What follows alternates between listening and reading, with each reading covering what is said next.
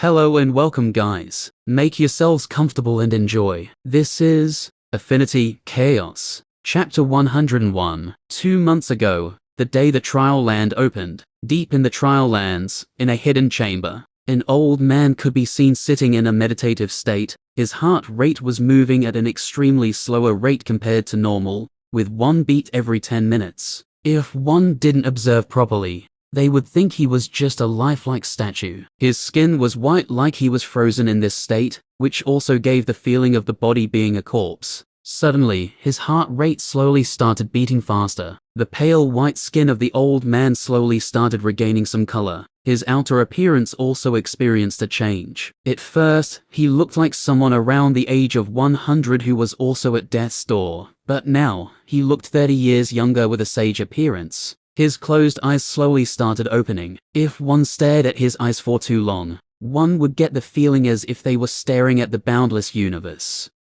Why do I sense him? The old man said while looking at the walls. The old man suddenly disappeared from where he was sitting, and appeared on top of a mountain peak. Standing with both hands behind his back, he looked ethereal. He gave off the feeling like he was there, yet he also wasn't. The man gazed in the direction of the formation Gray and the others passed through in getting here. Looking closer, he focused his attention on Gray, particularly. Why do I sense his aura on him? Could they be related in some way? The old man placed his hands on his chin trying to think of something. I don't remember him having any offsprings before he died. He shook his head. He sent out his spiritual sense to study Gray closely, while still in doubt. One has to know, the distance between both parties was immense. If Gray was told to head to where the old man was, even at his greatest speed, and without stopping, it would take him at least 1 month to get there. Gray, who was with his friends at that time, didn't have any idea he was currently being studied.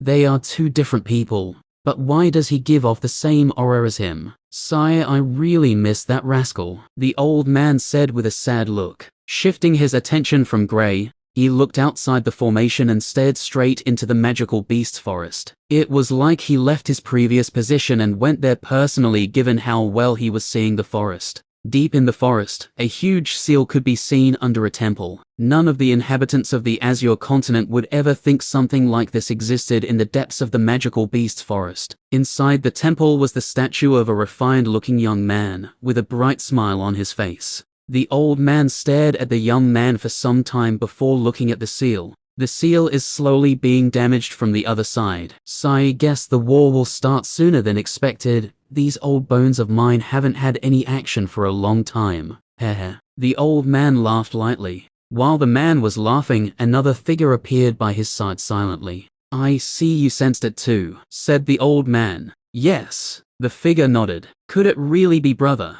The figure asked in a low, hopeful voice. No, I've inspected the young man, and other than having the same aura, there's nothing else, said the old man. After saying this, he looked at the young lady by his side. I know it's selfish of me saying this, but did he really have to go to that extent? We would have still been able to hang on even till this day, said the young lady. How many lives would have been lost? The old man asked while staring deeply at the young lady. Hearing his question, the young lady averted his gaze while staring at the ground. Had your brother not did what he did, even if we didn't lose, the world would have almost been destroyed, said the old man calmly. You're not the only one who hated his decision, but he did what he thought was right. He didn't want to continue seeing people dying, families crying because of the loss of a loved one. The old man continued. Then what about his family then? What about me? The young lady asked with tears-filled eyes. It's already been so long, there's nothing we can do about it. Now,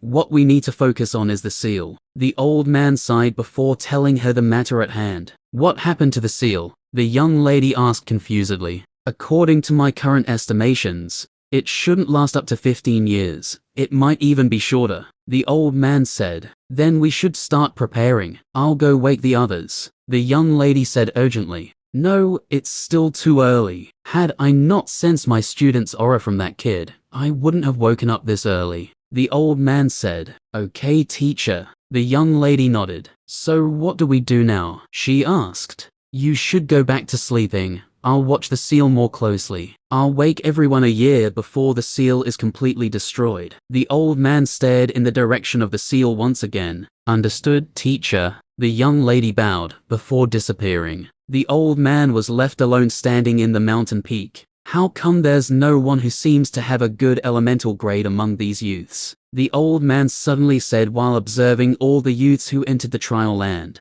At their age, most of the kids in the faction were already at the overlord plane at the very least. The old man shook his head in disappointment when he realized the plane all the kids were. "Ah, I remember now. Student cut off this part from the rest of the world, so he could isolate the seal. Hence the smaller essence the people here have, and also, this gave birth to lower grades," the old man said with a hint of realization. "It's been so long that I even forgot it was the reason I opened this place to them in the first place. Let me check how far this part of the world has grown." The old man sat down in a meditative position and sent out his spiritual sense to inspect the Azure continent. If the people of the Azure continent knew a single person cut off the entire continent from the rest of the world, they would be dumbstruck. Although there were some records about the War of Gods as they claimed, there wasn't any about there being another part in the world. During the first time they were cut off, they thought the battle destroyed the other parts of the world, and only they were left. Soon, information about the other parts of the world started slowly disappearing,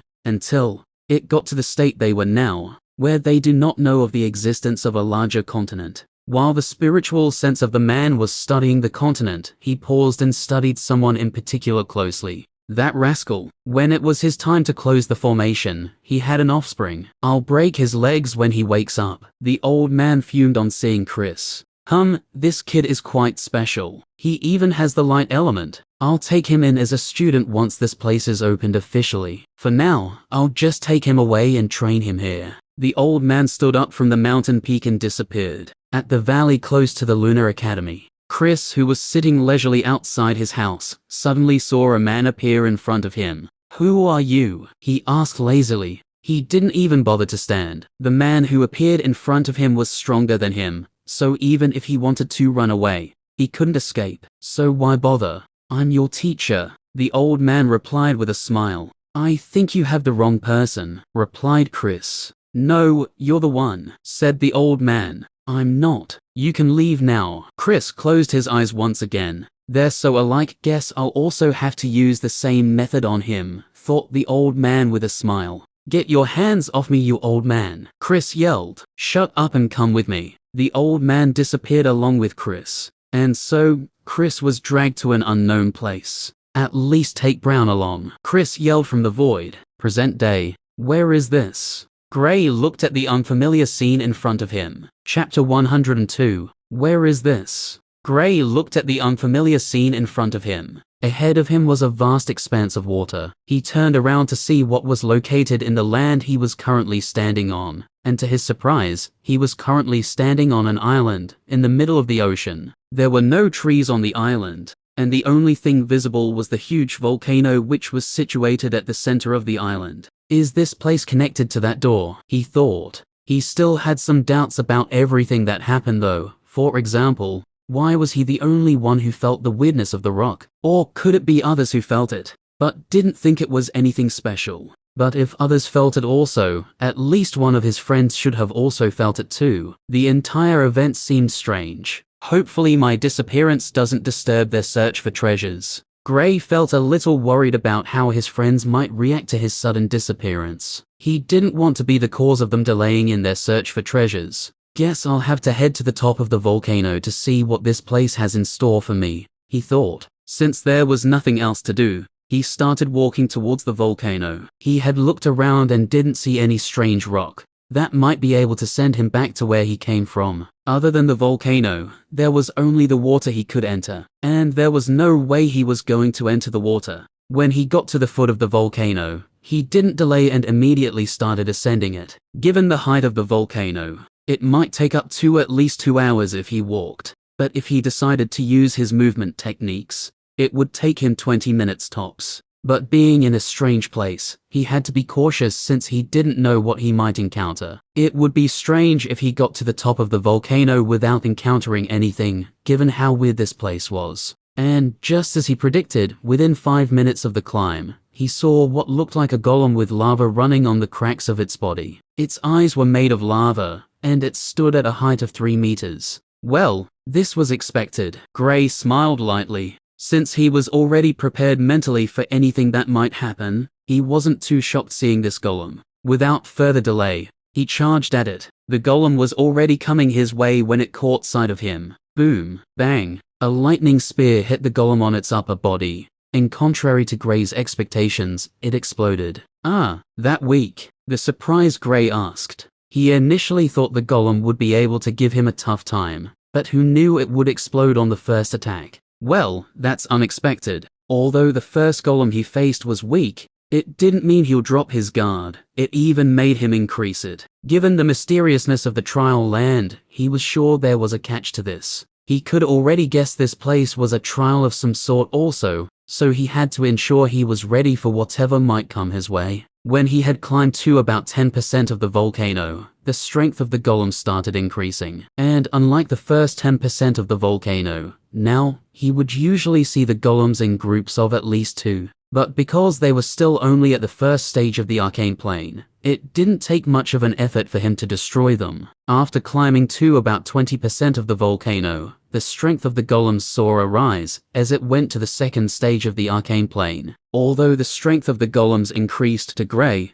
they were still a bunch of assembled rocks, waiting to be scattered by an attack. He waltzed through this part of the volcano without much difficulty. The strength of the golem also increased a single stage every 10% he ascended. By the time he climbed to 50% of the volcano, an unexpected change occurred. According to the previous order of things, the golems were supposed to be in the 5th stage, but they unexpectedly skipped a stage, and were at the 6th stage of the arcane plane. Gray couldn't complain much since they were still not a threat to him. The golems were always in groups of 4s and 5s. I can still handle this, somewhat. Without any other choice, he started his battle while ascending the volcano. Now, unlike before, each battle was not as swift as it previously was, and he had to expend a little energy. Given his strength, he should be able to easily deal with these golems. But the golems were unexpectedly not blockheads, meaning they always attacked him in groups, and some even performed sneak attacks. Luckily, he was always vigilant.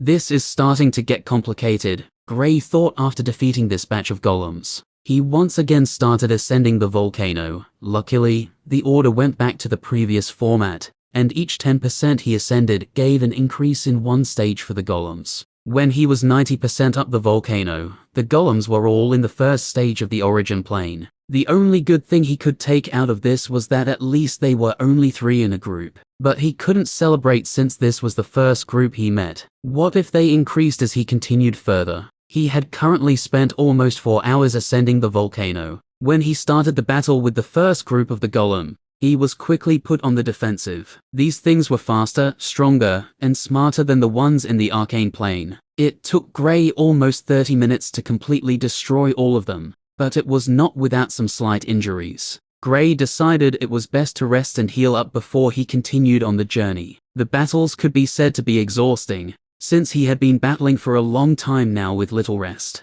After resting for 30 minutes, he once again started climbing. He would usually meet a group every 2.5% he ascended according to the previous order. But after facing one more group, he didn't encounter any other. He was currently in the last 5% of the volcano. I should rest here, Gray thought as he stared ahead of him. He didn't know what he might face during this last 5% of the volcano. Maybe something stronger. Or maybe he might not even face anything at all. But he wouldn't head forward without preparing himself for what might come his way. Sitting in a cross-legged position, he entered into a semi-conscious state. 2 hours later, he was feeling energetic and pumped up. There was a chance he might face his strongest opponent to date. He had never fought against an opponent above the first stage of the origin plane. He vigilantly headed into the last 5% of the volcano. How come there's no golem? Asked the confused Gray. He had already prepared himself for the battle he would have with the golems, but surprisingly, there was none. He continued to ascend. 96%, nothing yet. 97%, still nothing.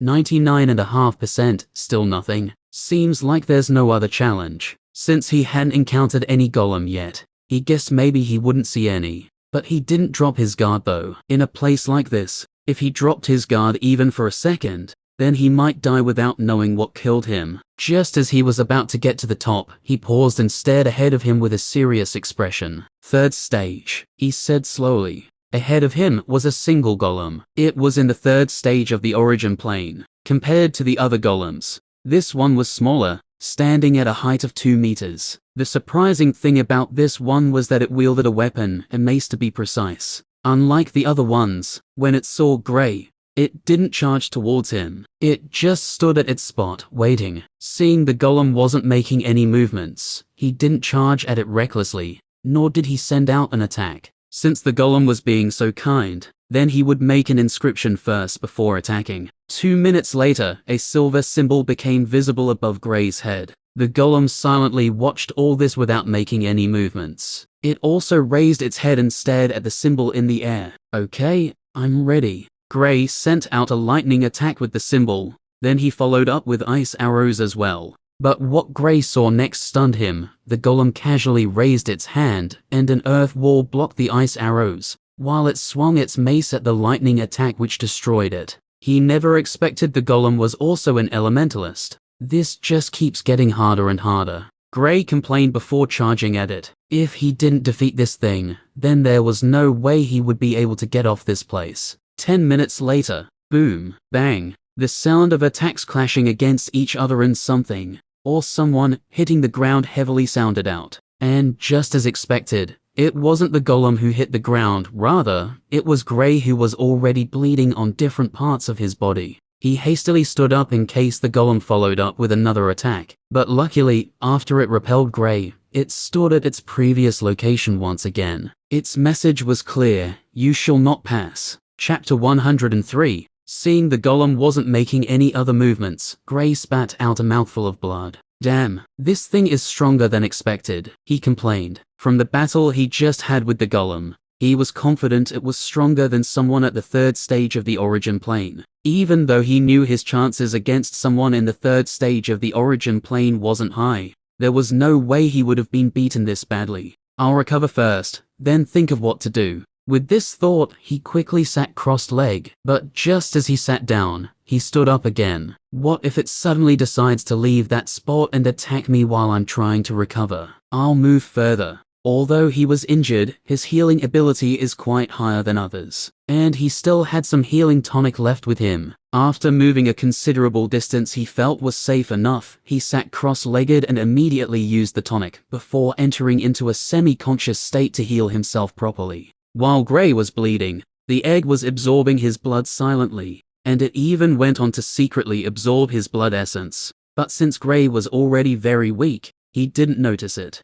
2 hours 30 minutes later, woo, a white gas came out of Gray's mouth as he breathed out heavily. "Just a little more and I'll break through to the origin plane," he said excitedly. The battles he had fought today had squeezed out his potential, which in turn increased his cultivation. Although it was by a little, if he had decided to cultivate for an entire day or two, then he would definitely break through to the origin plane. But the fight still isn't over. He still had to defeat that last golem, or else he wouldn't be able to get to the peak. Charging at it is completely stupid, since all I'll get is being pummeled once again. It doesn't seem like something that has exhausted its energy, so its strength will most likely be the same. But what if it isn't? If its strength drops, then I'll have a chance of defeating it. Well, there's only one way to find out. 1 minute later. No, its strength is basically still the same. Gray gently massaged his shoulder, which was slightly hit by the golem during the exchange. When he just started the battle,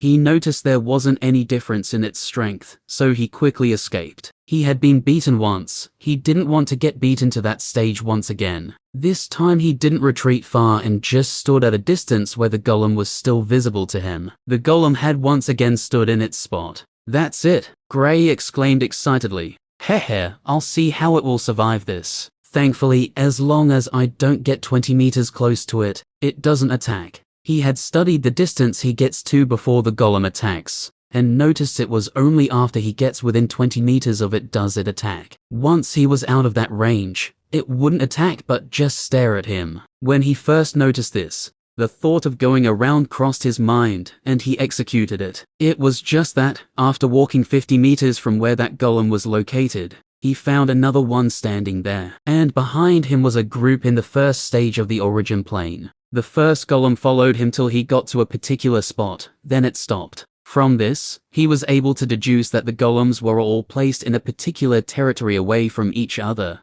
and they only attack once someone drifts into their territory. He didn't bother to fight it out with those golems, and just retreated back to where he came from. Now he was struck with a great idea: elemental fusion. After the first time he tried it back at the Lunar Academy, he had only tried it once during his time here, but he didn't allow the orb to form fully, since he noticed he still wasn't able to control it. Now, he's about to try it once more. His cultivation is stronger. The grade of some of his elements has seen an increase, and he also got a new element. He was quite expectant towards the outcome of the explosion. Would the strength be stronger than what he expected, or would it be lower? He couldn't wait to find out. Staring at the motionless golem, he walked to the edge of the 20 meters mark. He slowly stretched out his right hand, and his lips curved upwards to reveal a smirk. This thing is in for the surprise of its life. Wait, is it even alive? Who cares? I'm going to blow it up anyway. He shrugged.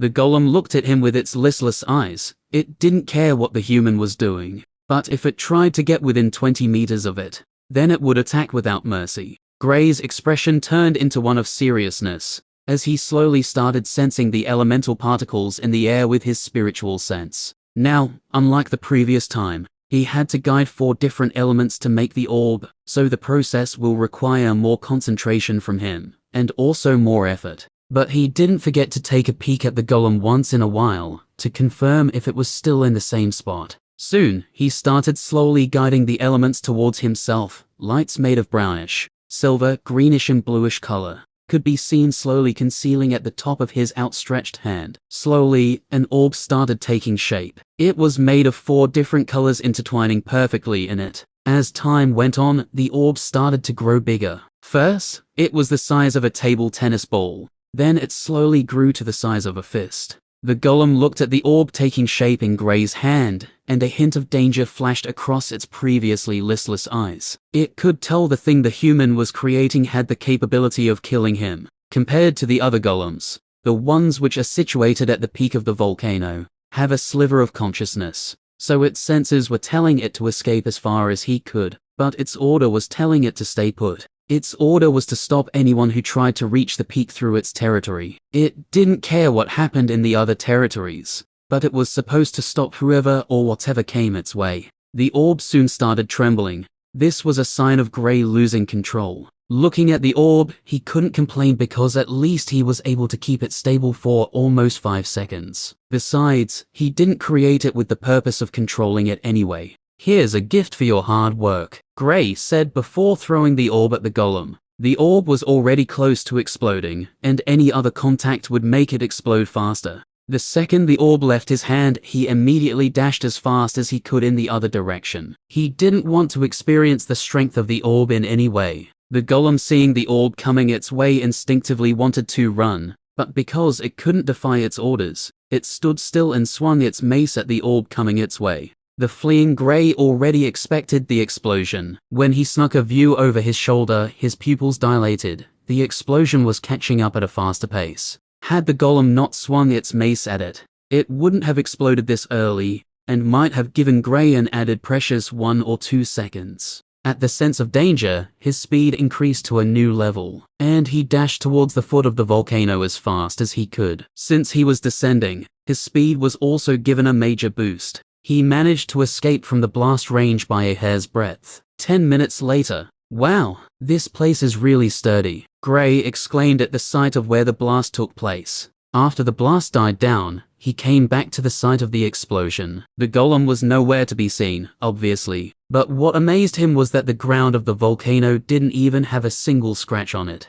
Gray estimated the strength of the explosion was at least at the power of someone in the 5th stage of the origin plane. No one would believe someone in the arcane plane was able to dish out such a strong attack. Faded 1, if you're reading this, then it means you have passed the 1st stage of the trial. Gray read the words carefully before he walked into the entrance. According to the words, an expert kept his greatest treasure inside the depths of this volcano. The golems he fought were all adjusted according to his stage, so if someone with a higher stage came here, the strength of the golem would also see an increase. The stage of the last golem was created to be 3 stages ahead of the person entering the trial. And unsurprisingly, he would also battle a creature inside the volcano. It was an elemental warrior, and it will be a stage ahead of the last golem he fought. At least I was given a heads up. With this, he disappeared into the volcano. Chapter 104. After walking through the entrance, Gray saw a flight of stairs that led further down the volcano.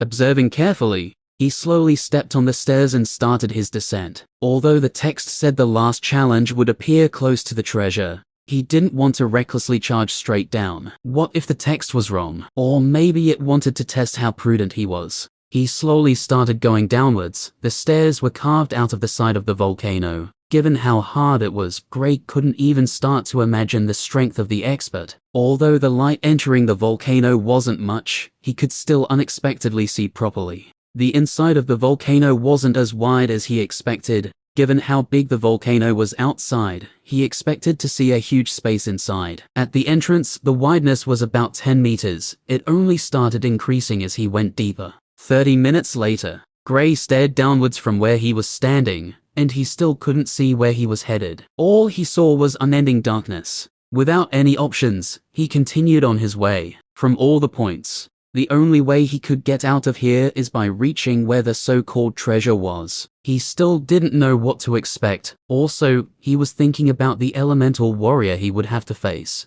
This wasn't the first time he was hearing about elemental warriors. He knew they were a higher grade of summons, but he still wasn't aware of Reynolds being able to summon an elemental warrior yet, because the time he met up with them, they were about to walk towards the door, and Clouse was talking about his tales. I wonder how they are doing, he thought. 1 hour later, Gray stood in front of a passage. After getting to the ground, he was faced with a single passage that was open through the volcano walls. He couldn't see the inside of the cave as it was dark. He warily walked towards the passage. This was his only ticket back to where he came from. There was no way he could miss it. What a strange stone, Gray muttered under his breath as he walked closer to inspect it. Even after inspecting for almost a minute, he couldn't figure out why the stones lit up only after he entered the passage. With no other choice, he brought out his trusted blades and tried removing one. This is something precious. I'm not going to leave without acquiring any. He chuckled lightly.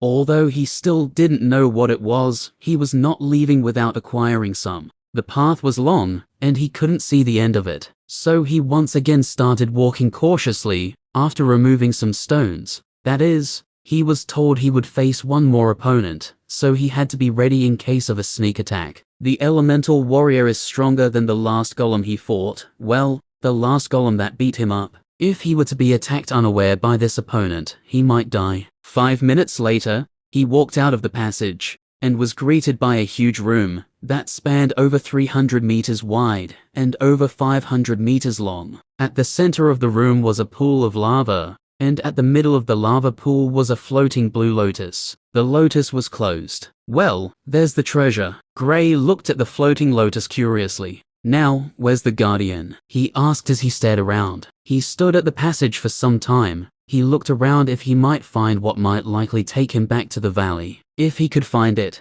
then he knew he had the opportunity of escaping with his life even if he didn't acquire the treasure. Although he wanted this treasure, his life mattered more to him. He wouldn't risk his life for a treasure, unless maybe it was a life-saving treasure that someone very close to him needed. As Gray was looking around, all his hairs suddenly stood on end. An attack, his heart raced. He quickly moved to the side and set up an earth wall. Bang! The earth wall exploded and a fire arrow shot towards Gray. Seeing his defensive wall was destroyed, he quickly retreated to the side. The arrow struck the ground and exploded, sending bits of fire in all directions. Gray used his water element to stop the fire coming towards him. Staring in the direction of the arrow, he saw a fire elemental warrior floating 20 meters above the ground. Well, there it is. Gray's face turned sour. He looked back at the passage he used in coming here, and just as he was about to retreat towards him, bam!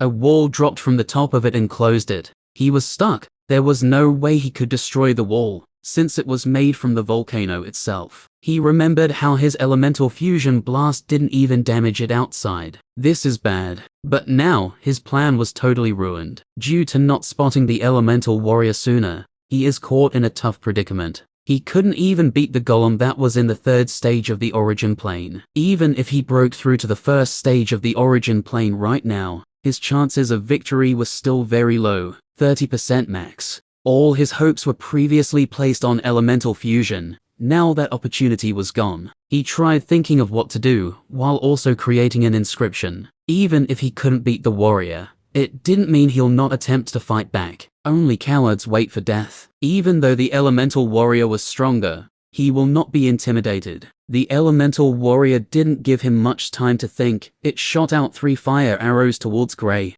With no other option, Gray started battling the warrior.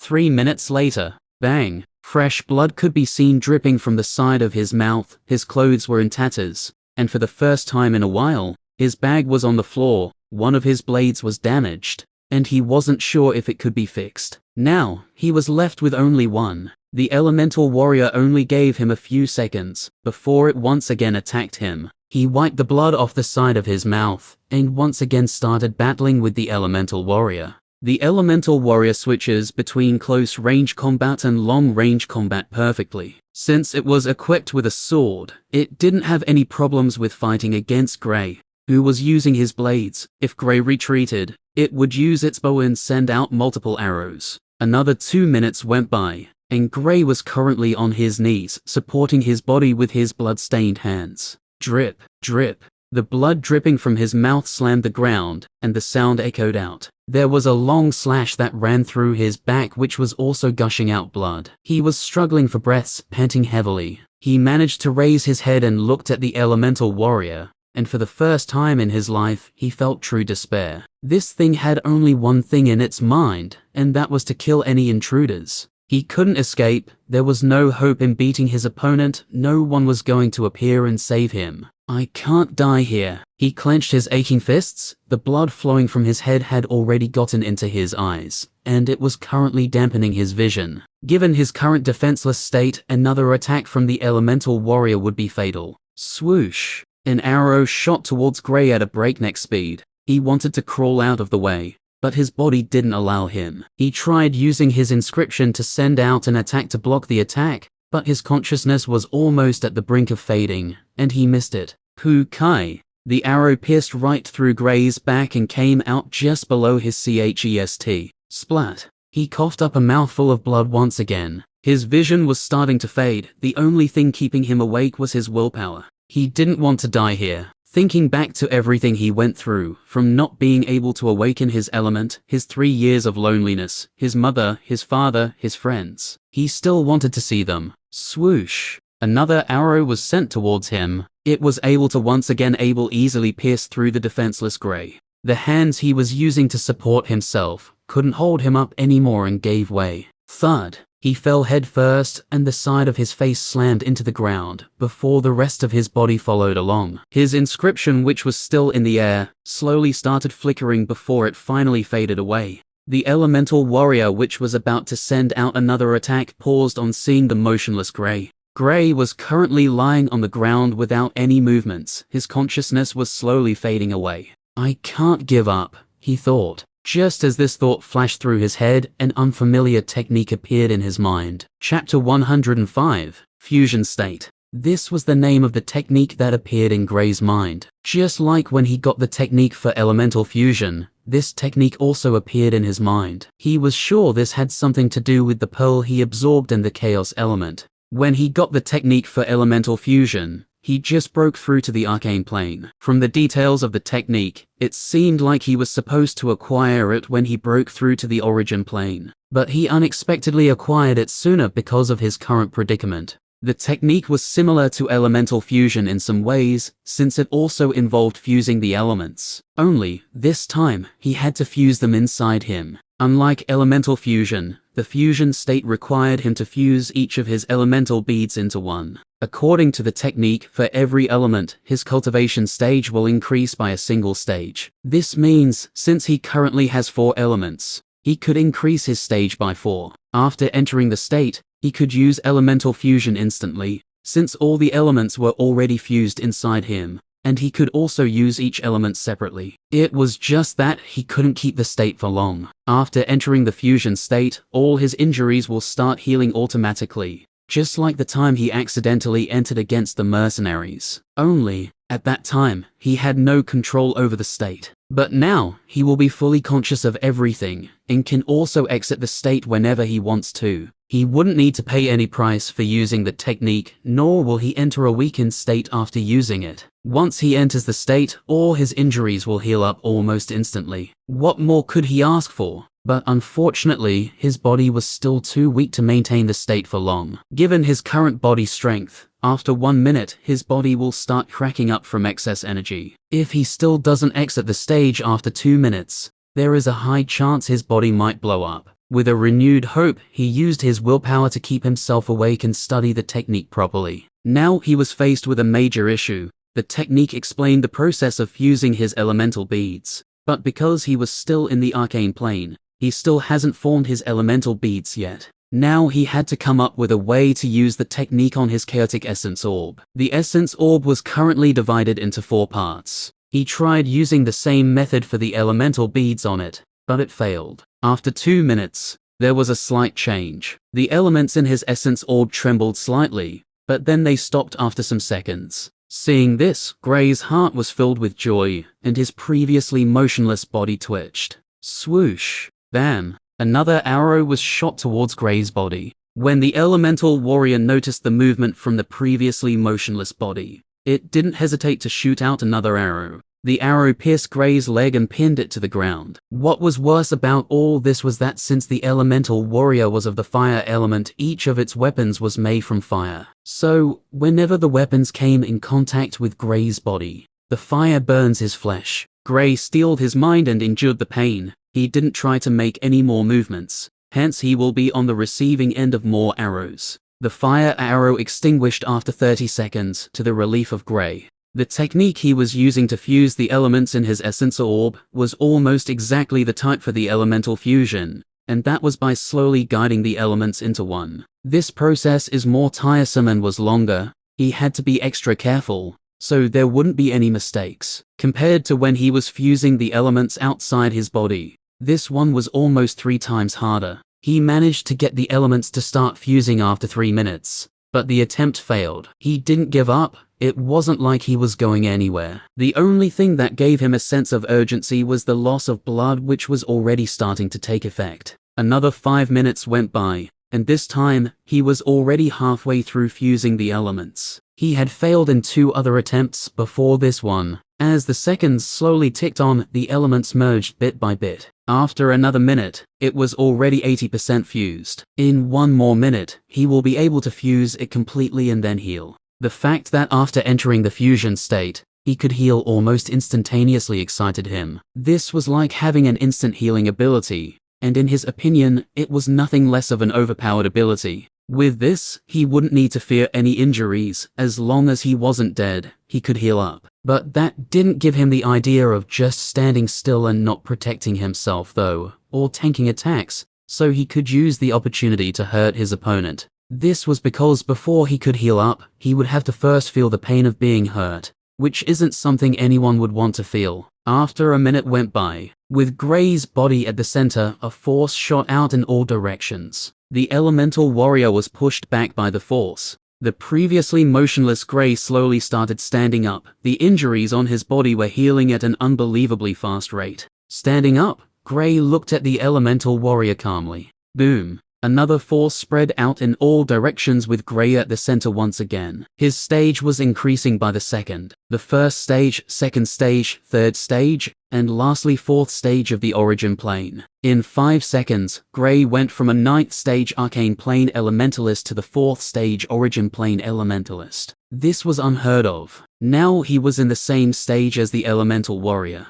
Gray gently floated upwards and stopped at the same height as the elemental warrior. Unlike other origin plane elementalists, he could fly. Looking in the face of the elemental warrior, he attacked without hesitation. The time he could stay in this state was limited. He had already spent almost 10 seconds already, so time was not on his side. The elemental warrior blocked the attack but was pushed back by it. The strength of Gray's attack was almost in the 6th stage of the origin plane, since he was using elemental fusion in his attacks. Boom, bam, bang. Gray and the elemental warrior started fighting mid-air, with Gray obtaining the upper hand. Within 30 seconds, he had slammed the elemental warrior into the ground a total of 4 times. Its fire wasn't as bright as it was previously, and it couldn't fly properly anymore. Gray stretched out his hands, and 10 inscriptions instantly manifested in the air. When he used the fusion state, his stage wasn't the only thing that saw an increase. His spiritual energy also saw an increase, which in turn boosted the time he would spend in making inscriptions. Swoosh, swoosh. All 10 inscriptions sent out ice spears which shot towards the elemental warrior. The elemental warrior raised its flaming sword, and the size of the sword increased from 35 inches in length and a width of 3 inches. It went to over 80 inches in length, and over 30 inches in width. After managing to fend off 3 of the spears, the elemental warrior was first pushed back from the force of the attacks, before the other 7 came at it. One of the spears exploded at a close range. Because the elemental warrior sent a fist towards it, the effect of the explosion sent the elemental warrior towards the ground. Bang! It slammed heavily into the ground, and for the first time since Gray came here, a pit formed on the ground of the volcano. The other 6 spears, like they had eyes of their shot straight into the pit. Bam, bam, bam. All 6 made contact with the elemental warrior. The elemental warrior slowly started dissipating. Gray heaved a sigh before calmly floating down and exiting the fusion state, before the 1-minute time was up. Seems like I can't use this state as frequently as I thought Gray. After exiting the stage, he noticed some energy was still left in his body. This meant that, if he were to use the state in a short period of time, the energy in his body will be too much. Although, it can't be said to be a side effect, since it wouldn't affect me if I don't use the state anytime soon. I guess it's more of a limitation, so I won't depend on it in every battle, or use it for its healing purposes without reservations. He sighed at the thought of not being able to heal whenever he was injured. He couldn't really say he felt bad about the limitation, though, besides, he rarely got in this sort of situation, where he would need a massive increase in strength. Now, he had a major trump card. With this, he wouldn't need to fear anyone in this place. Well, till he could use it again, that is. After settling his thoughts, he looked around, but still didn't see any way to exit this place appearing. Maybe I'll acquire the treasure first before the exit will appear. Thinking up to this stage, he first walked towards his bag. He wanted to get his bag before going towards the floating lotus. Picking it up, he froze. Why is it lighter? He asked with a confused expression. There were no items on the ground, so there was no way the items in the bag fell out of the bag. Gently opening the bag, his expression changed. What the hell? Chapter 106. What the hell? Gray stared at his bag in total astonishment. More than 80% of the plants left that he acquired from the garden were gone. There was a time he accidentally acquired 2 essence stones. Those were also gone. The only thing he still found complete was the stones he dug from the passage wall when he was coming here. He looked deeper and noticed pieces of the black egg he stole from the prince's group previously. Did it hatch? But why are there no movements inside the bag then? Or could it be that it left? Thinking of what might be inside the egg, his attention changed from why the plants were gone to where the creature might be. One has to remember that this was a creature that had been inside an egg in this place for at least 1,000 years, so he was quite expectant towards what it was. If he knew the egg had been absorbing his blood for some time now, he would be dumbfounded. Because the inside of the bag was black, he failed to quickly notice the little sleeping furry creature at the end of it. That is most likely the culprit of his missing items. Just as he was about to retract his gaze from the bag and start searching around for any strange creatures, he noticed a slight movement at the end of the bag. With a confused look, he stretched his hand towards the creature. The moment his hand came in contact with the creature, he felt a sudden connection with it, and also a sense of familiarity. He was confident he had never seen this creature before. Due to the sense of familiarity, his curiosity towards the creature increased, and he picked it up. A cat, he unconsciously exclaimed. In his hand was a cat that was 7 inches long. Its pitch black color is unique due to how dark it was. Gray had seen cats that were black before, but none could compare to this one. Feeling the movement from when Gray picked it up, the cat opened its eyes and stared straight at Gray. Looking at the eyes of the cat, Gray felt stunned. Just like its body, the eyes were also pitch black, and for the first few seconds Gray made eye contact with it. It felt like he was looking at the boundless space. Wait, why is there a cat? Thought the confused Gray. This was not in his bag previously. He didn't recall seeing it here when he entered, else the elemental warrior would have killed it also. And looking at its little bulging stomach, Gray was certain it just finished eating. But how can something so small eat so much? And where the hell was the thing that hatched out of the egg? Or could it be that the cat ate it? But the cat wasn't here previously, and there are no signs or smell of blood inside the bag. Gray's head suddenly ached at the thought of so many questions. Don't tell me this cat was what hatched out of it. But how can a cat hatch out of an egg? It doesn't make sense. Gray started scrutinizing the cat. He looked at the side, back, head, tail, almost every possible thing he could. He even shook it at one time. Looking closely, he could tell that the cat seemed like it had just been born. Ho, can you stop doing that, please? It feels creepy. A small voice suddenly rang in Gray's head. Huh? Who said that? Gray looked around but found no one. Then his gaze came back to the cat. I must be hearing things. How can this small cat speak? Even if it can speak, there's no way it will be inside my head. Gray felt maybe the beating he received from the elemental warrior was starting to affect his mind. Put me down, the small voice once again exclaimed. No, this is definitely not me hearing things. This thought flashed through Gray's head. You can speak, he asked while still holding the cat. Of course. The cat nodded while the small voice rang inside Gray's head once again. How come I'm only hearing it in my head? Gray asked again. Because we're connected. Don't tell me you don't feel the connection. The cat looked at Gray strangely. This is so strange. How are we connected? And how can a cat hatch out of an egg? Asked Gray. He found the entire experience strange. First, a cat came out of an egg, which was something unheard of. Then, he suddenly felt a connection with the unknown cat. Then, he could hear the cat in his head. Could things get any weirder? Just as these thoughts were running through his head, his expression changed, because things got weirder. The cat, which he was previously holding firmly, had somehow disappeared into thin air. Okay, I think I'm going crazy. Sigh, looks like the hit I received to my head is affecting me. I need to rest to help alleviate the stress I went through, said Gray after not being able to see the cat anywhere. He sat down cross-legged and tried to calm his mind. You're not crazy. I think the small voice once again spoke in Gray's mind as the cat appeared on his shoulder. How did you do that? Asked Gray. What? This? The cat asked before disappearing once again and appearing on his lap.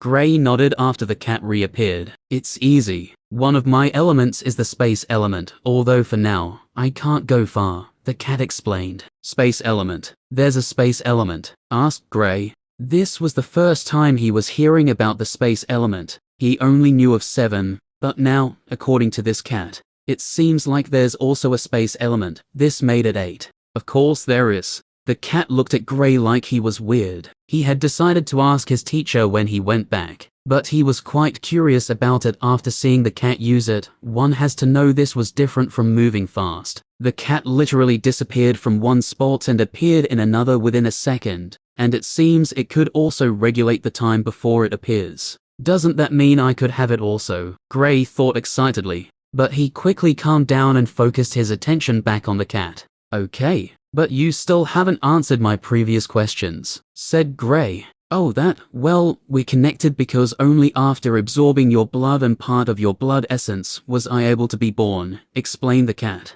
My blood and blood essence. When did you do that? An expression of shock appeared on Gray's face. I think when you were fighting and injured previously, the cat said. Just so you know, I didn't do it on purpose, it said again after seeing the change in Gray's expression. But that doesn't explain why a cat would hatch from an egg. Cats are mammals, they are normally given birth to, said Gray. I don't really know why or how that happened either, the cat said truthfully. Gray looked at the cat. He didn't know if everything the cat said was true, but he knew the cat was right about the connection part. Okay, we'll put that aside for now. How did you eat almost everything inside the bag? He looked at the cat curiously. There wasn't much in the first place. Besides, they don't even contain that much essence. Since I'm just born, I need a lot of energy to sustain myself. The cat spoke, as if eating so much on its little body was natural. Gray looked at the cat stunned. Today would most likely be at the top of the weirdest days he had experienced. Not that much. Has it seen its size? Thought Gray. There was a particular fruit he had in his bag that he was certain one of them weighed more than the entire body mass of the cat, and the fruit was 3 in total, and all 3 were currently gone as well. If he only used those fruits, it meant the cat ate more than 3 times its body weight, just from those 3 fruits alone. Yet it said there wasn't much. Gray rubbed his head to try to calm down. Today has been an unforgettable day for him. First, he nearly died. Then, he survived. Now, he was talking to a cat that hatched out of an egg. He looked around and realized he still didn't know how to leave this place. He picked the cat from his leg and dropped it on the ground, before heading in the direction of the lotus. Shaking his head disappointedly, he walked towards the lotus. The cat hurriedly followed Gray towards the lava pool. At the center of the lava pool was a small piece of earth that spanned a radius of 5 meters, with the lotus floating at the center. The distance from where he stood to the land at the center of the lava pool was almost 15 meters long. But it wasn't a challenge to him as he was able to easily jump to the land. The cat, though, arrived before him. With its curious eyes, it stared at the lotus greedily while licking its lips. It could sense an immense amount of energy radiating off of it. But it wisely stopped itself from moving towards the lotus, as it knew this was what Gray came here for. It had already eaten most of Gray's items. If it dared to eat this as well, then it might truly offend him. Gray felt the cat wanted the lotus because of the energy inside it. He didn't know how he was able to feel it. Maybe it was because of the connection. He nodded when he noticed the cat didn't try to snatch the lotus, or else he might have had to toss it in the lava. Well, if he could catch it first though. He slowly walked towards the lotus. When he was 1 meter away from the lotus, an ancient stone slab appeared in front of him, and some words appeared on it. Faded 1. The text spoke about the lotus and what was inside it. Inside the lotus was a rare heaven and earth flame that only forms after tens of thousands of years. The lotus was one of the few rare natural fire treasures that could hold the flame without burning. According to the expert, he was only able to acquire a very small amount of the flame. If a fire elementalist refines the flame, they would not only see an increase in their cultivation and elemental grade, but there's also a chance they might acquire the unique blue flames. The lotus could also be refined as well, since it was a rare natural fire treasure. The expert said these were his greatest treasures. And after acquiring this treasure, an ancient path would open that led to his other treasures, as well as his legacy. Chapter 107. When Gray was done reading the text, he changed his attention back to the floating lotus and walked towards it. Seems like I can finally awaken my fire element, he thought. With the awakening of his fire element, he would have 5 elements. Had it been previously, he would have thought he would only need to comprehend the light and darkness element to have all elements. But now, he didn't know how many elements there were. I remembered you said the space element was one of your innate elements. Which other one do you have? Asked Gray, who stood a few inches away from the lotus. I have 4 in total: space, darkness, lightning, and fire, the cat replied. Oh, 4. That's quite a lot, Gray replied. Although the fact that the cat had 4 elements was quite shocking, he didn't brood too much over it. After all, he was about to acquire his 5th element. Actually, I think there might still be one more, but it seems like I'm not strong enough to awaken it yet, the cat said, while placing its little paws on its face like a human does when thinking. Oh, how strong are you currently? Asked Gray curiously. Around late rank 3, I think, said the cat. Rank 3. Magical beasts have ranks? Gray asked. He had never heard of beasts having ranks. They had always used the same system as humans. Well, according to the books he had read, and also from how everyone in the Empire calls their system. Of course. Are you from a small town or village? The cat suddenly asked. It felt Gray knew lesser compared to it that had just been born. Since Gray had been in the world for a while now, it was unexpected he knew nothing about the space element, and now, he didn't know how magical beasts were ranked. Gray almost tripped when the cat asked him this question. He also felt like someone from a backwater place, due to what was happening. It was quite embarrassing that he had to learn about these things from a cat that had just been born. But he couldn't be blamed. This was the first time he was hearing about them, and he couldn't pretend he knew about them, just so he wouldn't embarrass himself. As long as it was something new, he always wanted to learn, even if it meant learning from a newborn cat. How are beasts ranked? He averted the cat's question and asked his own. It's just like the human cultivation system, only, unlike you humans, we have ranks instead of planets, explained the cat. There isn't much difference in the cultivation system then. It's just a change of name. This means, according to your rank, you're at the late stages of the arcane plane, said Gray. Arcane plane? Is that the third plane for humans? Asked the cat. Gray nodded. Yeah, you could say that, the cat said. So do you have a name? Asked Gray. Other than what the cat told him, the only thing he knew about it was that it was male, and he only found out when he was studying it the first time. Void, said the cat. Void. Who would name himself Void? Gray chuckled. That's a great name. It fits my magnificent features perfectly, Void said proudly, while sticking out his little chest. Gray laughed seeing how the little guy stuck out his chest trying to show his features. What's your name? Void asked after some time. Gray, replied Gray. Gray, who names himself after a color. And to think you had the guts to laugh at my name. Void laughed on hearing Gray's name. Gray looked at Void speechless, shaking his head. He once again placed his full attention on the lotus. Time for an upgrade. He laughed lightly. He was quite expectant towards acquiring a new element. His strength will not only increase, but his plane also. And there was a chance he might acquire the rare blue flame the expert spoke about. This wasn't the first time he was hearing of blue flames. Compared to normal red flames, it was almost 2 times stronger. It was just like the black lightning the crocodile he fought had. It was stronger than the normal silver lightning he had. Gray was shocked by how small it was, but he could also feel how strong its energy was. Compared to the lotus,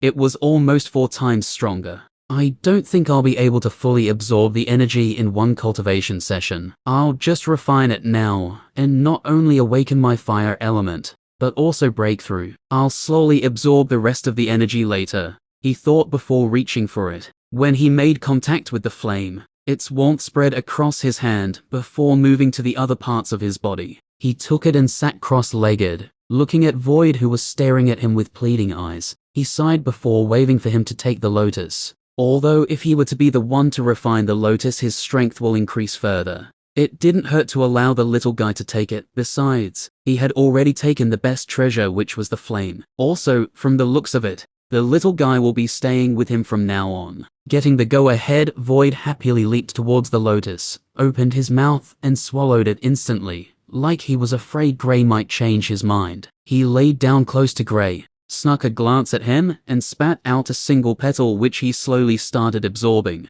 Gray, who was still staring at him, was surprised when he saw Void spit out one of the 9 petals. He thought Void swallowed it completely. Seems like this guy has somewhere he stores things. But where? I'll ask him after I break through, thought Gray. And so, 1 human and 1 cat started cultivating. While Gray and Void were cultivating, things had started heating up at the ancient paths. The paths intersected with each other, so the people were starting to meet up as time slowly went on. They had all been on this path for almost 5 hours now, but still hadn't reached the end. Some of them had gotten great treasures, such as rare plants, essence stones, elemental weapons, and even techniques. But most of the techniques were of the fire element. At one of the paths, a youth could be seen running quickly towards what looked like a castle. It's stronger here, the youth thought while staring at the castle. The youth was none other than Jonas. Since he entered into the ancient paths, he had not stopped for 1 minute, and had been following a call. From the time he saw the light, he suddenly felt a sense of calling from it. This was why he hurried towards it as fast as he could. Even after the light had died down for some time, he could still feel the call. After entering the ancient paths, he didn't bother about any other thing, and just focused on where the call was coming from. Now he had finally found it.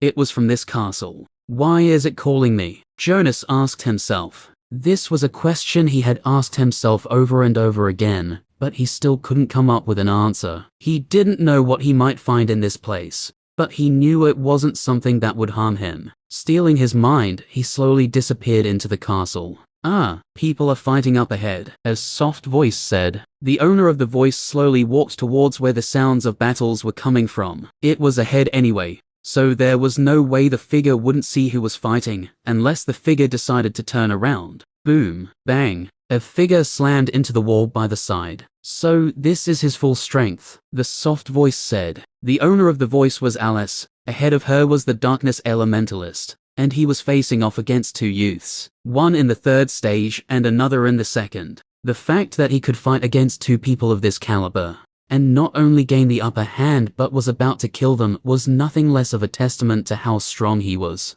Alice initially had no plans of stepping in, but looking closer, she recognized both youths. They were from the Lunar Academy. Although she was still in the second stage of the origin plane, her true strength was no weaker than those at the third stage, and she is even stronger than some of them. Sensing someone else walking into the battle scene, the darkness elementalist turned and looked in her direction. "I'll advise you don't interfere with this, little lady," he said coldly. "I don't meddle in other people's affairs, but you see, they're my friends." Alice smiled lightly as she walked towards both youths. Now it was 3 against 1, although one of the youths was injured. It didn't mean he still couldn't fight. The darkness elementalist looked at them with an icy gaze, and the path fell into silence. Alice was waiting patiently for his decision. If he wanted to fight, then she had no problem with that. She hadn't fought someone this strong anyway, so it will be a test for her. Both parties faced off without anyone showing any signs of backing down. Chapter 108.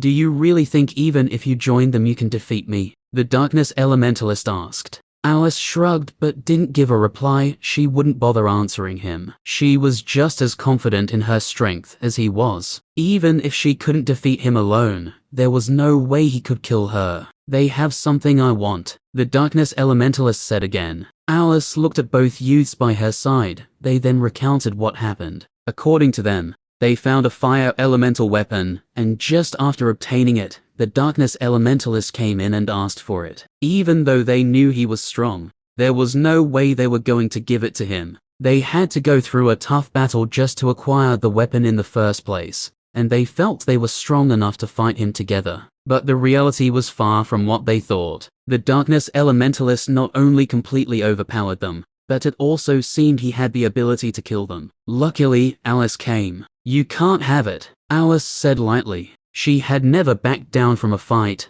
and she probably never will in a situation like this. The only time she'll ever back down is when the power difference between both parties has gotten to the stage where numbers have no meaning, or if she was outnumbered. HMPH. The darkness elementalist snorted coldly and attacked. If not for the fact that he felt Alice, in addition to the other two youths, was going to take too much of his time, he wouldn't have spoken to them, and would have attacked immediately. But now, since they were not coming to an agreement, it was best he dealt with them instead of wasting his time talking. The path wasn't that wide, it had a width of 15 meters max. Seeing the darkness elementalist attack, Alice's expression turned serious, and she also immediately attacked with her lightning element. Boom. With both attacks clashing against each other, both parties retreated a couple of steps backward from the impact, with Alice retreating 5 steps more.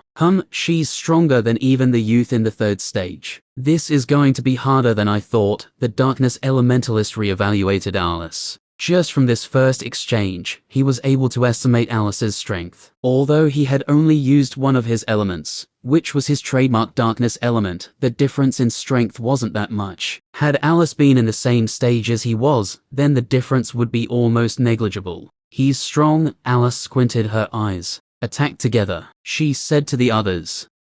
Both youths nodded. Bang. All 4 people got into a heated battle in the path. Due to the width of the path, it limited some of their attacks, especially for the trio, because they couldn't use any large area of effect attacks. But the darkness elementalist had no such limitations, and was attacking without restraints. 5 minutes later. Huff, huff. All 4 fighters were panting heavily, with sweat dripping from their faces. She's a dual elementalist. If I want to acquire the weapon, then I'll have to eliminate her first. If not, then I'll have to leave and focus on reaching the end of the paths. I can't waste my time here, the darkness elementalist thought while once again reevaluating Alice. Alice was like a thorn on his path. She was stronger than most people in the third stage of the origin plane. He felt there was even a chance that she might be able to defeat dual elementalists in the third stage, even though she was still in the second stage. Other than the youth injured previously, none of the others had sustained any strong injuries. They once again engaged in a battle. The darkness elementalist was a great fighter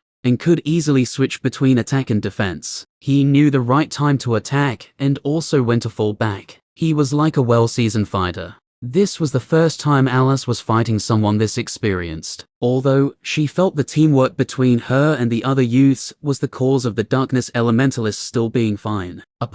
Sigh, had it been me and the boys, then this guy would have been dead by now if he didn't escape. Well, I don't think he could have been able to escape though. Those guys are like a pack of hyenas. Alice smiled gently at the thought of her friends. Given how well they knew each other, their teamwork was almost flawless. There's no way they would team up against someone and the person will survive. Another 2 minutes went by with no one gaining the upper hand. The darkness elementalist was on the defensive during these past 2 minutes. But other than pushing him back a few times, they hadn't been able to do anything to him. Now, squinting his eyes, he charged straight at the injured youth. Seeing the darkness elementalist charging towards him, the youth prepared himself to welcome the attack. Although he wasn't as strong as him, it didn't mean he'll be overwhelmed by fright. Oh no, Alice exclaimed and dashed towards the injured youth to help just like she had been doing during the battle. She knew if the darkness elementalist got to him, the chances of him surviving was not much.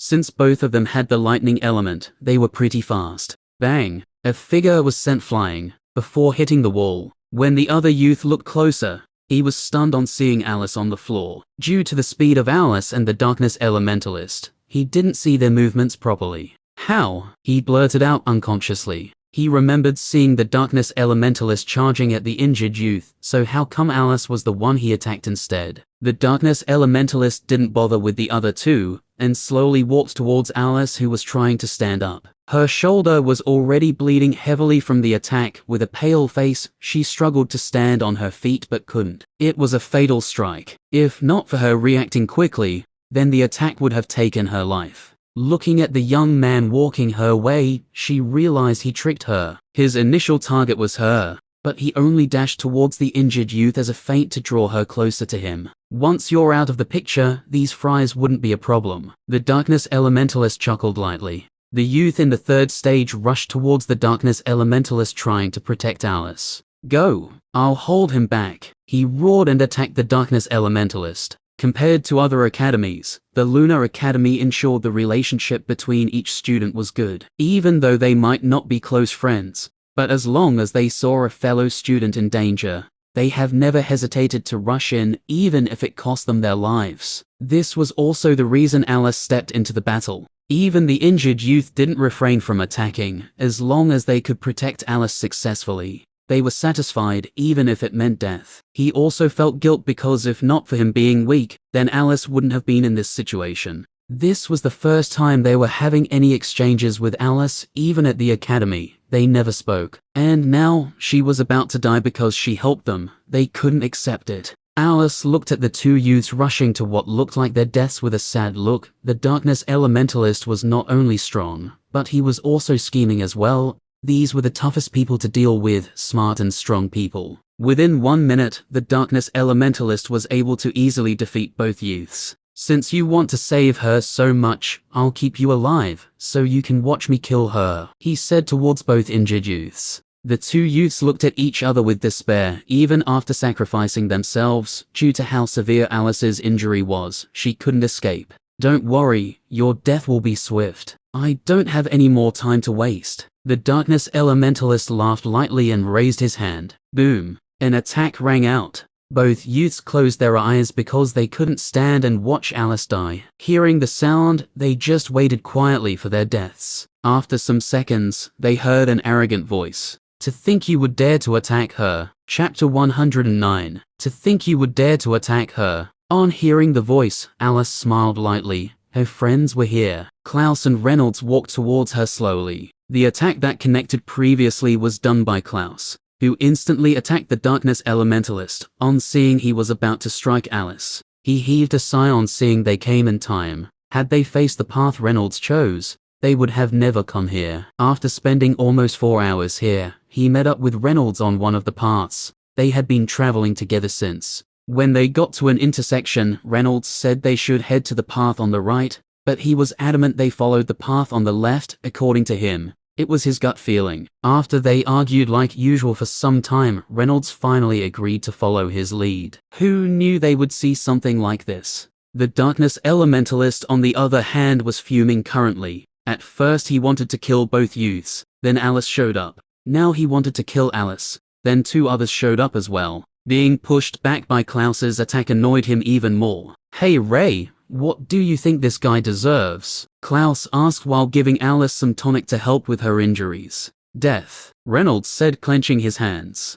He was angry, really angry. Not just him, even though Clouse was still showing a smiling face. Beneath it was a terrifying demon waiting to explode. The life of the only girl in their group was being threatened. They will not accept it. Sigh, if only Gray was here, then killing him wouldn't be a problem. Clouse sighed softly. He was angry, yes, but not stupid. For someone to be on the verge of killing Alice and 2 other youths who were in the 3rd and 2nd stage respectively wasn't a fluke. It meant he had the strength to suppress them, even though the fact that he was able to injure Alice to this extent was quite surprising. It also showed how strong he was. Ray, full power, Clouse said before turning serious. I know, Reynolds nodded. HMPH, more fries seeking death. The darkness elementalist snorted coldly. Although he was pushed back by Clouse's attack, he only attributed it to the fact that he was attacked unaware and had to defend quickly. His disdain for them increased further when he noticed their stages.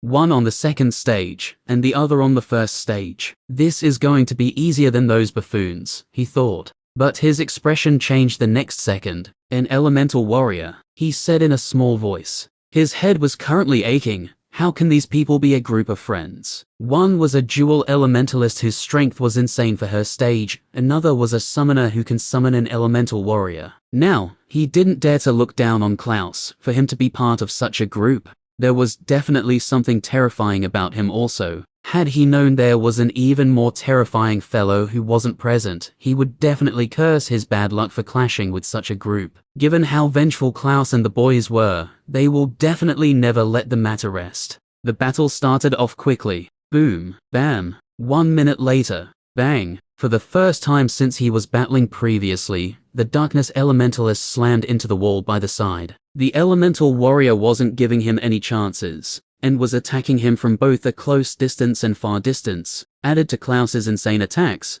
he was quickly put in a passive state. I can't delay any further. Although I can't defeat them, they can't keep me here if I want to leave. He quickly made up his mind to escape. Clouse was like a terrifying monster. He attacked so ingeniously that defending his strikes means creating an opening for the elemental warrior most of the time. Clouse also attacks just after he had finished defending or dodging the attack of the elemental warrior, which makes defending harder. He hadn't acquired the Great Earth Essence liquid yet. If he were to be injured fatally in this battle, his chances of acquiring it would reduce greatly. That was his initial goal. If not for taking a fancy of the elemental weapon, he wouldn't have wasted so much time here. Coming to a decision, he quickly retreated but was met by an evil grin from Clouse. Hehe, I knew you would take this decision, but I won't let you leave without any injuries. Clouse laughed evilly. After the battle started, he had guessed the darkness elementalist would try to escape the moment he realizes he was in a difficult position. He knew too well they shouldn't engage in a prolonged battle,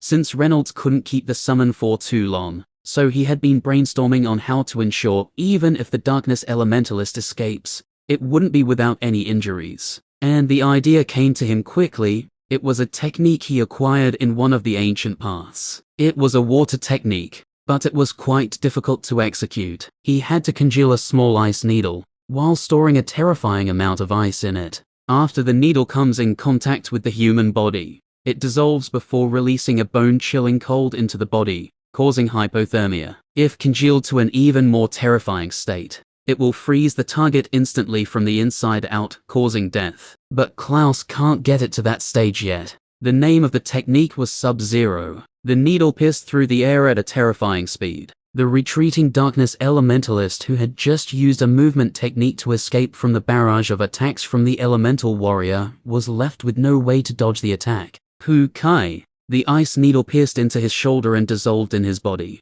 The second the needle dissolved in his body started going numb. I knew this guy wasn't simple, he thought while trying to remove the effects of the cold. Having the fire element as one of his elements made things easier. He quickly circulated it around his body, which reduced the effect of the cold effectively, while he was also retreating completely from the path. He didn't dare to stay any longer. It's a shame he also has the fire element, or even if he escaped, it would be hard to rid himself of the cold so quickly. Clouse shook his head in disappointment. Reynolds, on the other hand, quickly dissipated his summon before it drains him completely of his elemental essence. Are you okay? He asked while walking closer to Alice. Yeah, better than before. Alice nodded. You see, never doubt my gut feeling, Clouse said arrogantly while glaring at Reynolds. Yeah, right, and we nearly died because of this so-called gut feeling of yours previously. Reynolds scoffed before replying. That was coincidental. Who knew that beast would accidentally walk there? Clouse retorted. You moron, how can a sleeping beast walk? The beast had been sleeping there before you decided to choose that path, waking it in the process because of your loud voice. Reynolds didn't back down. The two youths from the Lunar Academy who had managed to stand up were about to thank the duo when they started arguing. They were stunned. They never expected the two guys who they felt were powerful to have such traits. Alice, on the other hand, didn't even bother with them, and just laughed lightly while focusing on healing herself. This wasn't her first time being around Clouse, said Reynolds, so she knew their characters all too well. After almost 2 minutes of cursing at each other, Reynolds finally praised Clouse's gut feeling. Because if not for it, then they might have lost Alice. Have you guys seen Gray? Alice asked after feeling a little better. No. The chances of meeting at these paths is quite low. It's already a miracle, and thanks to my gut feeling we are able to reunite, Clouse said, not forgetting to praise his gut feeling as well. Alice and Reynolds both rolled their eyes on hearing his answer. You should heal up, we can't delay any further. We need to reach the end of the paths as soon as possible, Reynolds said to Alice. While they were still speaking, the other two youths came over. Thank you. They both bowed in appreciation. They even offered to give them the elemental weapon, but they were refused by the group. After staying for some time, they left the group and continued on their journey. Back at the volcano, I'm finally about to break through, Gray thought excitedly when he noticed the changes happening in his body. Chapter 110. After refining the flame for almost 1 hour, he had refined almost 40% of it, and had finally acquired the fire element. Now, his previous chaotic essence orb was undergoing a change with the acquisition of a new element. With the addition of the fire element, he currently had 5 elements. This, in turn, made his essence orb have 5 different colors, with the fire element unexpectedly dominating it. But Gray couldn't bother about the reason for now, and focus fully on breaking through. He had currently reached the critical point of his breakthrough.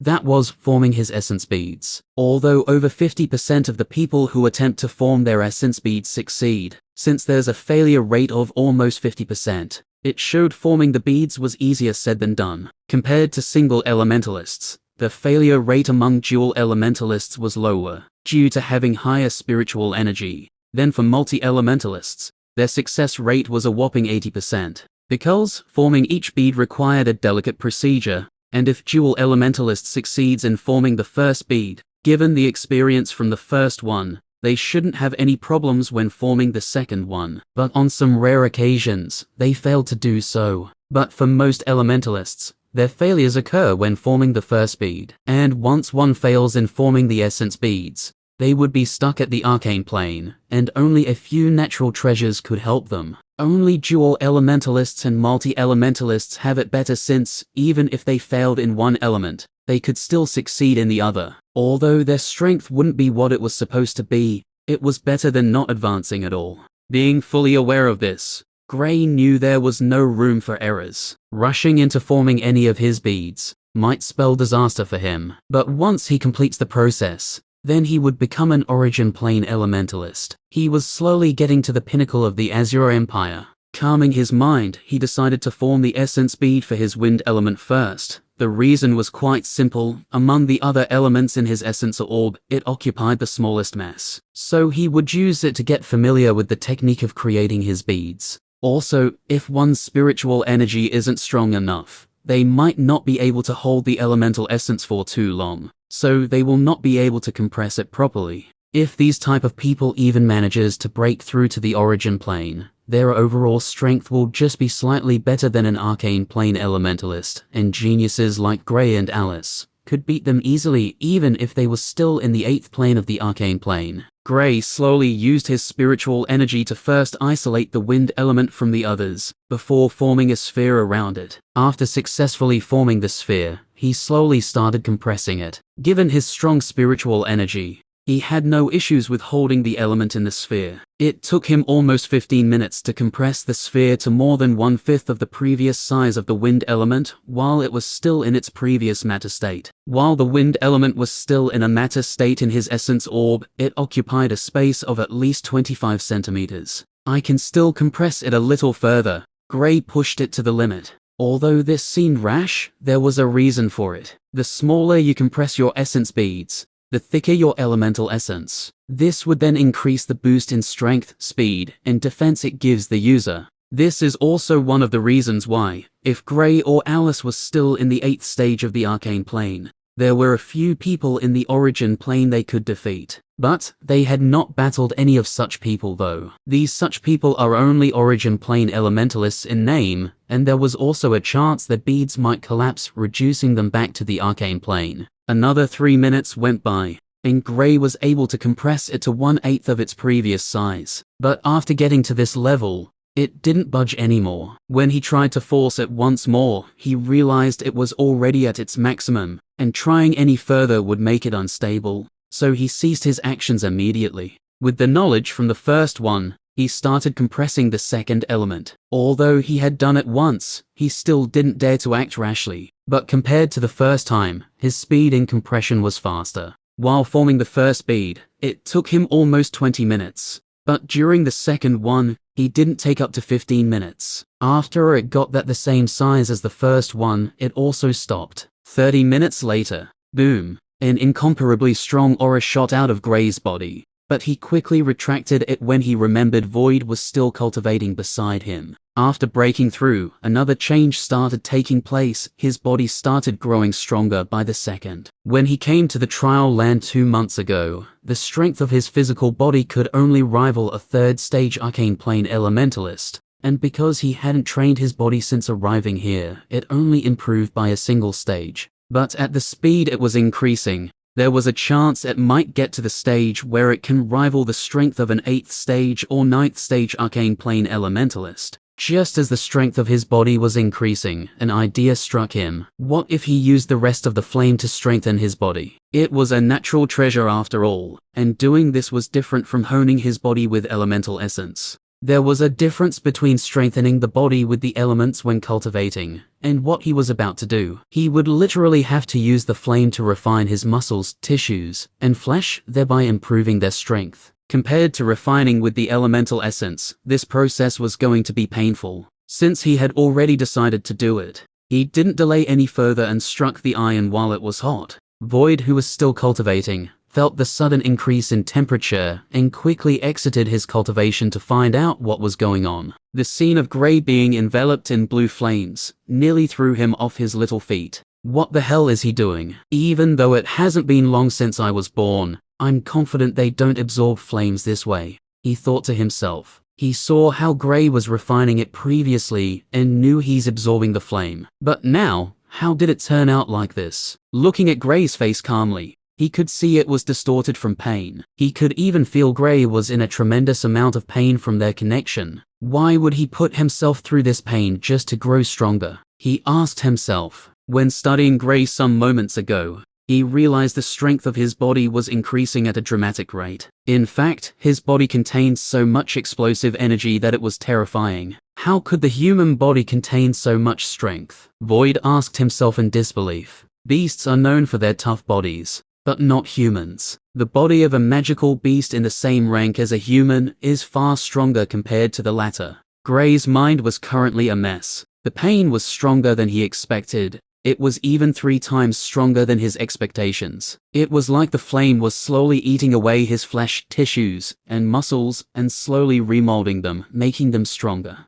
It's almost like being reborn from fire, he thought jokingly while still in pain. Being strong-willed, he gritted his teeth and endured the pain of feeling his body being burnt and remolded. Due to the speed at which his flesh, tissues, and muscles were remolding, Void couldn't see it. It was only after 25 minutes of constant suffering did the flames slowly start to die down. Gray had cursed in his mind so many times already because of pain. What was left of his clothes after the battle with the elemental warrior were burnt to nothingness. Luckily he still had a spare. If I were to engage in another tough battle that might destroy my clothes, then I'll have to walk around looking like a beggar. That can't happen. Sigh, looks like I'll have to be careful when fighting next time. Gray shook his head wryly. When he stood up, all his bones made cracking sounds. His skin was smooth, and one wouldn't find even a single blemish on it. Phew, finally, I'm in the origin plane. He breathed out heavily. Observing his body properly, his essence orb had long disappeared. In its place were 5 rotating beads. Chapter 111. Ho, why did you use the flame to refine your body? I'm almost certain only a magical beast will do that, Void asked Gray, who was walking to get his last pair of clothes from his bag. Oh, that? Well, it's kinda weird, but I like training my body. So on seeing this chance I decided to further improve the strength of my body. Gray hesitated before replying. He couldn't just tell Void about the pearl, and his ability to fuse elements or gain comprehension of other elements. Even though there was a connection between him and Void, he would not trust him recklessly. What if Void left him after they left this place? Wouldn't that mean his secret would be exposed? I can't tell him about it. For now, I didn't even dare to tell Clouse or teacher yet. There's no way I'll divulge my secret to him so easily, Gray thought seriously. Only his parents knew about this. Well, so he thought for now, and according to what the senior told him, he should keep it a secret until he was strong enough to protect himself from the greedy eyes of others. There were a lot of people that wouldn't hesitate to kill him because of it. This he is well aware of. Well, you're one weird human. Void looked at him weirdly. Gray shrugged before putting on his clothes. There was no need for him to explain further. After putting on his clothes, he suddenly remembered something. Where did you store the lotus? He asked while staring at Void. I have a spatial storage in my body where I keep things, replied Void. Spatial storage. What's that? Gray couldn't help but ask. He looked at Void in surprise. It hadn't even been up to 3 hours since he hatched, yet he knew so much. Don't tell me you don't know that as well, asked the stunned Void. How the hell does he not know even about spatial storage when he has one? Thought the flabbergasted Void. Although he didn't know how it was made, he was able to clearly feel the space element in the ring Gray had. Gray stared at him blankly. If I do you think I'll waste my time in asking? Gray asked with a tinge of annoyance. It wasn't like he knew what Void was talking about. He knew what a storage was, and from the word spatial, he could deduce it was related to the space element. But he couldn't use just that and start assuming things. As long as he isn't 100% sure about it, he would definitely ask. Other than his strength, he also enjoyed improving his knowledge. So these foreign words always pique his interest. It's like a separate space where you store things. Watch this as Void decided it was best to demonstrate it to him on seeing that Gray still wore a weird expression on his face. Gray looked at him seriously like a student taking lectures. One of the few things he enjoyed was actually learning. When it got to new and mysterious things, he wanted to know the why and how it was possible. Void walked to where Gray's blade was on the ground and touched it. The next scene made Gray stare wide-eyed. Yes, he had seen Void store the lotus previously, but seeing it again was still intriguing. After Void touched the blade, it disappeared into thin air. Wait, is this an ability for space elementalists alone? Or can others use it? Gray inquired. This was quite a fascinating ability, storing things in a separate space without others seeing where you stored them. This means, if he were to acquire a treasure, he wouldn't need to be scared of others seeing it. Also, if the space was large, then he could even keep the entire body of some of those rare beasts he had killed here. Naturally, it should be an ability for only space elementalists. But it seems like there are storage items which others could use as well, replied Void with some uncertainty. He was just born, so there is no way he would know about everything, other than things related to him. He knew nothing else. There are storage items others can use. Gray's eyes lit up when he heard this. How amazing would it be if he had one? He wouldn't need to bother about his bag anymore. It was quite tiresome to carry it sometimes. Although it was light, he had to ensure he was always careful with it, especially when fighting. Because of the fear of his items being stolen, he always keeps his bag close to him at all times. But if he had such storage items, he wouldn't be bothered about that anymore. Void nodded. It looks like he has no idea there is one with him, he thought internally. Gray calmed himself. He was excited about the prospect of obtaining such items.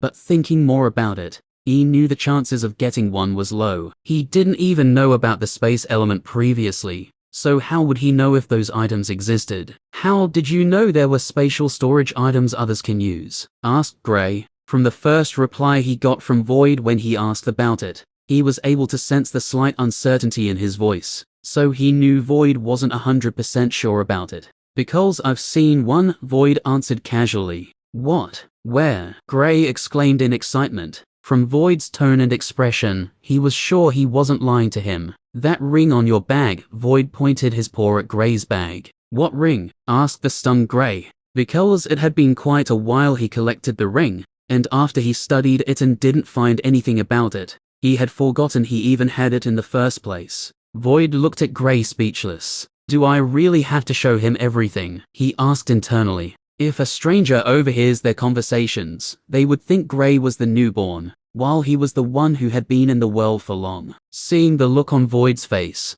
Gray knew how foolish his question was. The bag is right there with him. All he had to do was search for it. It didn't take long for him to spot the ring in his bag. The bag wasn't as occupied as it used to be due to Void eating more than half of what was inside. It's the ring. I knew it was special. But what can fit into this small ring? He asked himself. He recognized the ring the moment he laid his eyes on it. It was the ring he got from one of those boxes at the palace he entered with his friends. That's it, Void said after Gray took out the ring. I acquired it by chance to think it was a spatial storage item. But given its size, can it store a large object? Gray asked doubtfully. I don't really know. It all depends on the space created in it. I also think the quality of the material can affect the size of its space, Void answered truthfully. Gray nodded before once again studying it. Even after some time passed, he still couldn't figure out how to use it. Do you know how to use it? He decided to ask Void for help. But Void shook his head. He was just as clueless on how they can access it as he was. Although he had a spatial storage in him,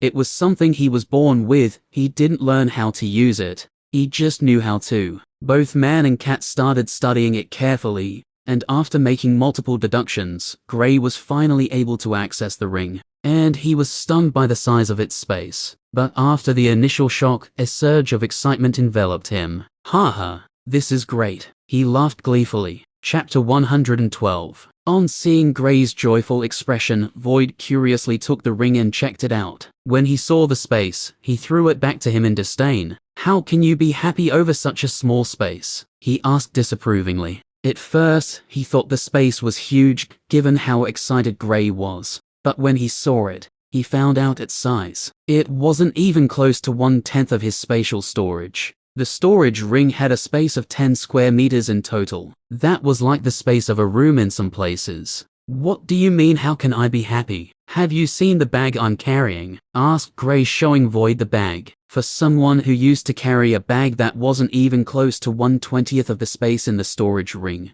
he should be happy. In fact, he should celebrate because of the upgrade he just received. It was like moving from a single tiny room apartment to a huge mansion. The difference was just too vast. Now, all he had to do was wear a ring, and all his items would be stored there. How could he not be happy? You do have a point though, but compared to my storage space, It's quite small, replied Void. I'm happy with what I have, this thing is going to help me a lot, said Gray. He wasn't bothered or jealous because compared to Void's space, his own was small. Only ungrateful and greedy people would feel that way. He was grateful for this one he had. After he has awakened his space element, then he would create a bigger space. But for now, this will do. After calming down, he asked Void how to store things in the spatial storage, which Void quickly taught him. After keeping everything there, he focused his attention on the ancient path ahead of him. He had stayed here for over 5 hours now. It's time to leave. And he also remembered the expert said something about a legacy. He couldn't wait to find it. But even if he didn't find it, he wasn't bothered since he already got the greatest treasure according to the expert. Just as he was about to step into the path, he suddenly recalled something. Haha, I got the blue flame. He laughed in exhilaration. Having a blue flame meant his firepower is higher compared to other fire elementalists. But this wasn't what he was more concerned about though. He recalled when he was forming his essence beads. The fire element was the most dominant element in his essence orb, so he was curious what its grade was. Void was surprised that Gray, who was about to enter the ancient path, stopped in his tracks and started playing with his fire. Before he sat down cross-legged all of a sudden and went into a semi-conscious state. What's he up to now? He thought while looking at Gray strangely. Inside the chaos space, Gray slowly walked towards the stone he uses to check the grade of his elements. The last time he used the stone was after he acquired his water element some days ago. Now he was about to use it again. Where the stone was located in the chaos space was a place built like a temple on top of a mountain top. Being the owner of the chaos space, although it was vast, he could travel it instantaneously. Looking at it, he couldn't help but reminisce about when he first came here. At that time, he just fulfilled the requirements needed to stimulate the pearl in his body. Now within just 2 years, he had gone from having a single element to having 5, from an ordinary person to someone who was almost at the peak of power in the Azure continent. Thinking about all this, he suddenly recalled his mother. Why hasn't she contacted me yet? He thought worriedly. Calming his mind, he placed his hand on the stone. Just like it usually does, an unknown energy seeped out of the stone and entered his body before circling around it. After going a circle, it returned to the stone. 5 colors first lit up to represent each of his 5 elements. Then in the center of each color, another color was visible. This was the color for the grade of each element. He already knew the grade for his previous elements, so he didn't focus on them, and just stared at the red-colored part of the stone that represented his fire element. Cyan, he blurted out in confusion. At the center of the fire red part of the stone was a vibrant pale greenish-blue color. He had read about the violet grade from books, so he knew there was a grade higher than blue, only it was hard to come by. But he had never heard or read about a cyan grade before. Looking at it, he was certain the cyan grade was higher than the violet grade, only he didn't know by how much. Since there were records of the violet grade but not of the cyan grade, it showed it had not appeared in the Azure continent before, or maybe it was just like the space element, unknown to them. He left the chaos space after checking the grade. Since he didn't know about it, he'll inquire about these new things from his teacher. Maybe Chris knew about them, but didn't say because they were too rare. Let's go. Gray gestured before taking a step to enter the path. TSK, I thought you had fallen in love with this place and wanted to die here. I was already planning on how to conduct a burial ceremony for you after I've left this place, said Void. Fallen in love your head. Who would fall in love with this place? Gray rolled his eyes at Void before stepping into the ancient path and disappearing. Heh, I'll finally see new things. Be prepared world, for I, Master Cat, is coming. Ha ha ha, Void thought in elation while running into the ancient path as well. This was the only place he had seen since coming into the world. Now, he would get to see new things. Is this where the legacy is located? A voice asked while staring at the castle ahead of him. The owner of the voice was none other than Gray. On his shoulder, a black cat sat lazily there. After stepping into the ancient path, he was transported to the front of a castle. Looking behind him, he realized the path also led somewhere else. If one looks at the castle clearly, they'll realize it was the same castle Jonas entered some hours ago. There's only one way to find out, said Void.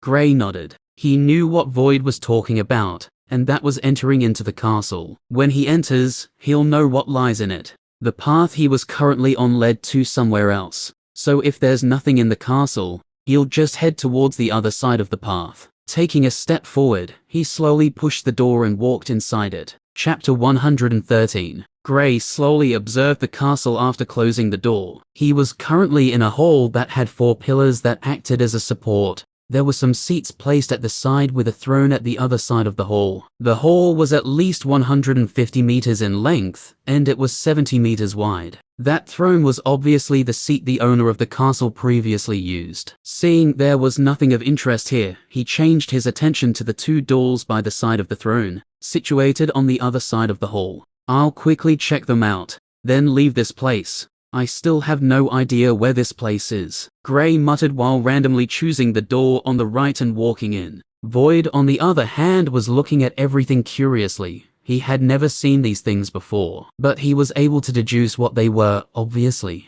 10 minutes later, Gray came out of that side of the castle and faced the other door. After passing through the door, he entered a hallway. There were only 6 rooms there, and other than beds, chairs, and desks, he found nothing else. So he didn't delay and quickly came to the other door. Maybe he could acquire something nice here. Another 10 minutes passed, yet he still couldn't find anything. Strange. Could it be there's nothing here? Oh well, guess I'll have to leave then, Gray muttered under his breath. He sensed there was something here, but even after searching all the rooms, he still couldn't find anything. He found the feeling quite strange, since he was clearly sensing there was something here. Shaking his head, he headed towards the door. Wait, there's something here, said Void. You can feel it also. He stopped in his tracks while observing everywhere once more. Yes, but finding the location of it is another story, Void nodded. Just like Gray, he could also sense there was something here, but couldn't locate where it was.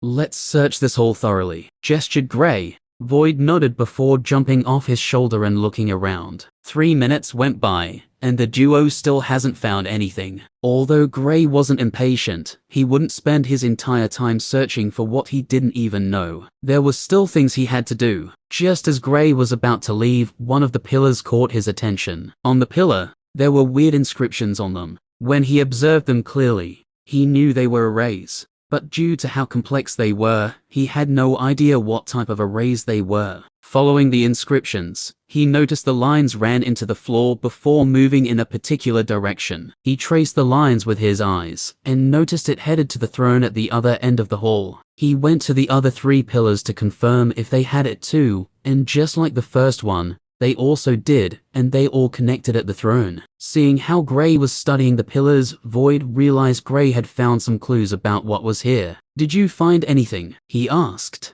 Yes, I think. I'm not too sure about it yet though, Gray replied truthfully. He once again focused on the throne before walking towards it. When he got close to the throne, he studied it properly before trying to figure out what the array was. Although it took him quite some time, he was able to find out what it was. It's just like that stone teacher placed in front of the valley, he thought in realization. Now, all he had to do was find the spot he needed to touch before the secret opening appears. Come here, he gestures towards Void. What? Void asked while walking in Gray's direction. Touch any suspicious part of the throne, Gray instructed. Ah, Void exclaimed unconsciously. He didn't expect Gray would tell him to do that. But before he could question any further, he realized Gray had already gotten to work. In 2 minutes, they had molested the throne so much that there were only a few places left. Rumble. The sound of something opening up rang out in the hallway.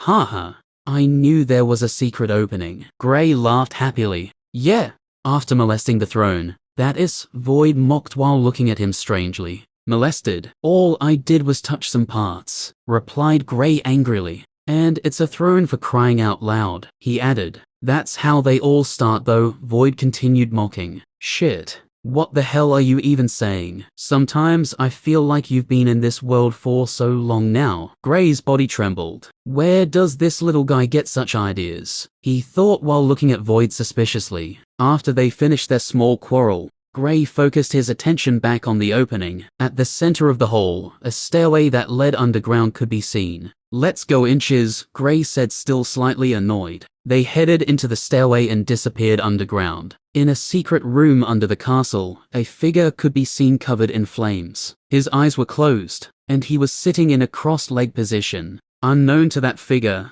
there was an old-looking man floating quietly above him. The man couldn't be seen with the physical eyes. The old man was still staring at the figure quietly, before suddenly raising his head and looking in the direction of the door that leads into the room. 1 minute later, "There's a door here," Gray said while walking closer to it. He pushed the door and saw a figure bathing in flames. Due to acquiring the fire element recently, and how high the grade was, he didn't feel the heat radiating out of the room. Looking closely, he realized the figure was familiar. "It's him," he spoke unconsciously. Chapter 114. Gray stared at the familiar figure bathing in flames. What the figure was doing was different from what Gray did previously. Although it seemed he was bathing in flames since he was covered entirely in flames, the flame isn't doing him any harm. "You know him?" Void asked when he heard what Gray said. "Yeah, his name's Jonas, he's from the same city as I am," said Gray while looking at the figure. The only reason Gray still knew his name till this day was because, in the entire Red City, Jonas was the only one who he could still remember, since they took the test together, and he was even present when he retook the test. "If I'm correct, this should be the legacy of the expert," Gray said through narrowed eyes. "So, are you friends?" asked Void. "We're not even acquaintances. I only know his name, nothing else," explained Gray. "Okay. Then why are you still standing? Stop him before he gets everything. This would give you another boost in strength," advised Void. He didn't know why Gray was still staring at Jonas. If he were to be in his place, he would have already attacked, so he could acquire the rest of the legacy. While he and Gray were descending the stairway previously, Gray told him about where this place was. So he knew they all came here to search for treasures that would increase their strengths. This was a golden opportunity for Gray to get another major boost, so why delay when you're not even friends with who was currently inheriting the legacy? Gray squinted his eyes and stared at Jonas's figure before shaking his head. "It's not worth the hassle. He's already here and had acquired most of the essence here, although what is left could still probably allow me to make another breakthrough.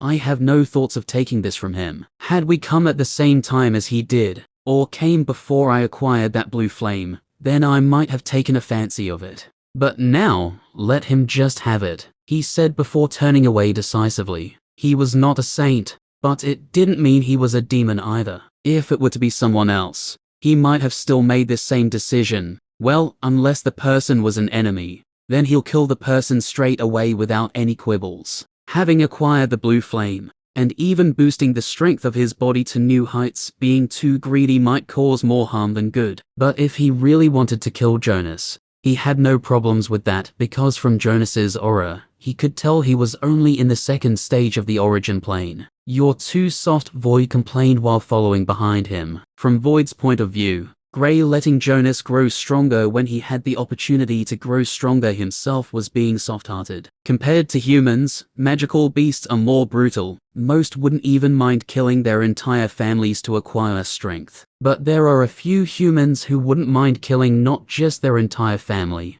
but their entire city just to acquire what they want. Some minutes after Gray and Void left, Jonas, who was cultivating previously, opened his eyes. He was able to sense the presence of Gray previously, but because he was at a critical point in his cultivation, he didn't dare to be distracted. Although he couldn't open his eyes, his heart pounded furiously when Gray guessed this was the legacy of the expert. He almost made a wrong circulation during his cultivation because of the fear. He only calmed down after Gray said he didn't have any plans of attacking. He recognized Gray the moment he said they were from the same city, because other than himself and Gray, no one else would be able to cultivate to this stage before the age of 20, given their grades in their elements. "I'm grateful for this. But, who was he talking to? And what is this blue flame he spoke about that made him not put even this legacy in his eyes?" Jonas asked himself, baffled by Gray's decision. Even though he was curious about all this, he quickly threw them out of his mind. He already counted himself lucky that Gray was the one who came here. Had it been someone else, then he would be dead for sure. So why would he bother with what Gray obtained? Even if it's better than this legacy. So what? Unknown to Gray, Void, and Jonas, The old man was quietly observing everything that happened. He couldn't help but nod in approval to Gray's disposition. He was able to tell Gray just refined the blue flame not too long ago. Even if Gray had decided to attack, there was nothing he could do since he was dead anyway. But he approved of how Gray didn't let greed get the better of him. There were only a few people who would have such self-control when an opportunity is presented before them, even after they just acquired a better one. Besides, he knew all too well that no one would want to pass the chance to grow stronger.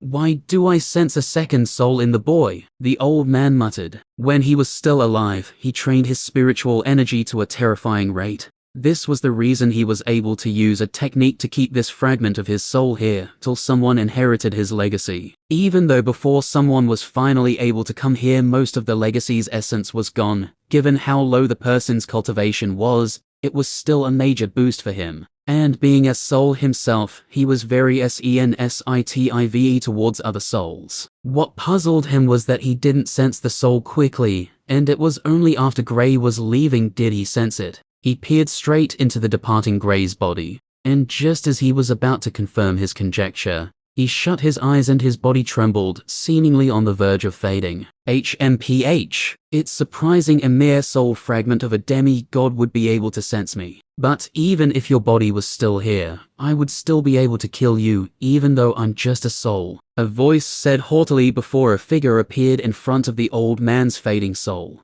Oh, it's you, the figure said while looking at the fading soul clearly. You know me? The old man asked with a confused expression. Haha, of course I do, but looks like you died in that war. The figure laughed. The old man looked at the figure quietly, even though the figure was speaking in a friendly manner.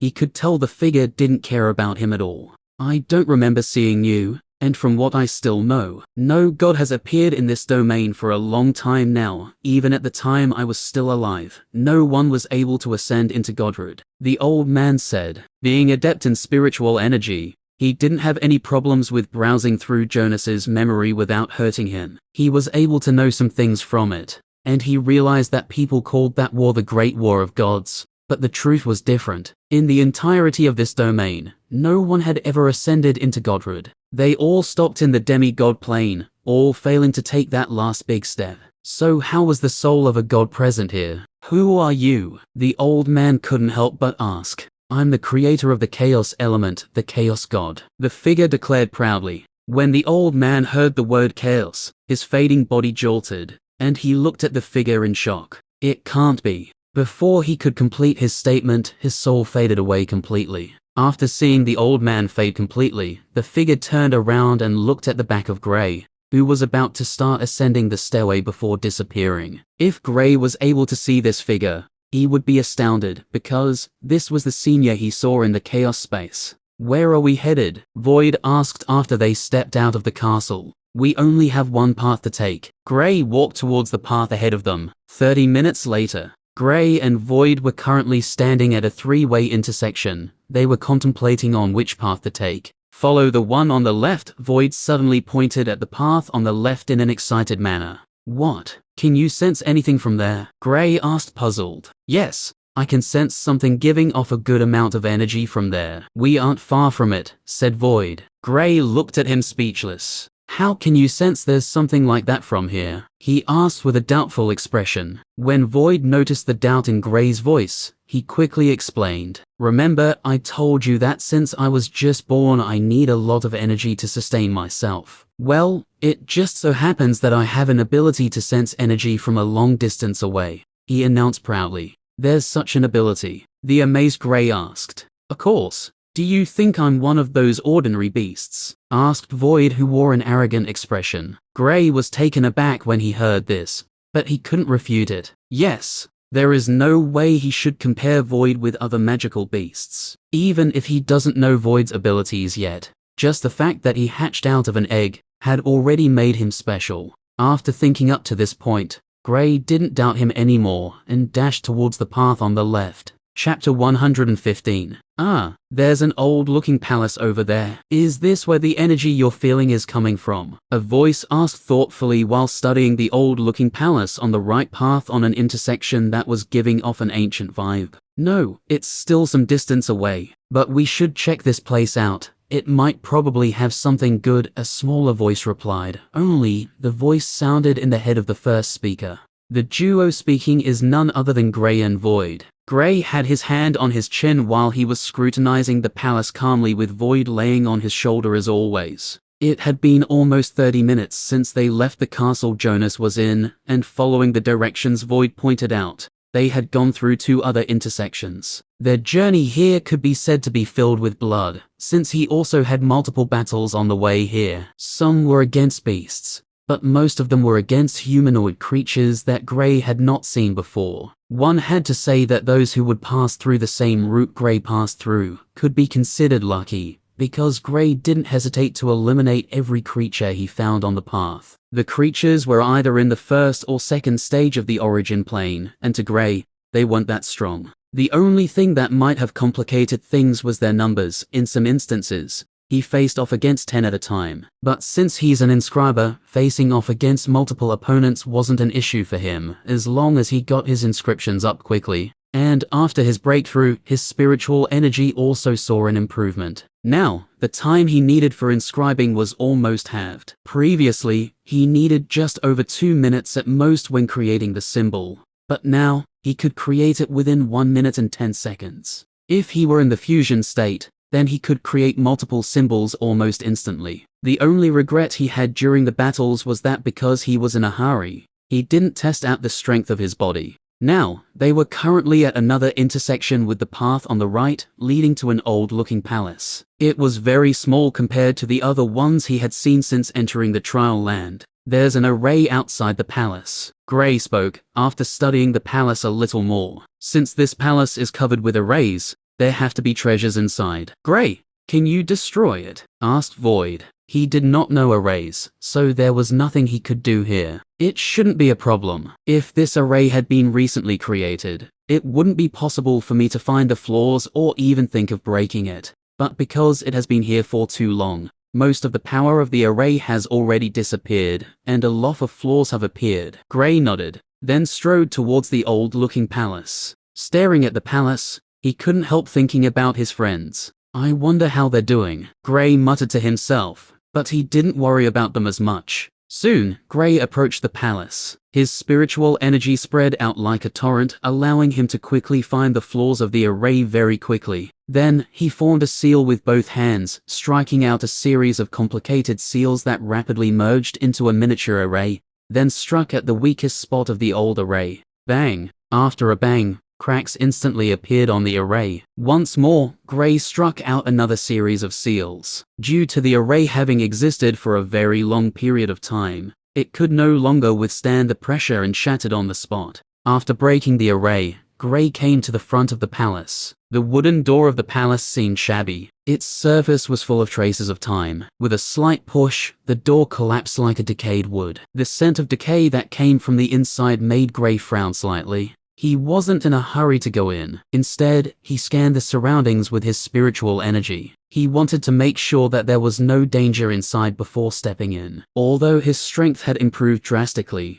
he didn't allow it to get to his head. In a place like this where dangers could be found everywhere, there was no mistake in being careful wherever you went. Sensing no danger, Gray walked inside. The interior of the palace was very small and empty. There was nothing in it. It was gloomy, looking like a haunted house that gave people an extremely uncomfortable feeling. But very quickly, Gray saw a box in front. It was a black box. This was probably the only thing in the palace. Get that quickly. There must be something good inside the box, Void urged. Gray walked forward and stopped in front of the box. Despite existing for so long, there wasn't any mark on the box. It only showed how extraordinary the material used in making the box was. He picked up the box and felt its weight wasn't as heavy as he expected. The box could be opened directly as there wasn't any lock on it. Gray struck out an air wave using the wind element and the box flung open. For an instant, Gray's vision blurred. Opening the box, he expected something to happen, but not this. Instead of it to give off a brilliant light, all Gray saw was darkness. It was like he was sucked inside the boundless space. The feeling was unique. Just as he was starting to feel something about it, everything returned to normal. A scroll could be seen floating at the top of the box. Gray stretched his hand and grabbed it. Opening it, the word Great Void Technique was written boldly at the top of it. Below it was the description of how to use the technique. It's a space element technique. Gray exclaimed in delight. Void read the description of the technique and couldn't help but suck in a cold breath. It's just like my movement technique, only it is more advanced. If only it was made for beasts, Void said with disappointment evident in his tone. Because of how different the bodies of beasts are compared to humans, they couldn't use the same techniques as humans, and had to create their own. This movement technique was a very sophisticated technique that even Void wanted to acquire it. It was a shame the technique was for humans alone. Haha.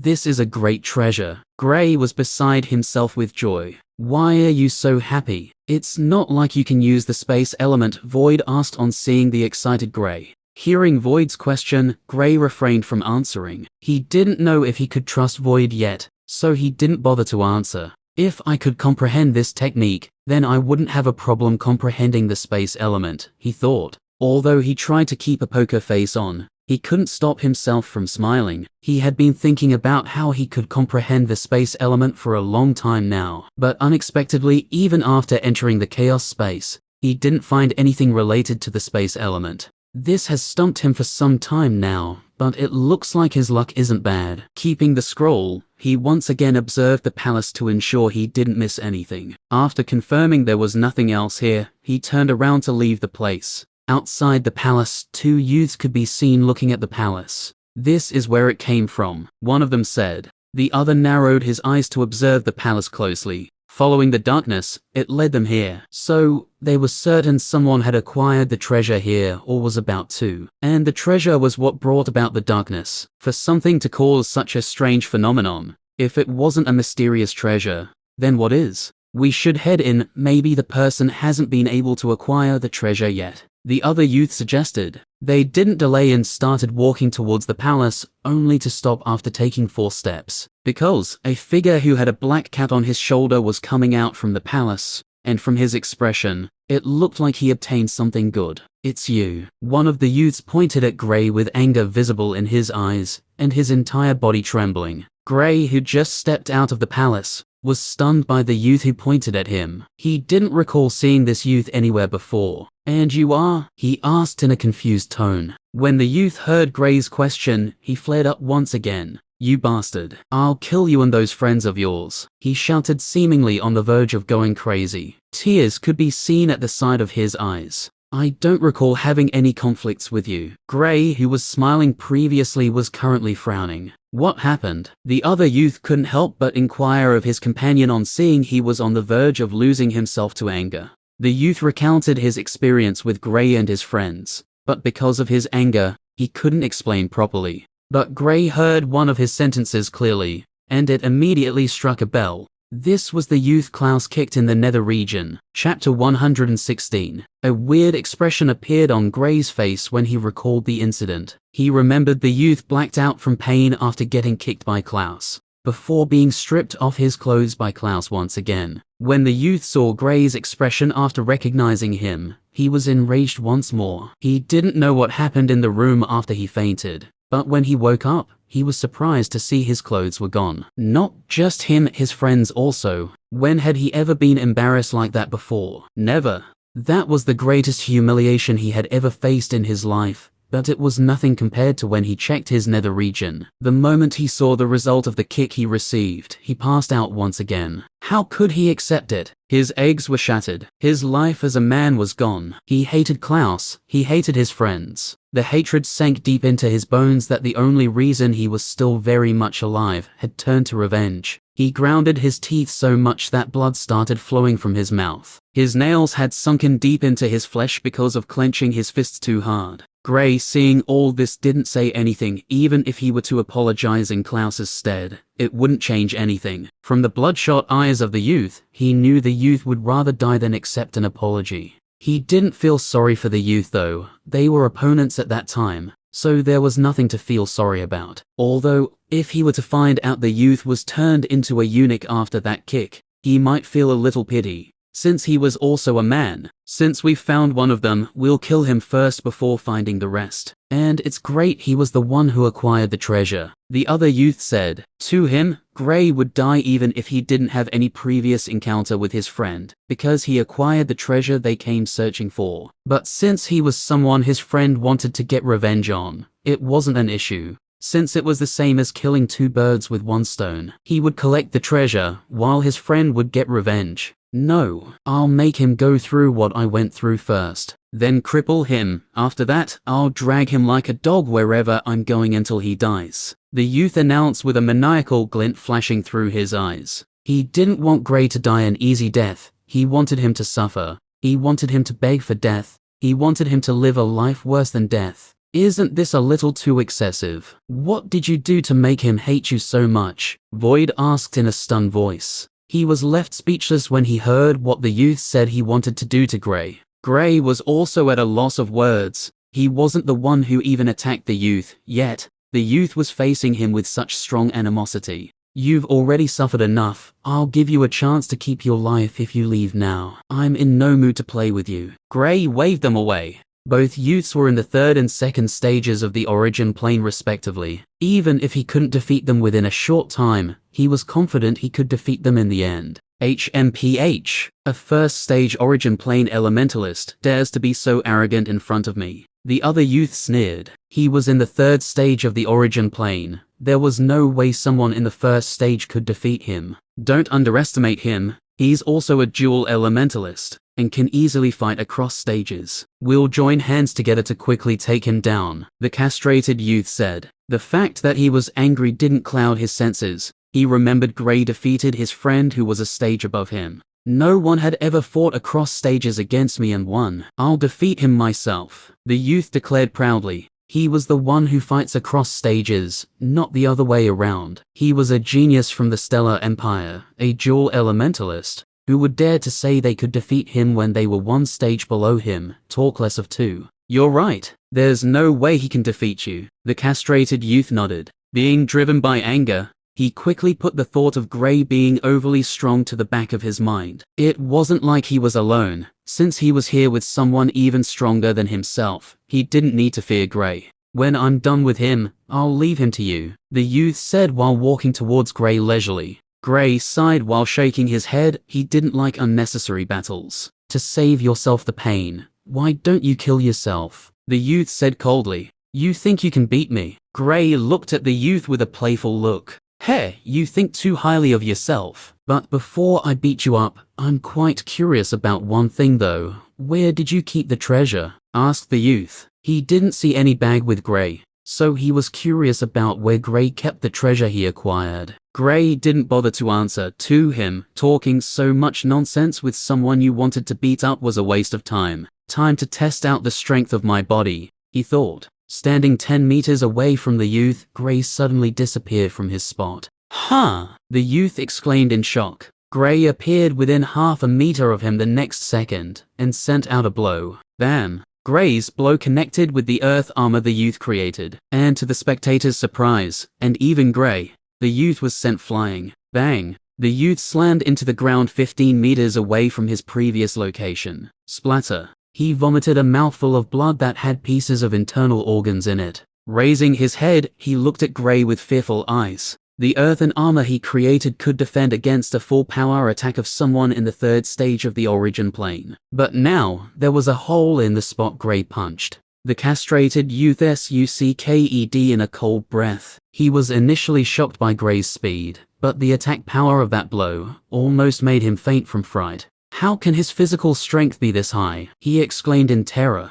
Due to the strengthening the body gets from the elements when cultivating, it's natural to see people with strong physical prowess. But he had never seen or heard of anyone whose body was as strong as Gray's body. Wow! Gray exclaimed while looking at his hands in shock. Because he wanted to test the strength of his body, He used his full strength in that blow, and the power stunned him. He wasn't too surprised by his speed, since he also boosted his speed with the lightning and wind element. But the attack power shocked him greatly. This was almost the attack power of someone in the 4th stage of the origin plane. Attacked together. The injured youth quickly suppressed the injury and ordered. He regretted not heeding his friend's words. His earthen armor had shattered, and the spot where Gray's blow connected was red. Although there were no physical injuries, he knew how strong the internal injury he suffered was. Yes, the castrated youth nodded. They both surrounded Gray, with the injured youth at the front while the castrated youth was at his back. Gray felt slightly regretful though. Had he known, he would have struck the youth on the head. That would have killed him for sure, but he didn't bother though. He knew if not for the earth armor, then the injuries the youth suffered would have been stronger. The other reason the youth wasn't fatally injured also attributed to the fact that since he was a dual elementalist, his body was stronger than single elementalists. Even though it wasn't half as strong as Gray's body, it was better than others. He's a monster. The castrated youth yelled grief-stricken. How can his defenses be so strong? Why did I have to be enemies with someone like this? He thought in despair. To him, Gray was an enemy he didn't want to have. Even after trying for so long, they had not been able to break through his defenses. Even when some of their attacks managed to connect, because some of its strengths had been reduced, it didn't seem to affect him much. The other youth was also in despair. His heart was on the brink of failing him. He thought he was a genius, but on encountering Gray,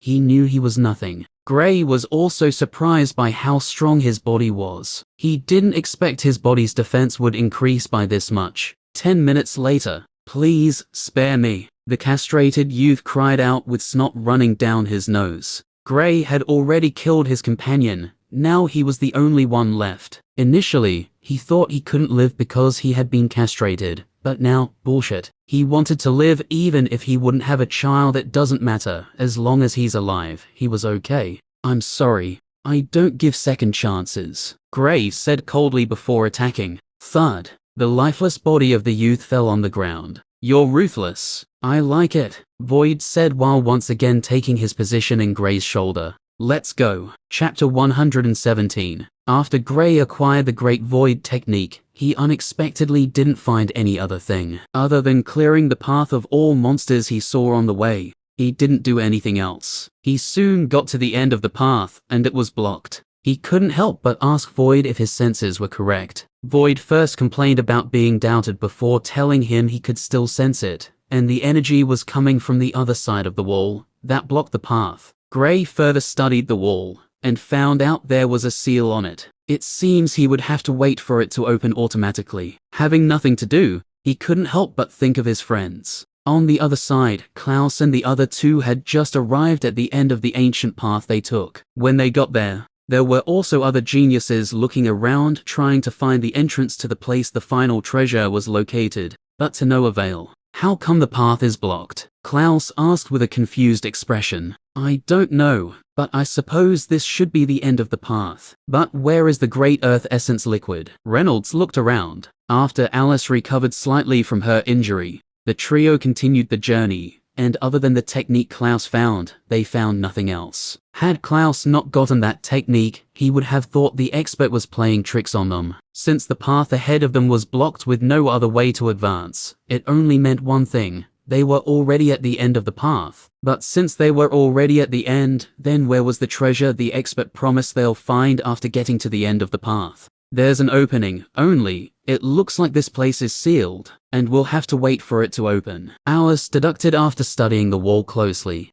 "Doesn't this mean that acquiring the treasure would become harder?" Reynolds counted the youths present and including them, they were 10. Since the path is sealed, it meant there was a chance for more people to appear. This will further increase the difficulty of acquiring the treasure. There were multiple paths, and others might have also reached the end of them. It was unknown if these were the only ones who would end up at this particular path, since most of the paths intersected. Amongst the other 7 youths, there was one he had seen before. He was certain the person was from the Killen Empire, but he didn't know which academy she was from. He nodded as a form of greeting, to which the other party responded with a smile that showed her dimples. The young lady had an average height. She was around 16 to 17 years old. Her pure face and appearance were particularly alluring. Seeing the exchange between the two, Clouse drew closer to Reynolds and threw his hand on his shoulder. "Seems like someone caught your eye," he said with a mischievous smile. Reynolds, seeing the smile on Clouse's face, couldn't help but shake his head. "You think everyone is like you?" He glared at him before shifting his attention back to the wall blocking their paths.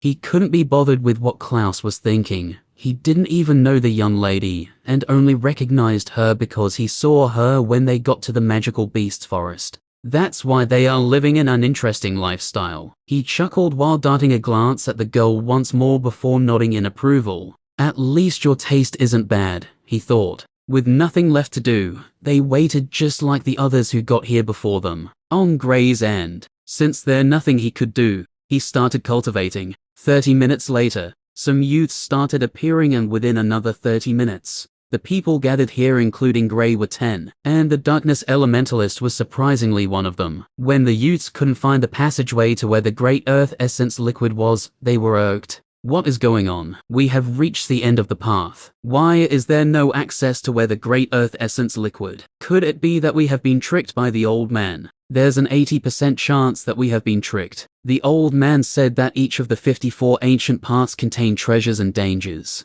But we have come all the way here peacefully, without discovering any treasures. We didn't even encounter any dangers. Not even a beast has emerged. It was just like a pointless wander. Don't talk anymore. I'm afraid that this ancient path isn't as simple as we had imagined. We should continue to look for the passageway once more." Most of the people were distressed. They began to have lesser respect towards the old expert. Some started to call him old man. As a matter of fact, they had grown depressed along the journey of this ancient path. After reading the words on the stone slab, they felt that this ancient path must have rare treasures. Even if there weren't any great treasures, there had to be at least some essence stones or some sort of elemental weapons. Unexpectedly, they had gotten nothing even though they had reached the end of the path. This might not be the most depressing thing. The thing that depressed them the most was that they didn't even encounter a single creature. Where were the treasures that were mentioned? How about the dangers? If they weren't being tricked, then what would it be?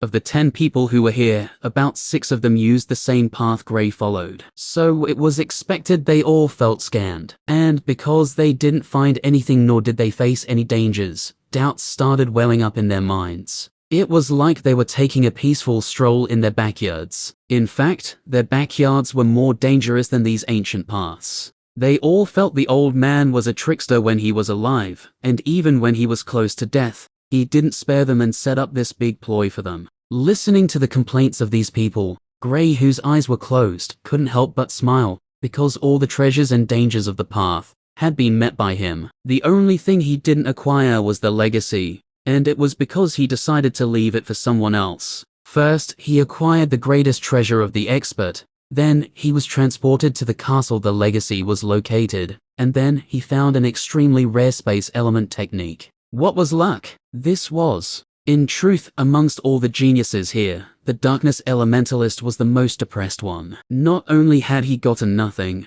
but the time he finally found something he wanted, it was obtained by others. When he wanted to reclaim it, he kept on getting stopped by others. He was even almost fatally injured by Clouse. His pride as a genius was shattered on multiple occasions by the trio. The more he thought about them, the angrier he got. HMPH. After acquiring the Great Earth Essence liquid, I'll refine one to boost my strength. Then I'll kill them all, he thought coldly. Being a proud person, when had he ever been stepped on? Never. He had never even lost before, but this time, he not only lost, but he had to run away like a dog with his tail between his legs, just so he could keep his life. He had always looked down on people who ran away from battles. Yet, he did the same thing. How embarrassing. After calming himself a little, he managed to study the wall, and realized there was a seal on it.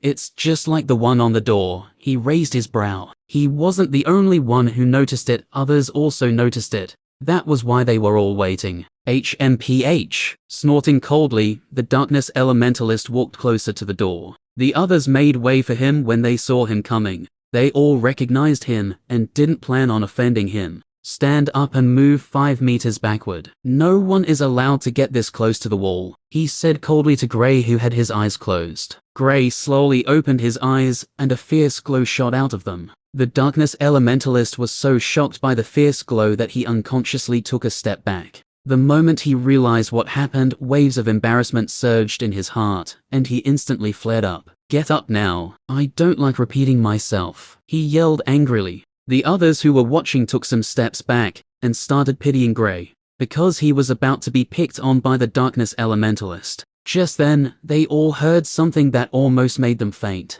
The youth, who was clearly in the first stage of the origin plane, and looked innocent, asked a question that threw them off their feet. Or what? Chapter 118. Gray stared at the young man before him with his emotionless eyes, without even making an attempt to stand up. How could he allow others to step on him as they like? Had this happened before his upgrade, then he would have let it slide, since he wasn't a match for the darkness elementalist at that time. But now, to hell with him. The crowd looked at Gray like he had a screw loose. Brother, are you tired of living? How can you ask him such a question? Didn't you see him outside when he killed someone instantly? Even though it might be due to his opponent's carelessness, his strength was still clear for all to see. And you still have the guts to ask him, or what? This was what was running through the head of everyone. Some even shook their heads thinking Gray was just seeking death. But some couldn't help to admire his fearlessness. They had to admit that if they were in his position, they would have already gone not just 5 meters backward, but 10.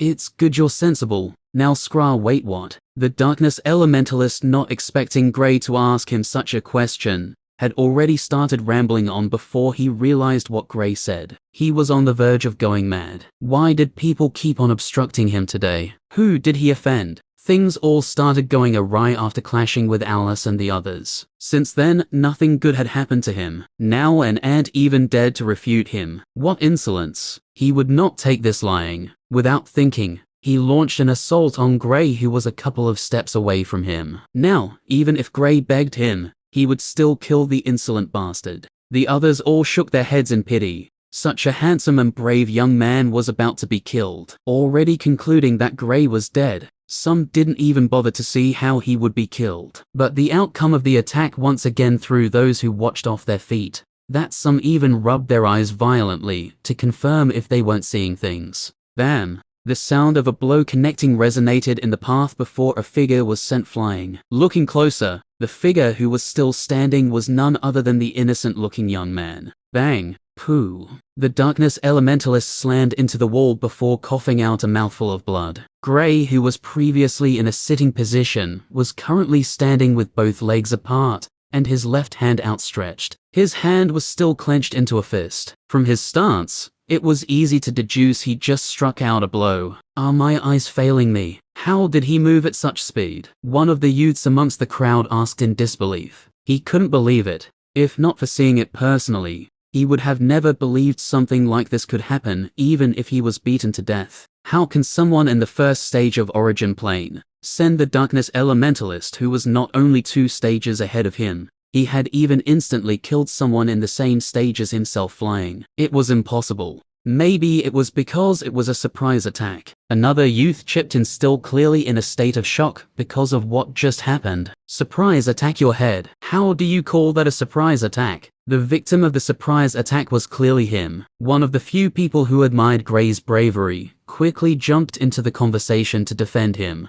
Due to the darkness elementalist attacking suddenly, he deemed it as a surprise attack. Unknown to Gray, because he stood up to the darkness elementalist, he had acquired some fans. Even if he knew, he wouldn't be bothered with it. All he did was stand up for himself and nothing more. The darkness elementalist was about to speak, but, pooh. Due to the agitation he was feeling, he coughed up another mouthful of blood. What sort of monster did he encounter? If not for his quick reaction and strong body, that blow would have injured him fatally. Since he was a multi-elementalist, his body was naturally stronger than that of dual elementalists. With anger surging in his heart, veins could be seen appearing on his forehead. He was infuriated. How can someone 2 stages below him send him flying? He had thought Klaus's group were monsters, but this young man in front of him was even more monstrous than they were. Others might think that Gray used the elements to boost the strength of his blow, just like how elementalists does while still in the collection and fusion plane. But he knew otherwise. This was the pure power of Gray's brute strength. While the darkness elementalist was still thinking about how Gray's physical body could be that strong, Gray looked at his hands, and a look of disappointment flashed on his face. Sigh, it's a shame this blow didn't kill him. Although this outcome isn't bad either since I'll get the opportunity to fight with him. He sighed while shaking his head. Seeing Gray sigh with a look of disappointment appearing on his face, the crowd were all curious why he would show such an expression. You just sent someone we wouldn't even dare to refute flying. What's up with that expression? Some of them were yelling in their heads. After a minute went by, the darkness elementalist had been able to clear his head. He knew one of the reasons Gray was able to easily strike him was because he was too agitated, and because of that, he left an opening for Gray to exploit when he wanted to attack him. He slowly walked closer to Gray, preparing to strike once more, but after taking some steps, he paused and retreated one step backward. He didn't dare to get close to him. He had already experienced Gray's formidable physical strength. Only a fool would allow himself to be hit twice. Noticing the darkness elementalist didn't dare to come close, Gray's lip curved upwards to form a smirk. Looks like he's wary of my physical power, thought Gray. He had already expected this though. It was just like that youth he fought with previously. After the youth noticed getting close to him while fighting was a mistake, he didn't dare to get close to him any longer. Without further delay, both parties sent out attacks. Gray sent out a ball of blue flames. This was the first time he was using his blue flame since awakening his fire element. The darkness elementalists used his strongest element, which was the darkness element. Boom! Both attacks clashed, and the shockwave spread out in all directions. The spectators all retreated further on seeing the power of the attack. Gray was pushed one step backward, while the darkness elementalists was pushed 3 steps backward. The result of the clash was visible for all to see. Gray won. Although this one clash shouldn't be used to determine the final outcome of the battle,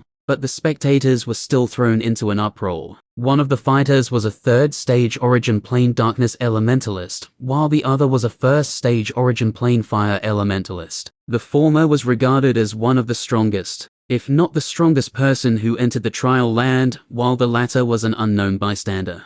The crowd wasn't aware of both fighters being multi-elementalists, because they had only seen them use one element each. Did you see that? The color of his fire was blue. A yell brought everyone back from their absent-minded state, and they all once again stared at the young man in shock. Just when they thought he was done surprising them, he would do something even greater than what he did previously. Elementalists with special colors for their elements were just as rare as darkness and light elementalists. The strength of their attacks was always stronger than that of others with the same element and on the same stage. How is this possible? Muttered the darkness elementalist. He had almost pulled out his hair from dragging it too much. Gray had almost sent him into a frenzy. His eyes were slowly turning bloodshot. Gray was also shocked by the power of his blue flame. He never expected it to be this strong. It's because of the grade, he thought. This was the only reason he could think of that made the attack power stronger than that of the darkness elementalist.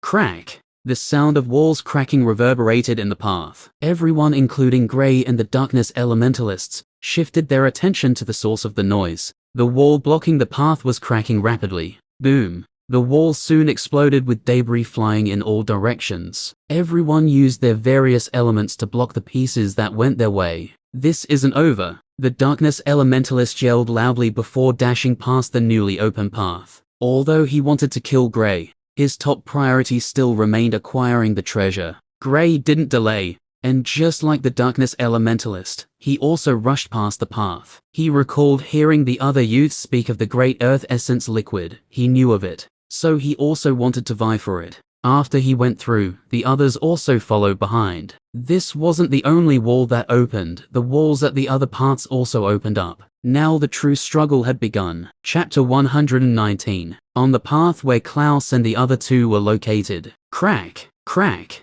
On hearing the sound of the wall cracking, everyone stood up and stared at the wall intently. Some moments later, bang! The wall exploded. Everyone protected themselves from the pieces. It's the passageway that leads to where the great earth essence liquid is located. I never thought it will activate on its own. Ha ha! I thought that we had been tricked. Let's go. What are you all waiting for? Go now. If someone else reaches there first, I'm afraid we won't be able to get any share of the precious liquid. The sudden appearance of the channel excited everyone who was irritated just moments ago. One by one, they rushed towards the channel. After all, most of them hadn't gotten anything in the ancient path and weren't feeling very good. They were eager to be the first to reach where the treasure was, as they were certain that the treasures there would be extraordinary. If they could obtain some of it, their trip here would be worth it. The passageway was very short and within 5 seconds, they were all out of it. When Clouse and the rest walked out of it, they saw silhouettes emerging from different directions. They were coming out from different ancient paths. For a moment, at least 60 people had appeared in this place, and the number was still increasing. There was a hint of consternation on everyone's face. Obviously, this situation was beyond their imagination. Many of them were thinking the same thing: be the first to get in, so that they could seize the treasure. But now, it seemed like their plan had failed. However, none on the scene was an idiot. Very quickly, they understood the key to this situation. Clearly, the passageway of the 54 ancient paths were opened at the same time. Before it was opened, numerous people had already been waiting like Clouse and company at the end of their respective ancient paths. This explained why so many people had appeared as soon as the passageway was opened. This was the only explanation. It seems like many have died on the way, said Alice. Anyone was able to discern this. From the beginning, there were over 150 people who entered this place. Now, there were only 60 of them. Taking into account those who were coming in and still in the ancient paths, there were only about 100 at most. That was to say, nearly 50 geniuses or even more had died in the 54 ancient paths. This was undeniably cruel. But anyone who decided to step into the trial land knew that dangers and cruelty coexisted together, and must be prepared to die. Death could occur at any time. There were battles between humans and also against creatures, and the presence of other dangers in the place. Therefore, it was very normal for over 50 people to die along the way. Look, it's Gray. Let's head over. Reynolds was the first to spot Gray. Since the people here weren't that many, it was easy for them to spot Gray. They all went in his direction. After Gray came out of the passageway, he didn't spot the darkness elementalist. But he was quite surprised by the number of people who were coming out from different paths though. It didn't take long for him to realize what happened. All the paths opened simultaneously. He placed his hand on his chin. Void was lying on his shoulder lazily. Gray sensed some movement from his right and turned towards that direction. He saw his friends coming towards him and a smile formed on his face.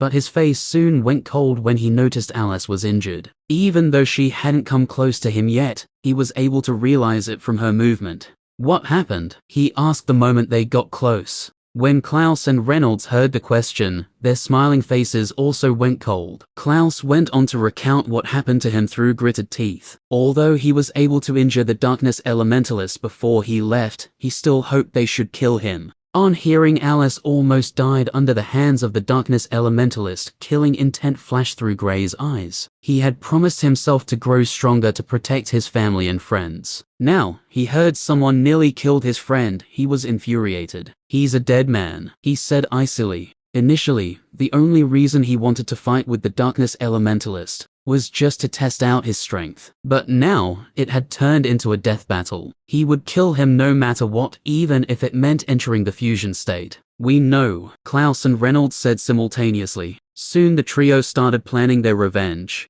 and they completely forgot about Alice's presence, even though she was the reason they were planning revenge on the darkness elementalist in the first place. Alice felt happy seeing how her friends were already planning revenge on her stead. She couldn't hope for better friends, although she pouted when she realized they had all forgotten about her presence. Just as she was about to complain, Void caught her attention. What a strange cat. Gray, where did you find it? She asked curiously while gazing at Void. An egg. Gray replied offhandedly and continued planning with the others. Void threw a glance at Alice, but shut his eyes once more. Hearing Gray's response, Alice almost rushed forward to attack him. What do you mean an egg? Do I look like a fool? If not for the fact that you're planning on getting revenge for me, I'd have beaten you up. She complained internally, but decided to let them be. The other geniuses who came here all looked around. Some started complaining when they realized what happened. Mothaf, the old man does know how to play tricks. He has tricked us all even though he has already passed away. All the passageways are open simultaneously. Even if there is a great earth essence liquid, it's going to be a fist fight.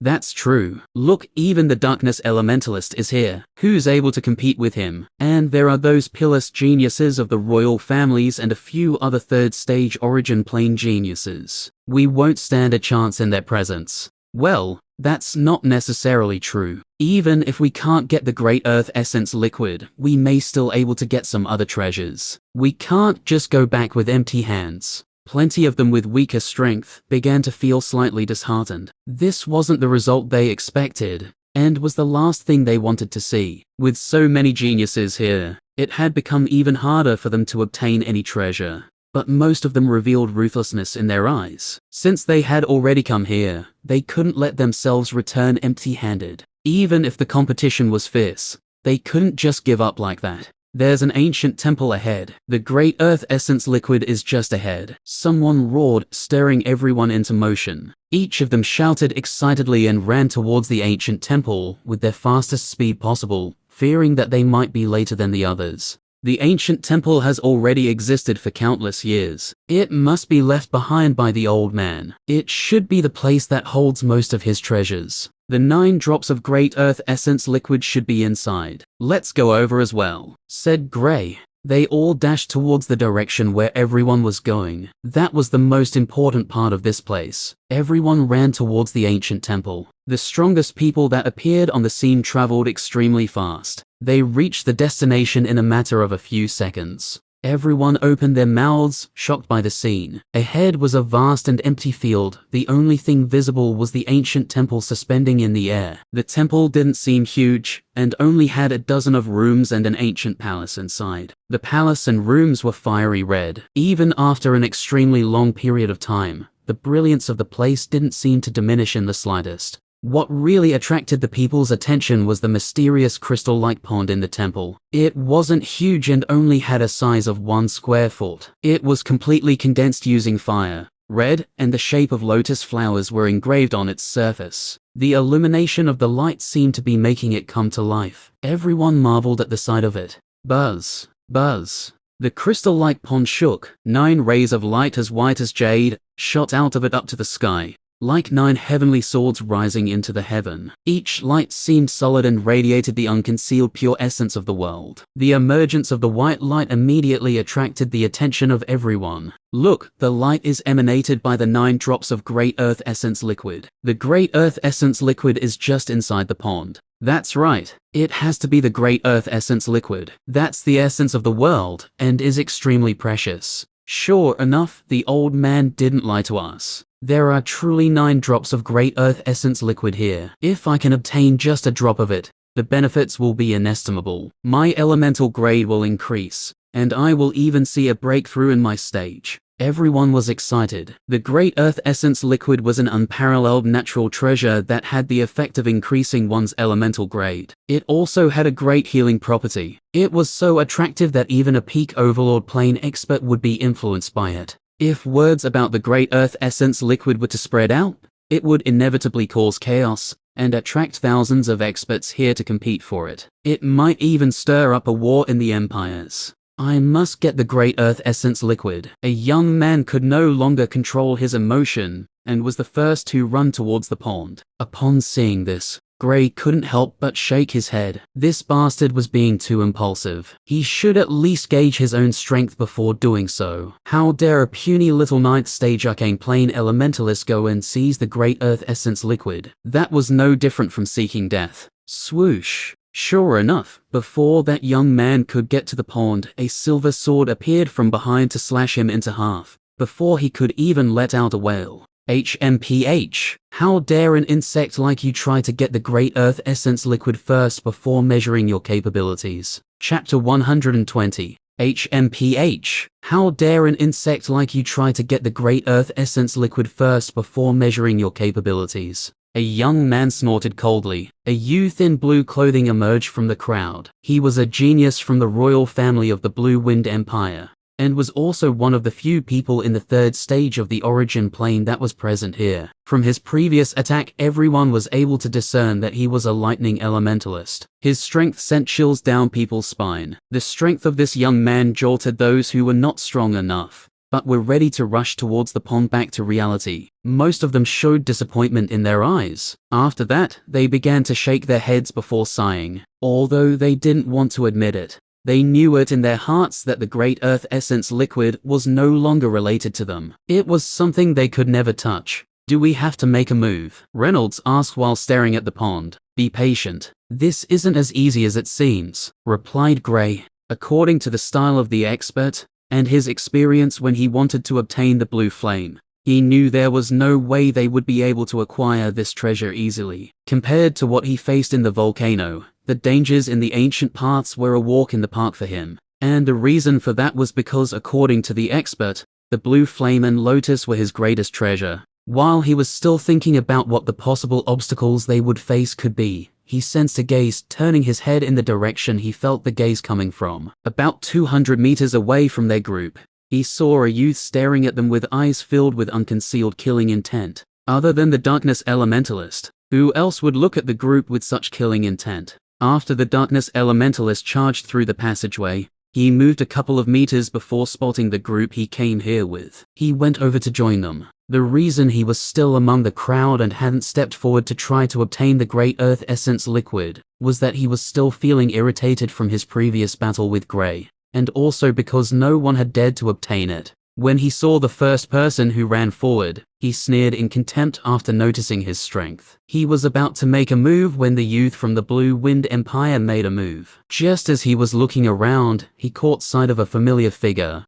that has been engraved in his head even though their contact wasn't long. When he saw the people he was grouped with, a look of incredulity appeared on his face. How can they be friends? The darkness elementalist howled internally. The four people he hated the most in his life were unexpectedly friends. Had it been that only the first trio he encountered were friends, it wouldn't have been as shocking as four of them being friends. His confidence was first shattered by Alice. Then, he was almost killed by Clouse and Reynolds' joint assault. Then, he encountered the monster known as Gray. These were the first people among his generation he had ever felt inferior to. What was worse was that he was not only a multi-elementalist, not only was his stage higher than theirs, but he also had the rare darkness element to boot. Yet, he felt inferior to a dual elementalist who was a stage below him, a water elementalist who was also a stage below, a lightning elementalist who was 2 stages below him, and was a high-grade summoner, and lastly, an innocent-looking fire elementalist who was 2 stages below him, had blue flames instead of red, and had terrifying physical strength. He started trembling unconsciously because of anger. Unrestrained rage and killing intent were visible in his eyes. But surprisingly, rage and killing intent wasn't the only thing visible in his eyes. A slight trace of fear appeared without him knowing. When Gray made eye contact with him, he felt the other party's fighting intent. He unconsciously prepared himself to attack, just as he was about to make the first move. "Are you okay?" A voice brought him out of his enraged state. Hearing the voice, he calmed himself and shifted his gaze from Gray and his group. "I'm fine. We should focus on getting the Great Earth Essence liquid for now," he replied coldly. The person who spoke previously was one of the youths in his group. When the youth saw the darkness elementalist almost losing himself to anger, he was stunned. He had known him for a long time and knew how calm he was. This was the first time he had seen him like this. "What's up?" Clouse nudged Gray with his shoulder when he realized he wasn't paying attention. "Our target." Gray used his head to point Clouse in the darkness elementalist's direction. Following the direction Gray showed him, he saw the darkness elementalist with his group. HMPH. He won't leave this place alive. He snorted coldly. "That's not going to be easy though. You should be aware of the stages of his companions," said Gray. Clouse nodded. If they ganged up on the darkness elementalist alone, then the chances of killing him were quite high. But since he was with his group, if they attacked him now, there was a possibility the other parties might reverse the situation, including the darkness elementalist. Their group contained 4 other second stage origin plane elementalist. In Gray's group, the one with the highest stage was Alice and Clouse, who were each in the second stage. Although they had no problem with facing them one-on-one, they were one man short, So the other group not only had the advantage in terms of cultivation stage, they also had the advantage in numbers. After a man has been killed, it created a great deterrent force. The genius from the Blue Wind Empire wore a smile on his face. He sent out a palm strike at the pond. Just as the enormous lightning palm was about to touch the pond, a ray of light shone from outside the pond, then a large fire palm materialized and collided with the genius's palm. Bang! The power was ancient and extremely strong. Shoo! Fiery red lights began to rush out around the pond. One by one, each light rapidly materialized and turned into 9 warriors that were completely made out of fire. Elemental warriors. A youth in the crowd yelled out. Seeing the 9 warriors appear out of thin air, everyone gasped in shock. When they all sensed the stages of the elemental warriors, they were all sent into an uproar. They are all in the 5th stage in the origin plane. The genius from the Blue Wind Empire furrowed his brow. This was getting harder and harder. When Gray saw the elemental warriors appear, he wasn't too surprised. Sure enough, it isn't as simple. Let's wait and see, he said. The 9 elemental warriors had always been hiding in the pond. They would only emerge if someone tried to touch the pond. Gray had expected an obstacle, so he was incomparably calm. They seem to be protecting the pond, said Reynolds. The others nodded to what he said. Getting past these 9 elemental warriors wouldn't be easy. From the positions they took, it was easy for them to help each other out. The sudden appearance of the protectors immediately set off a wave of commotion. Most of them were astounded. The means of the old expert was certainly unimaginable. Fortunately, the elemental warriors just stood close to the pond. Their duty was to guard the pond and the ancient temple. They would never take the initiative to attack, so, as long as one didn't go near the pond, one wouldn't be attacked by them. Let me see how powerful these elemental warriors are. The darkness elementalist walked out. When the crowd saw the darkness elementalist step out, they all waited curiously for the result of his test.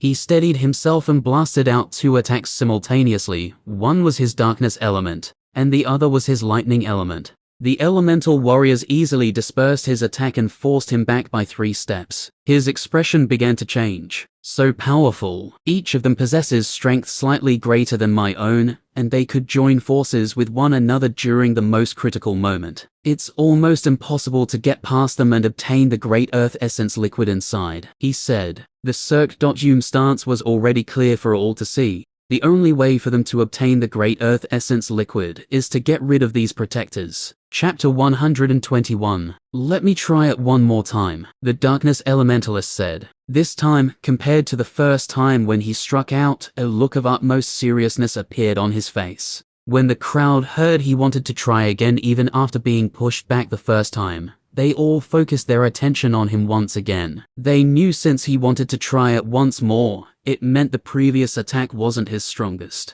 For most of the people here, they felt only the darkness elementalist could possibly fight these protectors and get the great earth essence liquid. The darkness elementalist's body fluctuated. The mighty aura of an origin plane elementalist was unleashed from his body. But surprisingly, instead of releasing the aura of someone in the 3rd stage, the aura he was releasing was on par with those in the peak of the 4th stage, even though he was still clearly in the 3rd stage. Under the impact of the powerful aura, everyone could feel tremendous pressure. The face of the genius from the Blue Wind Empire turned pale from shock. How can he be so strong? He looked at the youth ahead in fear. The presence of the darkness elementalist had made it extremely difficult for the others who were at the 3rd stage like himself to obtain the great earth essence liquid. The difference between their strengths was shocking. From the look of things, he wouldn't have a problem fighting more than 2/3 stage origin plane elementalist. The darkness elementalist took one step after another. He strode towards the pond confidently. Unlike the time he battled with Gray or Alice and the group, his current demeanor was completely different. Currently, the air of an expert was revolving all around him. This was his true strength. If not for the fact that he was suppressed due to Alice's perfect timing when attacking and strong attacks, or Clouse and Reynolds' perfect teamwork, or Gray's unexpectedly strong physical prowess and terrifying blue flames, he wouldn't have been put in such a bad position by them. Who was he? He was a peerless genius. Well, until he encountered the freakish four though. Since then, things came crashing down. But now, it was his time to shine once more. He would show everyone here just how strong he truly was. They seemed to be adjusting their energy as though they could feel the difference in power of the opponent. The Darkness Elementalist launched his move. Compared to the first time, this move looked simple due to his body language, but it was anything but ordinary. This was an attack that should never be underestimated, because the strike contained all three elements he had in his arsenal: Darkness Element, Lightning Element, and Fire Element. When the crowd saw him wielding all three elements simultaneously, their eyes enlarged into perfect circles. They initially thought he was a single elementalist. Even then, they didn't have any hopes of competing with him. But now, he wasn't even a dual elementalist, but a multi-elementalist. How could someone be this terrifying? New multi-elementalist. A stammering voice was heard from the crowd. Even Gray's gaze turned intent when he realized the Darkness Elementalist was actually a rare multi-elementalist. This was the first time he was encountering a multi-elementalist other himself. Although he had spent a lot of time with Chris, he still had no idea Chris was a multi-elementalist. There were only a few people who were aware of this. Even though the crowd was stunned by the fact that the Darkness Elementalist was actually a multi-elementalist, they threw it at the back of their heads for now, and focused fully on the protectors. The attack contained three elements, and they were all very close to each other. The three elements were aimed at one of the protectors. As though feeling the attack's direction, the 9 of them instantly wheeled to form a circle, and aimed their palms at one of the protectors. For an instant, all the energy had converged in the body of the particular protector. A ray of energy wave rushed out of his head. The protector's move was pretty mesmerizing. It struck out what looked like a seal, and a huge fire snake roared to life out of it. Roar! Boom! The snake rushed out of the seal, and clashed with the attack of the Darkness Elementalist, before both attacks exploded out. When the attacks exploded, everyone felt how terrifying both attacks were. Compared to the first attacks both parties used, the power in these ones was like night and day. Those geniuses who were close to the battle felt it hard to breathe, and began to hastily retreat. If one got hit directly by such a residual wave, it would surely be fatal, especially for those first stage origin plane elementalist, and below who had too little power to counter it. Gray and his group didn't retreat from their previous location though. They didn't get too close when the battle was about to start, so the residual wave that got to them was something they could all handle easily. When Alice saw this attack, her heart trembled. So this is his true strength, she muttered. She thought she had seen his true strength previously, but it seemed like the situation didn't allow him to show his full strength at that time. Now that she saw him use this attack, she was left speechless. The way Gray looked at the Darkness Elementalist had taken a turn. Although the attack power isn't as strong as when I'm in the fusion state, for him to unleash this sort of strength naturally is terrifying. He was left in awe by the strength the Darkness Elementalist just showcased. He couldn't deny the fact that the Darkness Elementalist was the strongest genius in his generation that he had ever encountered. Gray was almost certain there was no one in the Lunar Academy who was below 20 years of age that could match up to the power this young man just displayed. If he were to find out that because of searching for this treasure, the Darkness Elementalist didn't boost his strength properly in these 2 months, his evaluation of him would be a notch higher. "He's strong," said Reynolds. "Yeah." Klaus nodded while staring at the clash that was slowly dying down. "But it doesn't change the fact that we'll kill him," he added. "It will make it more worthwhile. It would be a shame if he couldn't fight back." Reynolds chuckled. "Yeah. Now, all we have to do is find a way to corner him alone," Klaus said. His previous plan was to attack the Darkness Elementalist here,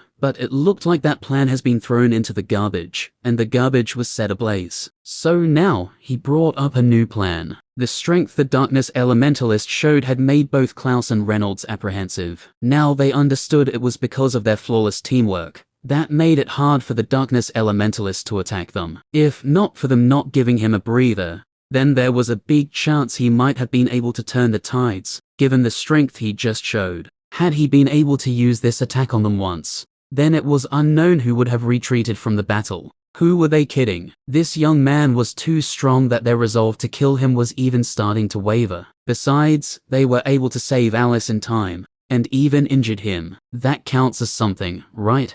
A minute later, the dreadful attack died down completely, and the results of it shocked everyone present. Most of them thought that the Darkness Elementalist's attack would definitely destroy at least one of the protectors. However, the attack of the darkness elementalist didn't cause any harm to the protectors. Instead, the powerful seal that the snake came out from made the darkness elementalist somewhat uncomfortable. The protectors are truly too powerful. The strength of these 9 protectors can perfectly overlap and merge together. Even if I were to tire myself to death from attacking, there's no way I can break their defense and step into the pond. The darkness elementalist, whose face exuded arrogance when he was attacking previously, had turned sour. Not even the darkness elementalist is their match. Could it be that there's no way to break through their defense? Doesn't that mean that we won't be able to get the Great Earth Essence liquid? I believe there are still some benefits in the ancient temple. Will we be leaving this place without obtaining anything? These protectors are just too strong. It's extremely difficult to break their defense.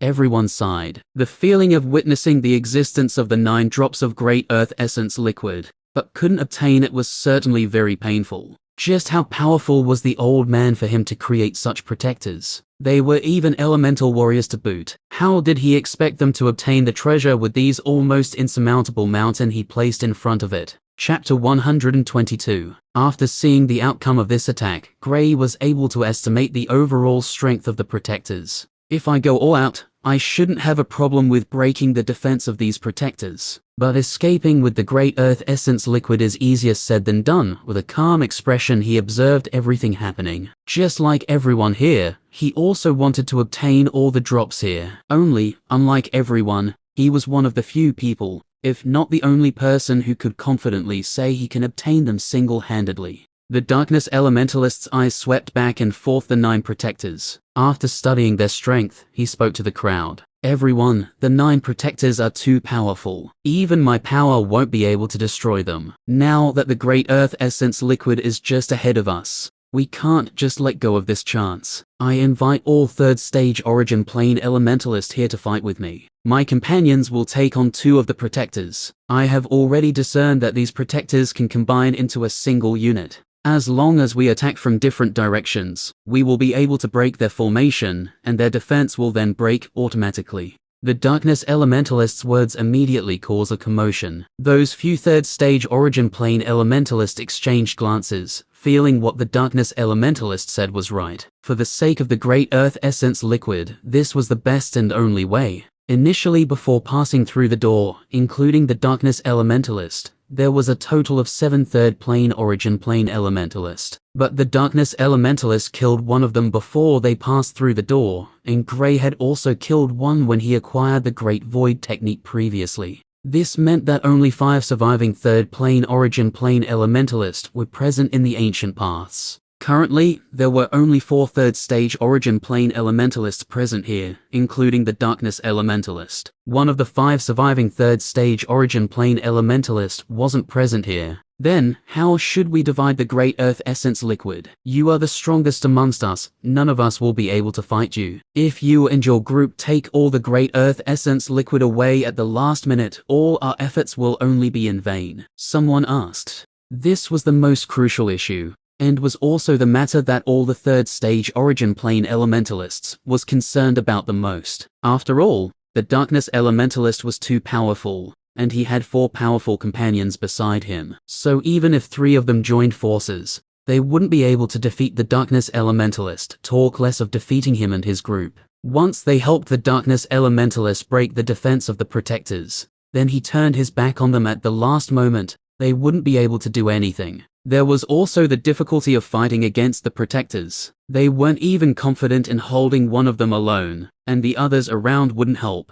since they wouldn't get anything if they joined in the battle. Who would want to fight a fruitless battle? So, if the darkness elementalist were to betray them after the difficult battle, they would be dismayed. You all can be rest assured about this. As long as we break the defense together, each of you will get 1 drop of the Great Earth Essence liquid. My group and I will take whatever that is left. I am an upright person, so as long as everyone takes 1 drop each and don't try to scheme to acquire another one, I wouldn't be bothered with you. The darkness elementalist declared uprightly. HMPH. I'll kill you all after defeating the protectors. He thought internally. Hearing what he said, the others heaved a sigh. Everyone had seen his conduct outside. He only killed the third stage origin plane elementalist and didn't attack anyone else. So they felt as long as they didn't try to take another one, they should be okay. But that didn't mean they trusted him fully though. They still raised their guard against him. Alright, I agree to do this.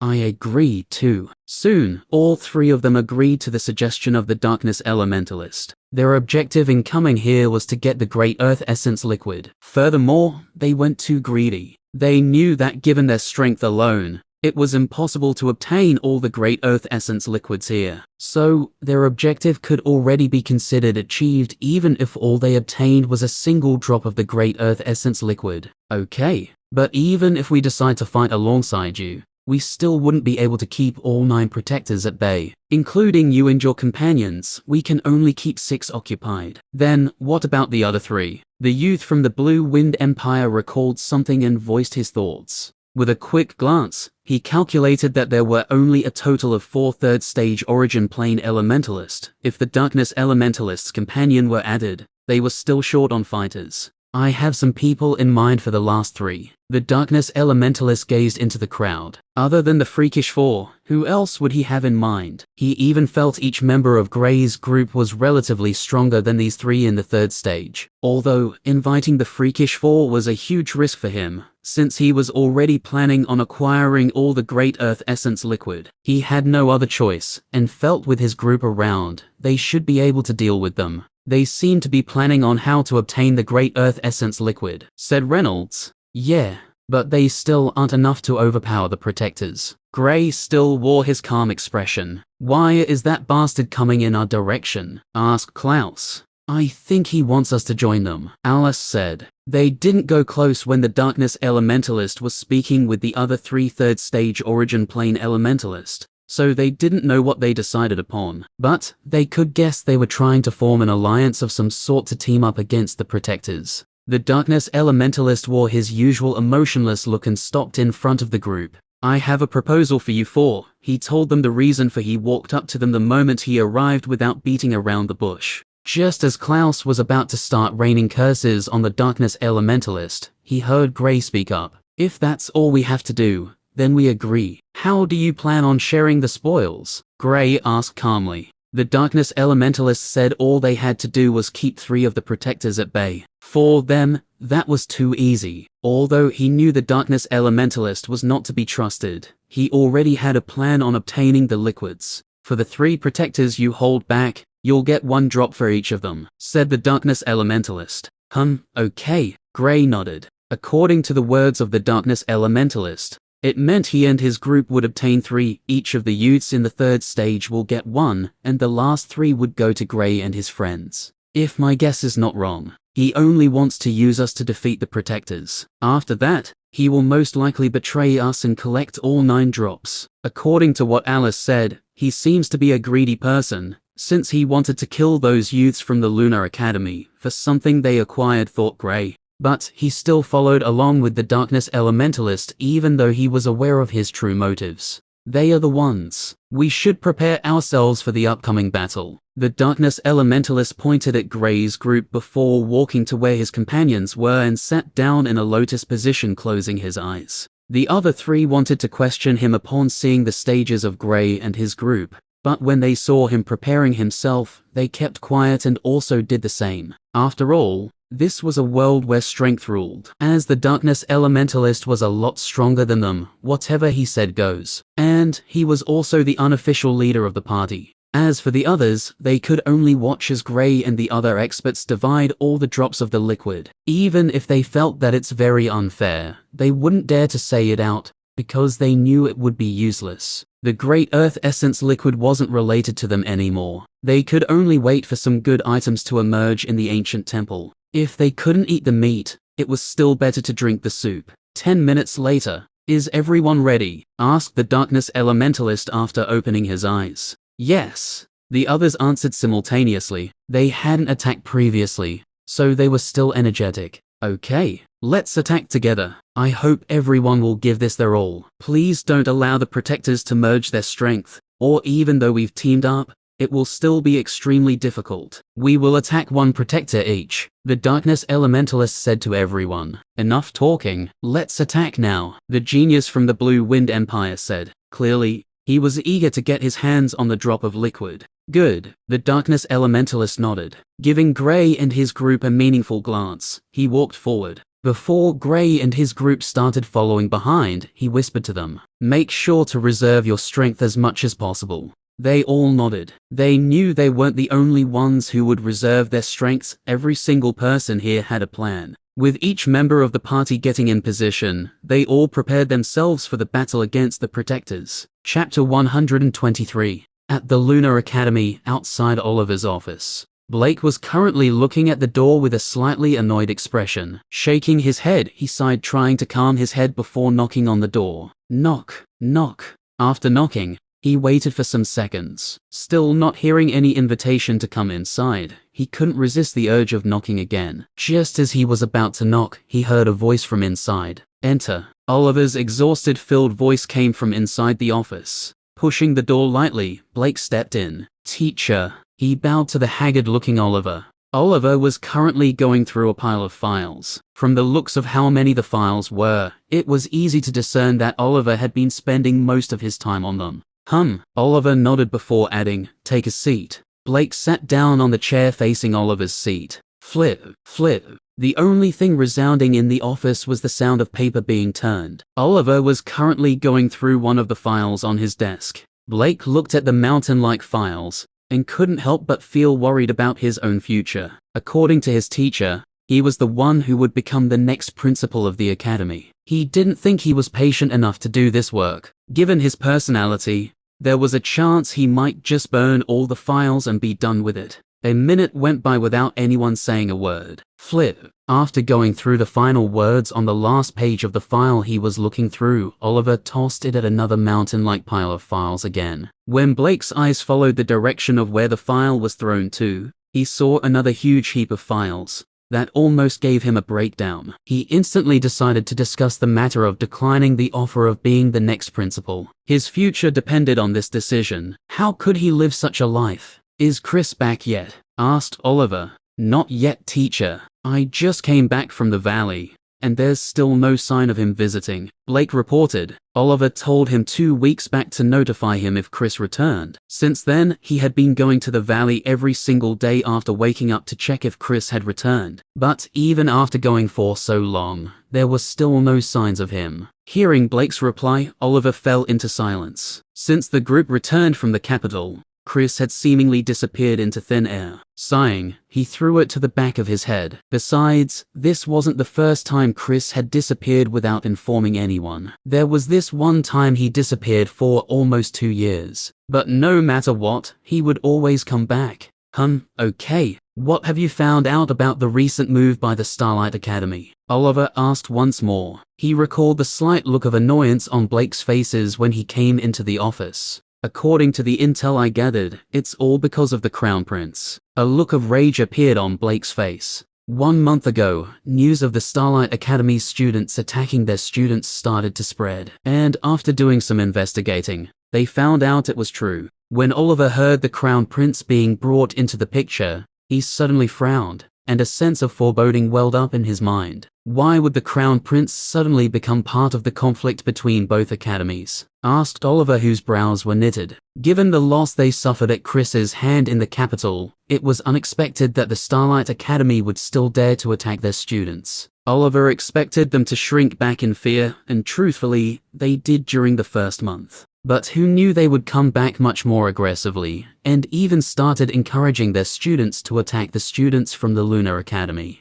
I have no idea, but he is the one riling the principal up. I also found out about something else, Blake said with his tone turning more serious. Oh, what's that? Oliver asked curiously. The Emperor is fully behind the Starlight Academy. Blake straight at Oliver before dropping the bombshell. What? Why would the Emperor actively seek unrest in the Empire? It doesn't make sense, Oliver exclaimed in shock. This was a piece of shocking news for him. This information meant that they were not fighting against the Starlight Academy as they thought, but instead, the Emperor. He was aware of some of the higher-ups in the Empire being close to the Starlight Academy, but never did he expect the Emperor was part of them. Apparently, we're not the first ones going through this. In the other academies, there have been massive changes in their ranks. Most of the higher-ups in the academies have been replaced with those brought in by the Emperor. As it stands, we're the only ones left for him to take total control of. Blake reported the most vital part of the intel he gathered. After finding out the Crown Prince was currently the one who was instigating things, he investigated deeper, and was able to unearth some things hidden from the eyes and ears of everyone in the Empire. Hearing what Blake said, Oliver's face turned red from anger. What could he possibly gain from all this? Oliver couldn't resist asking. Total control, replied Blake. Isn't he afraid we might revolt? Oliver was somewhat enraged and dumbfounded by the Emperor's reasoning. What did he want total control for? No one disobeys his orders. Well, except for Chris. But even then, Chris rarely does things that go against him. Since he had already united the other powers in the Empire, we can't revolt, Blake said. If we submit to him, isn't that the same as being puppets? Oliver rubbed his head. He had already started feeling a headache from what he was hearing. Yes, that's what they want. But if we were to refuse them, he would launch an attack against us. The only reason they haven't attacked should be because of Senior Chris, Blake said. The Emperor is wary of Chris's strength. No one else should know of his disappearance. We don't know if the Emperor planted any moles here, said Oliver. I'm aware of that. Actually, I caught one 3 days ago. The moron was following behind me when I was heading to the valley. Blake recalled the incident that happened 3 days ago. He actually didn't see the person when the person was following behind him, but who knew the person would be foolish enough to try to enter into the valley. Because of the fact that he usually uses weird hand seals before entering the place, the person tried repeating the hand seals he saw him do. When he was coming out of the valley, the person was still trying to open it. He didn't spend up to a minute there, so he was able to catch the person. After questioning, in this case torturing, he found out the teacher was actually sent by the Emperor here. You should be more covert in your actions, Oliver advised. I understand, teacher, replied Blake. Try and see if you can find out any clues about the whereabouts of Chris. But ensure to be careful when you're out, Oliver ordered. Okay, teacher. Blake bowed and prepared to leave. Just as he was about to open the door, he suddenly recalled something. Teacher, Blake called out. Yes. Oliver, who was about to bury himself in his work, raised his head to look at Blake. Can I decline the position of being the next principal? Blake asked nervously. No, Oliver replied resolutely. But, no buts. I've already made my decision. You're my only student, and like a son to me. You will be the next principal. Maybe after that little brat is old enough you can pass the position to him. Oliver interrupted Blake. Klaus? Blake asked in shock. Other than Chris, Klaus was the next most unreliable person he knew. The only thing in Klaus's head was having fun. How could someone like that become the principal? If you have a better candidate, it's up to you. Now, leave. I still have a lot to do. Oliver waved him away. With no other option, Blake could only swallow his words and left. He wanted to beg Oliver to hand the position to someone else, but it looks like he's stuck with it. Looking at Blake's departing back. If we get through this, I'll immediately step down and hand the position over to him, he muttered before engrossing himself once more on his work. From the conversation of both parties, it was easy to see just how close they were. Just like how Chris was Gray's teacher, Oliver was Blake's teacher. At the depth of the trial land, on a mountain top, you've broken through, an old voice said. Of course, old man, don't think it was because of your teachings. I was already close to a breakthrough before you came and dragged me away. Another voice snorted. Had I not taken you, you wouldn't have broken through even in the next 20 years. The old voice proclaimed calmly, not angry by the other party's remark. HMPH, where is this anyway? The other person asked. Focus on your training, the old voice said coldly. The two people talking was Chris and his new teacher. Apparently, he didn't know he was in the trial land. He couldn't be blamed for it though. Compared to when he entered, the essence here was thicker than the part he entered previously. Although he was suspicious about it,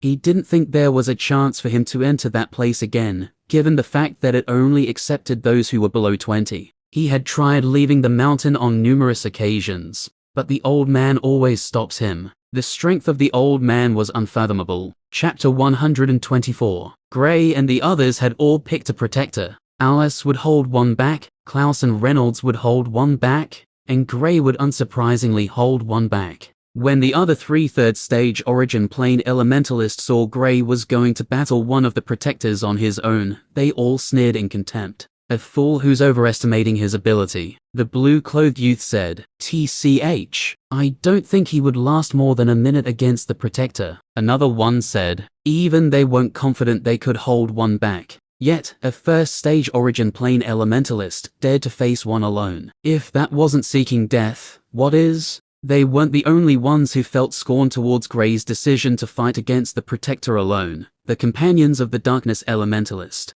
and even the crowd all felt Gray was overestimating his abilities. He will most likely die within 1 minute. At that time, he wouldn't have a chance to regret his foolish decision. This was what everyone thought. They all tagged him dead. Other than Gray's friends, the only ones who didn't feel anything wrong with Gray's move was the darkness elementalist. Since he had traded blows with Gray, he knew how terrifying the power of his blue flame was, and also how powerful his body. And those who were present when Gray and the darkness elementalist fought previously. Now, the darkness elementalist gave the order to attack. Boom, bam, bang. Every single member of the party attacked at the same time. The sounds of attacks clashing against each other rang out in the surrounding. As the battle started, the entire crowd stared at a single individual, Gray. They all wanted to see how he would die due to his stupidity. Some of them even felt a little sense of satisfaction from the thought of Gray dying, especially those in the second stage of the origin plane. They all felt indignant that they were not the ones chosen to be part of the party.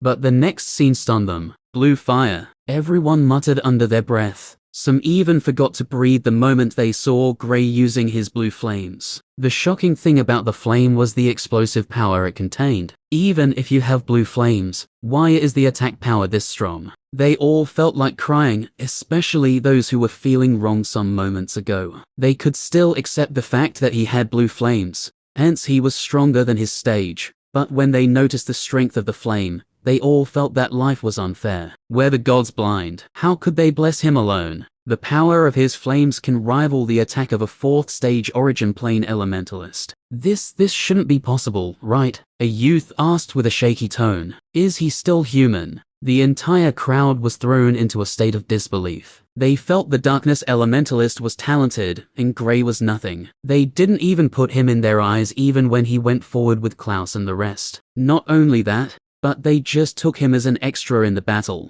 If Gray was an extra, then what were the 3/3 stage origin plane elementalists? Then, Gray's attack power was a notch better than even the normal attack of the darkness elementalist. If the darkness elementalist was talented, then what was Gray? FUCK. Since when did that bastard possess the fire element, and its even blue flame? Clouse stared at Gray like he was a monster. It looks like he will be the one with the biggest gain in this trip. Reynolds added. Gray was originally a dual elementalist to their knowledge. Now, with the addition of the fire element, he had become a rare multi-elementalist. This had greatly improved his strength. Alice was shocked when Gray displayed the flame, but thinking about his behavior when they were about to pass through the door, she felt maybe Gray had inherited the legacy the expert spoke of. Even the 3 other third-stage origin plane elementalists staggered when they saw it, but they were able to quickly regain their composure. But because 2 protectors were free, they merged their strength with the others, and soon, they forced back the fighters. What happened? The darkness elementalist asked coldly. Was sorry. It was a mistake. His companions apologized quickly for their mistake. HMPH, you've made everyone waste their energies. This shouldn't repeat itself. He snorted coldly and once again prepared to attack. Since they had already made the mistake, they shouldn't brood over it for too long. Instead, they should continue attacking once again. You have a lot of explaining to do, young man. Clouse spoke with an elderly tone, while also putting on an elderly expression, making his friends burst into laughter. But seriously, you do. Reynolds added after laughing a little. That would be later in the day. But for now, our focus is those drops. Gray changed the topic to what was more important currently. The others nodded. But how do we share it? Reynolds scratched his head. They were 4, and they would only receive 3 drops. It wasn't enough for them. We'll think about that when the time comes. Gray replied. Soon, they once again started fighting with the protectors. Void, are we close enough yet? Gray asked Void, who was nowhere to be seen while fighting with the Protector. No, try going a little closer, replied Void. Shit. This isn't going to be easy, Gray said before focusing his attention on the Protector once again. When they were still waiting for the seal on the wall to open up, Gray discovered he could transmit his thoughts to Void, just like how Void was doing. This way, he didn't need to speak out, all he had to do was transmit whatever he wanted to say, and Void would hear it clearly in his head. It was quite a mythical thing. Void was currently hiding in his spatial ring. Their current plan was simple: steal all the drops of Great Earth Essence liquid in front of everyone, while they were still fighting. Since Void couldn't teleport far, they had to think of a way to get close to the pond without the others finding out. Who knew Lady Luck was on their side, and the Darkness Elementalist would invite them to join the party. Gray refrained from using his physical strength in this battle. He had already shown one of his trump cards, which happened to be his blue flame. He was not foolish enough to show it all. He didn't even use any other element and just stuck with the fire element. That way, other than his friends, no one would be aware of his other elements. Shit. He's almost done destroying his Protector, Gray complained internally after he took a peek at the battle between the Darkness Elementalist and his Protector. Cracks could already be seen all over the Protector the Darkness Elementalist was fighting against. It was clear that it would be destroyed in a matter of a few seconds. Void, aren't we close yet? Gray asked Void once again after pushing back the Protector. Almost. If I move now, I wouldn't appear close to the pond, so there's a high chance I would be seen by the others. Void replied. Fuck. Gray cursed out in annoyance. Now, he was in a race against time. He had to push the Protector closer to the pond without destroying it before the Darkness Elementalist destroys his opponent. It's not like he couldn't destroy the Protector, but he didn't want to display his full strength for all to see.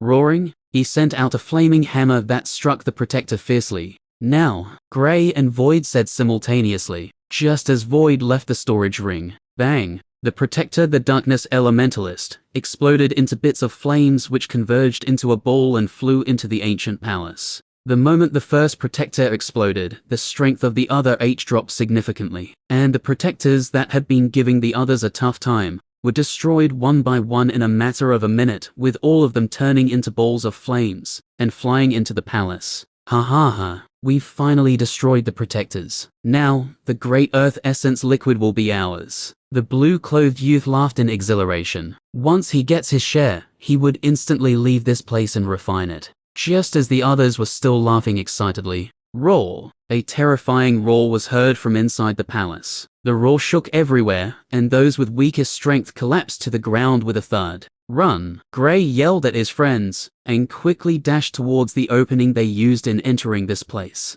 Trusting Gray, and being scared almost senseless, the group followed behind him without delay. They couldn't be bothered with their share of the treasure, their life mattered most. Some people in the crowd instinctively chose to also retreat from the place. Damn, grab the treasure. Because the place descended into chaos and the fact that Gray and his group had run away, some people who couldn't contain their greed dashed towards the pond. They wanted to take at least a drop of the Great Earth Essence liquid before escaping. The Darkness Elementalist was the first to get there though. His expression took a turn when he discovered that the drops of Great Earth Essence liquid were missing. What? He roared angrily, but he was replied by a terrifying roar from inside the palace. His heart tightened, and he quickly made a run for it. He wouldn't stay here and die because of something that wasn't here. He was sure the treasure had been stolen by someone because he clearly felt the treasure previously. His current plan was to be the first one to leave this place and search everyone.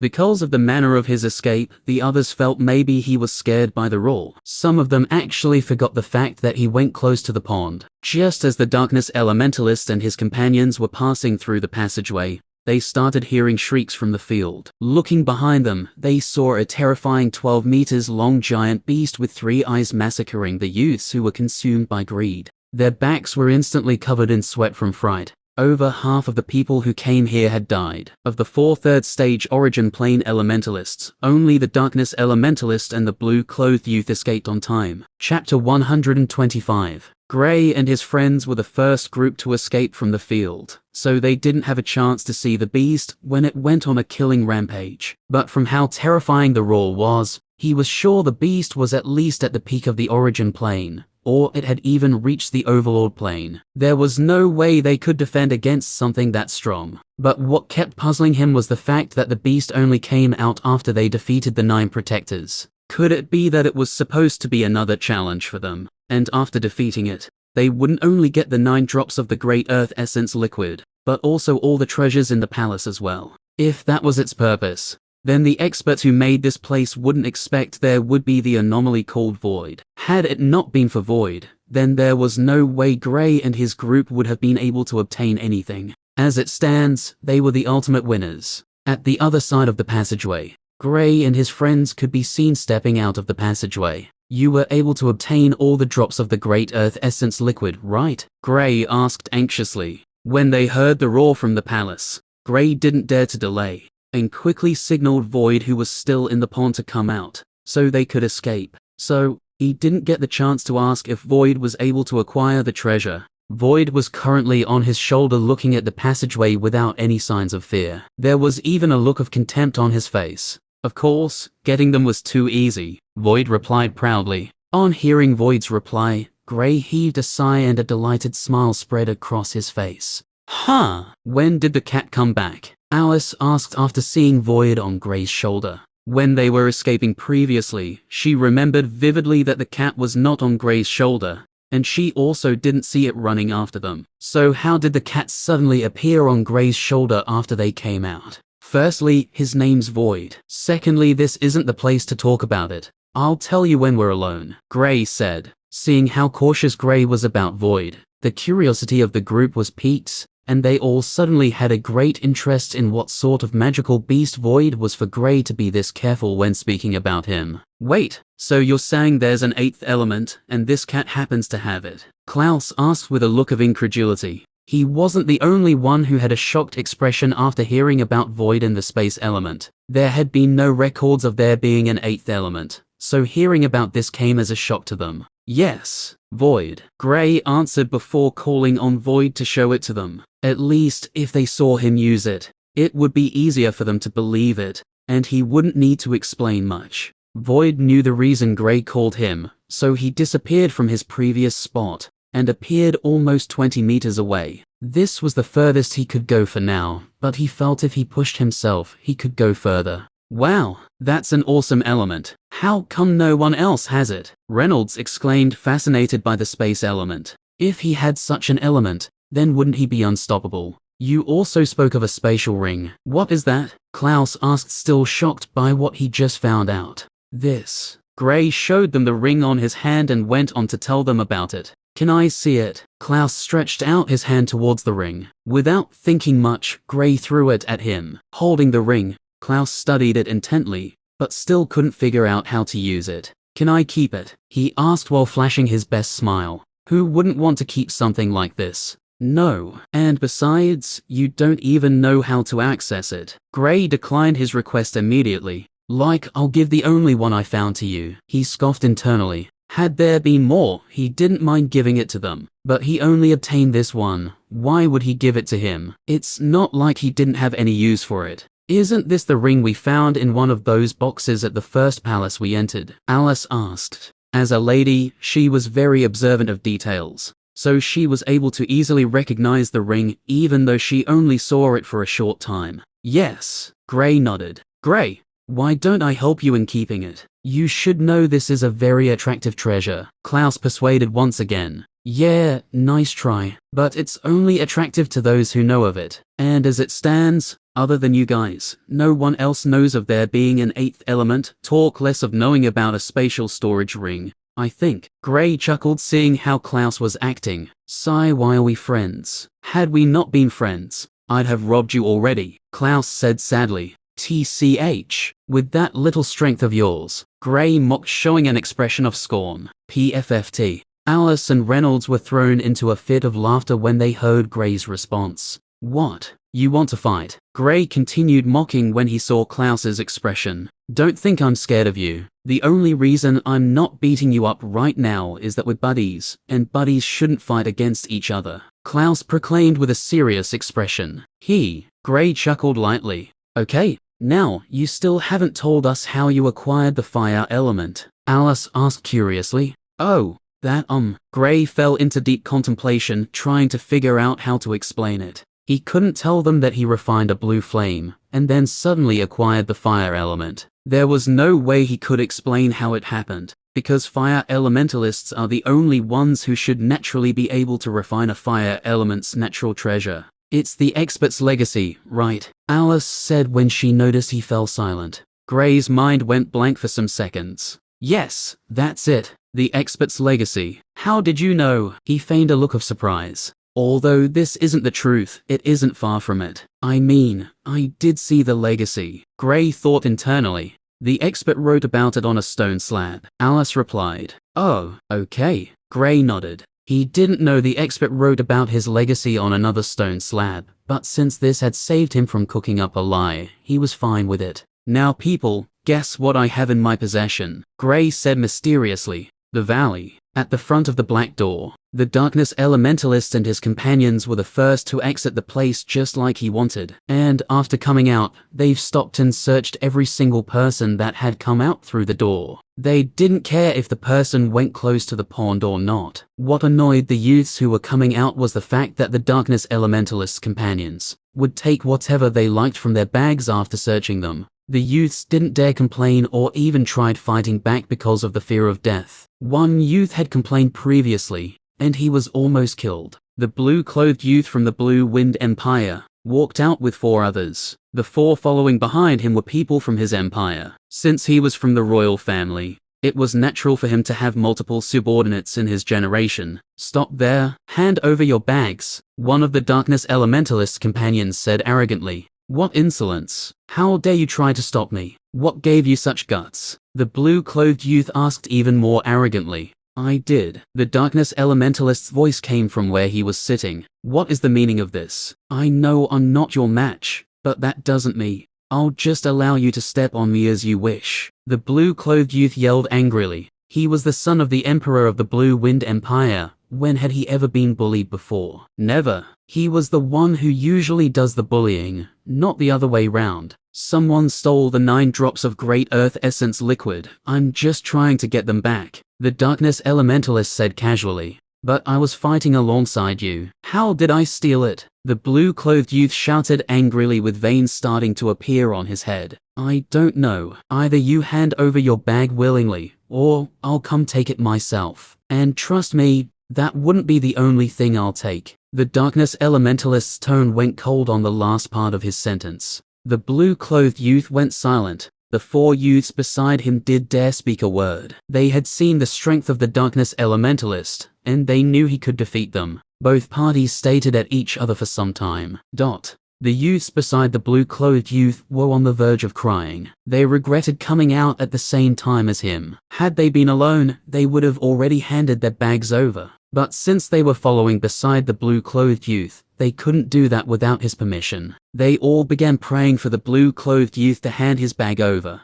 The suspense they were currently in was on the brink of killing them. Their blood was flowing faster than usual, and they had unknowingly started sweating profusely. HMPH. Snorting coldly, the blue-clothed youth threw his bag at the Darkness Elementalist. The 4 youths sighed in relief before quickly handing their bags over as well. A minute later, HMPH. I'll wait and see who stole the 9 drops of Great Earth Essence liquid. Besides, one of them belongs to me. The blue-clothed youth snorted after retrieving his bag before going to the side to wait. He was previously planning to leave, but on finding out the 9 drops of Great Earth Essence liquid was stolen by someone, and given the method of the Darkness Elementalist, they would find it, he decided to wait so he could collect his share. The exit is just up ahead. Reynolds pointed at the portal that appeared outside the ancient paths. Finally, we'll be leaving this place. Clouse sighed. Chapter 126. Outside the ancient path. The Darkness Elementalist and his companions persisted in their search. They had been outside for almost 1 hour now, and had searched just over 40 people. There were at least around 10 to 20 people left in the ancient paths. This trip was cruel, given how high the fatality rate was. Almost 100 youths were dead, if not even more. The youths who had been searched didn't dare to stay around the valley. and immediately left after being searched. They had already lost some items to the darkness elementalist's companions, and they didn't want to lose more. The blue-clothed youth and his group were the only ones who had stayed behind. Since the darkness elementalist was searching for the great earth essence liquid, there was no way he would allow himself to lose out on such an opportunity. The allure of the great earth essence liquid was just too great for him to reject. Even if in the end they couldn't find it, it was better than not trying. Who knows, maybe they could get lucky and find the bastard who stole their treasure. Stop there. Hand over your bags. One of the youths in the darkness elementalist's group immediately rushed forward from where he sat and stopped the group who just came out from the door. The group consisted of 3 young men and a young lady. Of the 3 young men, 2 of them could be said to be in a league of their own in terms of facial looks,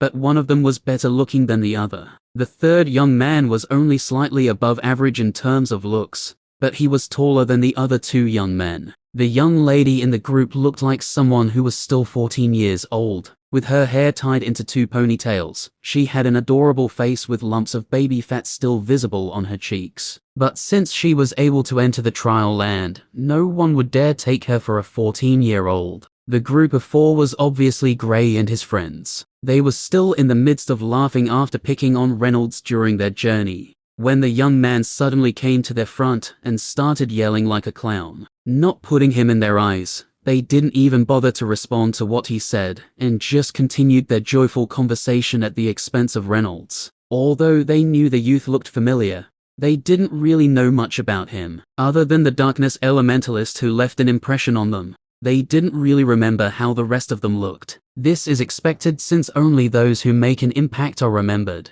Being ignored, the youth immediately felt outraged. But because he knew how strong Gray and his friends were, he didn't dare to attack them. Instead, he looked in the direction of the darkness elementalist. Stop. The darkness elementalist said calmly and walked towards Gray and his friends. What do you want? Asked Gray. Hand over your bags. Someone stole the great earth essence liquid, and since you and your friends were part of the group that fought against the protectors, and also the first group to escape, I'll have to check your bags. The darkness elementalist explained. Sorry, but that won't be possible. Why would we hand our bags over so you could search it, just because you think someone stole it? Gray said emotionlessly. The darkness elementalist looked at Gray and his friends, clearly a little wary of their strength. He knew all too well how strong they were, especially when fighting together. He had also fought against Gray personally. Although there were only 2 exchanges between them, he lost in both exchanges. HMPH. Hand over the bags, if you know what's good for you. The blue-clothed youth suddenly jumped into the conversation. And who are you again? Clouse asked, looking at the blue-clothed youth strangely. He remembered who the blue-clothed youth was, but he only asked this question to irritate him. And looking at the expression the blue-clothed youth was putting on, he knew he had achieved his aim. You. What? You want to fight? The blue-clothed youth was about to shout in anger when Clouse interrupted him. Clouse's lips curved upwards to form a smirk, and disdain was evident in the way he was looking at the blue-clothed youth. You. Move to the side, we don't have time to listen to an insect. Clouse interrupted the youth again, while waving him away like he was a fly. Everyone stared at the blue-clothed youth whose face was turning red from anger. Reynolds could almost swear he was seeing steam rising out of the blue-clothed youth's head. Or maybe it was just his imagination though, to be honest. He didn't really know. But he knew he was currently seeing something like that. Being riled up so much by Clouse, the blue-clothed youth couldn't take it anymore and immediately attacked.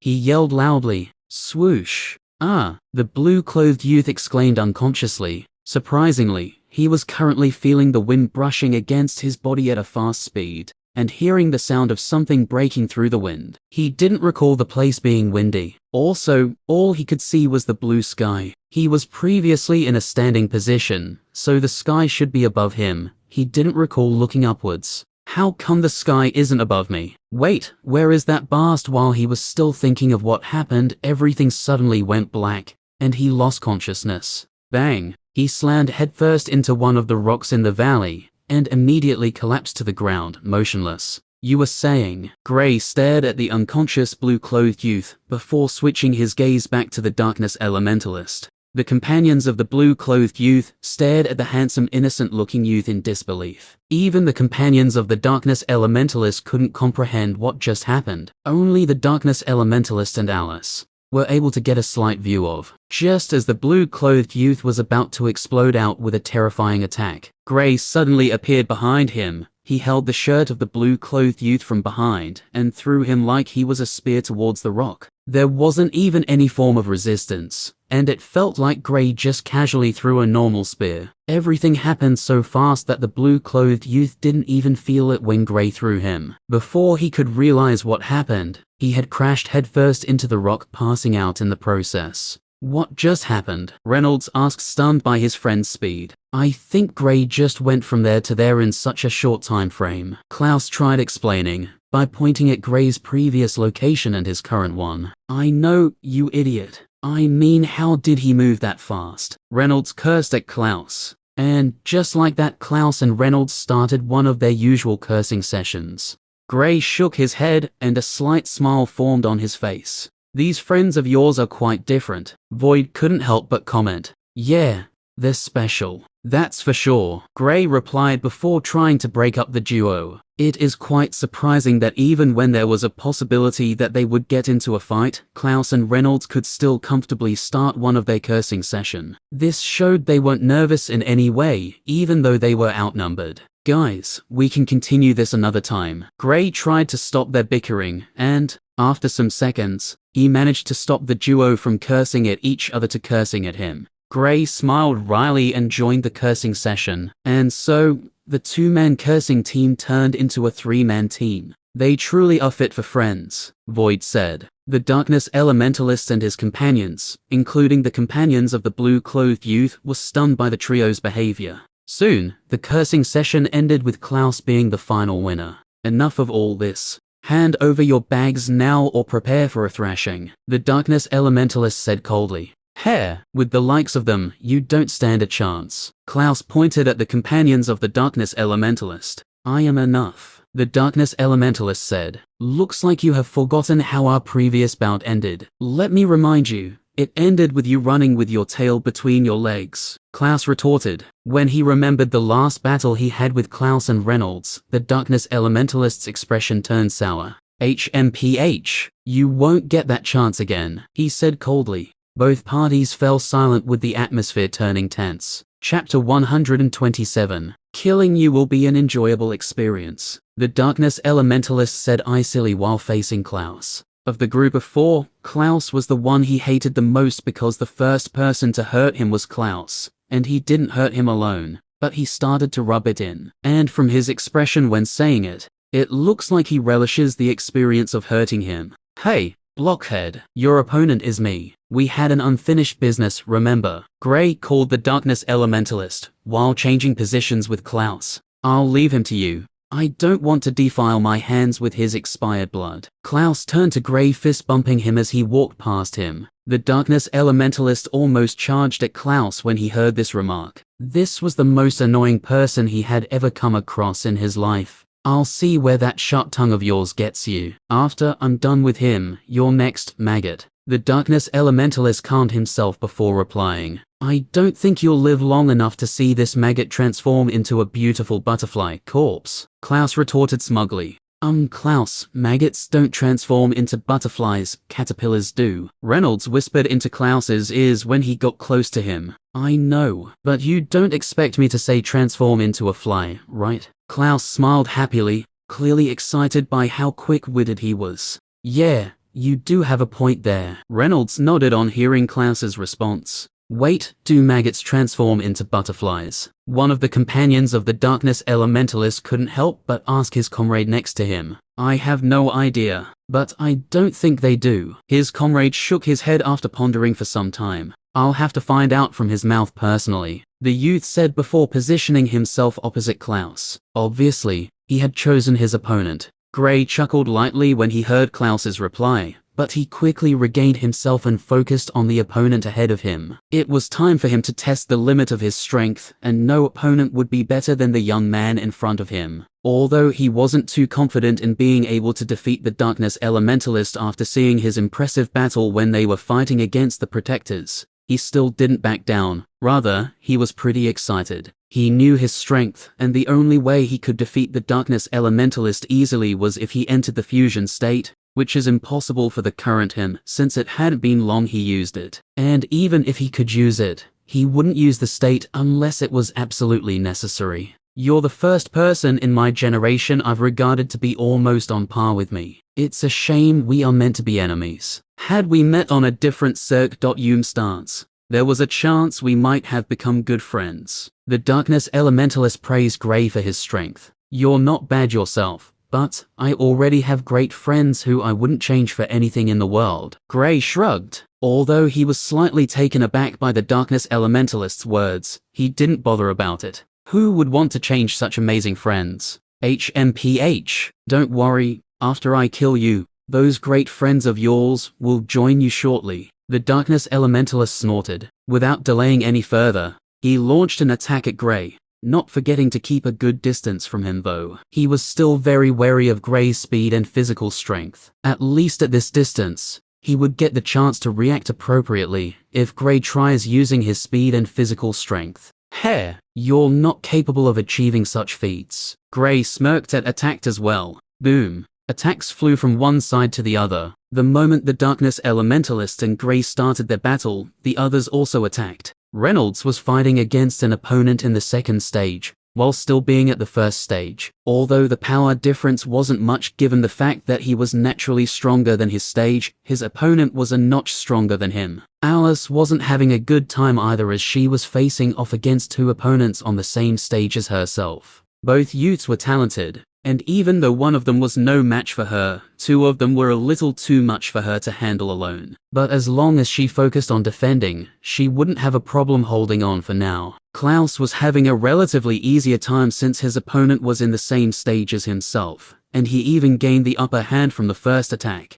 Bam! Boom! The impacts from the attacks made the blue-clothed youth's companions retreat in fear, with the unconscious youth in tow. They weren't strong enough to get close to a battle of this caliber. But they didn't retreat far from the battle, and quickly started trying what they could to awaken the blue-clothed youth. Gray crashed into one of the rocks behind him, and it exploded from the strength of the impact. You might be strong, but in front of me, you're nothing. The darkness elementalist declared with both arms open after sending Gray flying. Gray stood up from the rubble and stared at his opponent. The darkness elementalist was indeed the strongest opponent he had faced. He looked at the darkness elementalist calmly without any sign of fear in his eyes. Rather, there was an unrestrained fighting intent. When the darkness elementalist saw the fighting intent, he chuckled in disdain. You're not fit to be my opponent. Had you waited for another year or two, then maybe, just maybe, you could stand on an equal footing with me. But for now, you're not strong enough. The darkness elementalist slowly walked forward and started his attacks once again. It's still too early for you to say that. The battle had just begun. Gray smiled and also launched an attack, two to be precise, with the second one following behind the first one sneakily.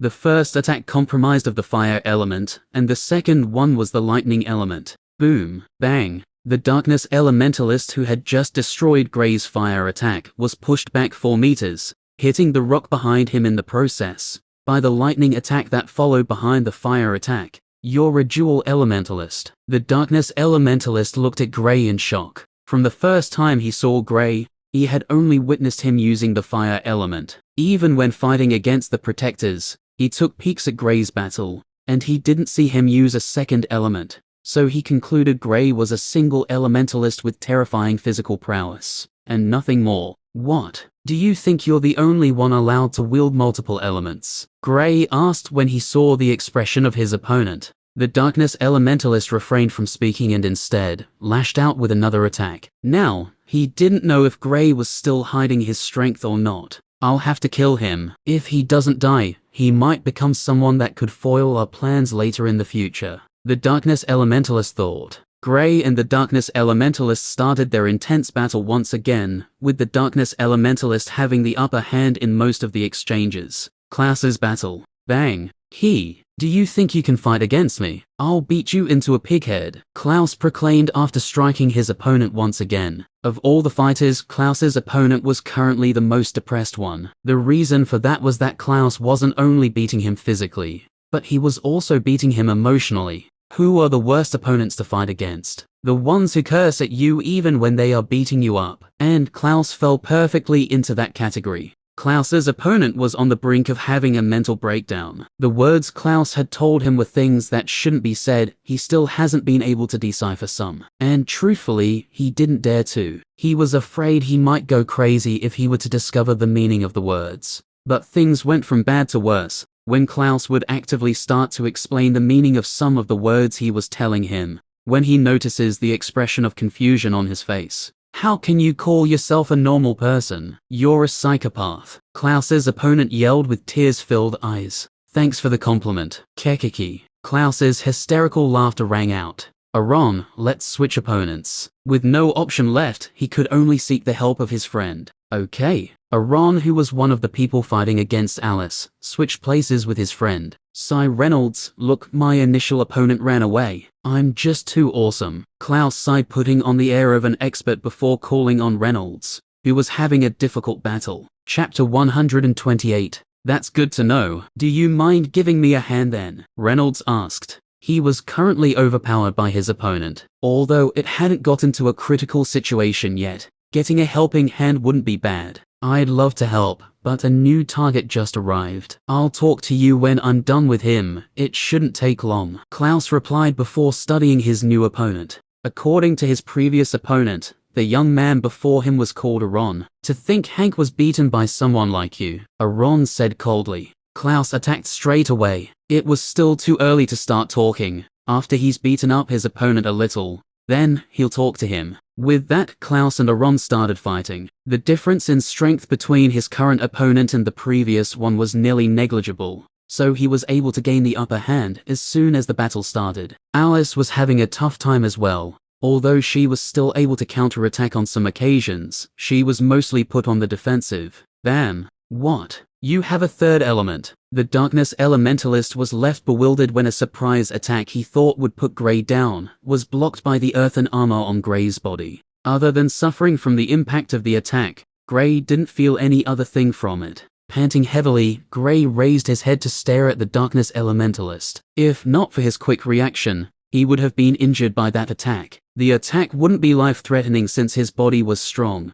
but being injured against an opponent such as this was not something he could afford to allow. You just keep on surprising me. I'll see what you have in store next. The darkness elementalist launched an attack on Grey once more. I have to kill him no matter what. The darkness elementalist's resolve to kill Grey had increased to a high level. The stronger Grey was, the more he wanted to kill him. The threat he was feeling from Grey was very high, and if he didn't stop him from growing now, he'll regret it later in the future. It'll be something great, I assure you. Grey took in a huge breath of air, and once again started defending from the attacks of his opponent. What happened? The blue-clothed youth groaned in pain, grabbing his head. The moment he regained consciousness, he was hit by a severe headache. It felt like a battle was going on, and his head was the battlefield.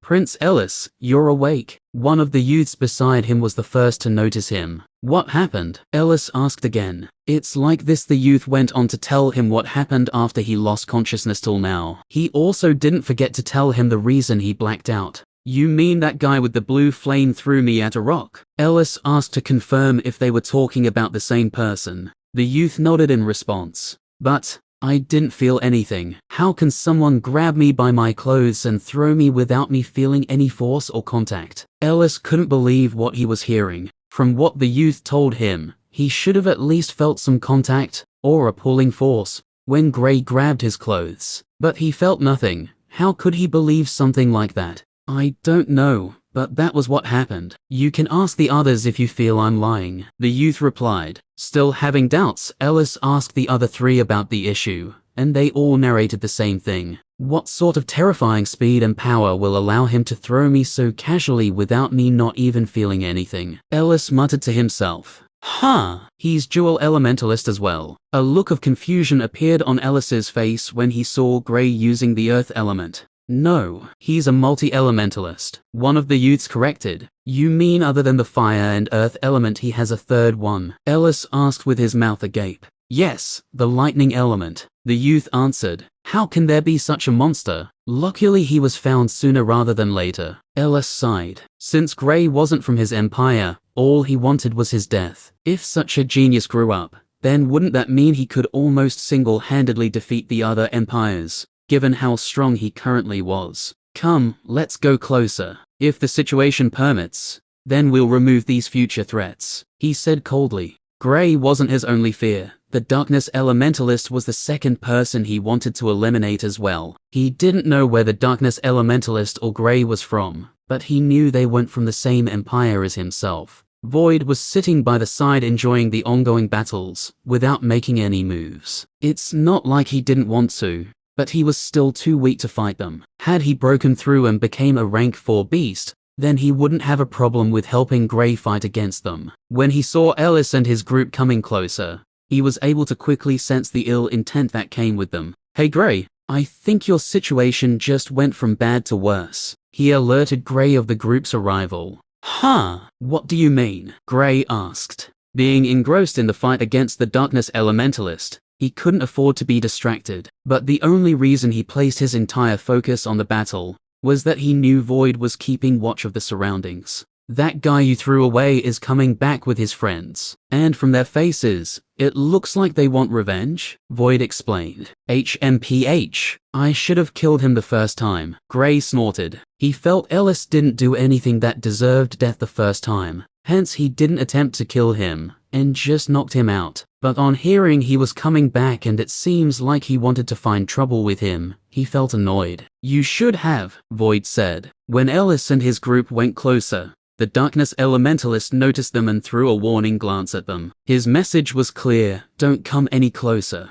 We're here to help, Ellis said. I don't need it. The darkness elementalist replied coldly. You can't defeat them at this rate. Look around, other than you, the others aren't in a good condition, Ellis persuaded. He was right about this though. Other than the darkness elementalist, the other 4 were not in good conditions, except for the one who was fighting against Clouse. His condition wasn't as bad as the rest. The reason for this was because, after the others saw how strong Clouse was, they started switching positions. At first 2 of them wanted to gang up against him, but then they realized something. Alice was even more terrifying than Clouse was. Before the other opponent could go back, she had already beaten her opponent with the chance she got. But because the second person returned quickly, she couldn't deal the finishing strike. Looking around, the darkness elementalist was shocked by the sorry state his companions were in. If not for the fact that one of them was still looking okay, he would have thought they were someone else. The faces of 3 of them were swollen, and the mocking laughter of Clouse almost made them go crazy.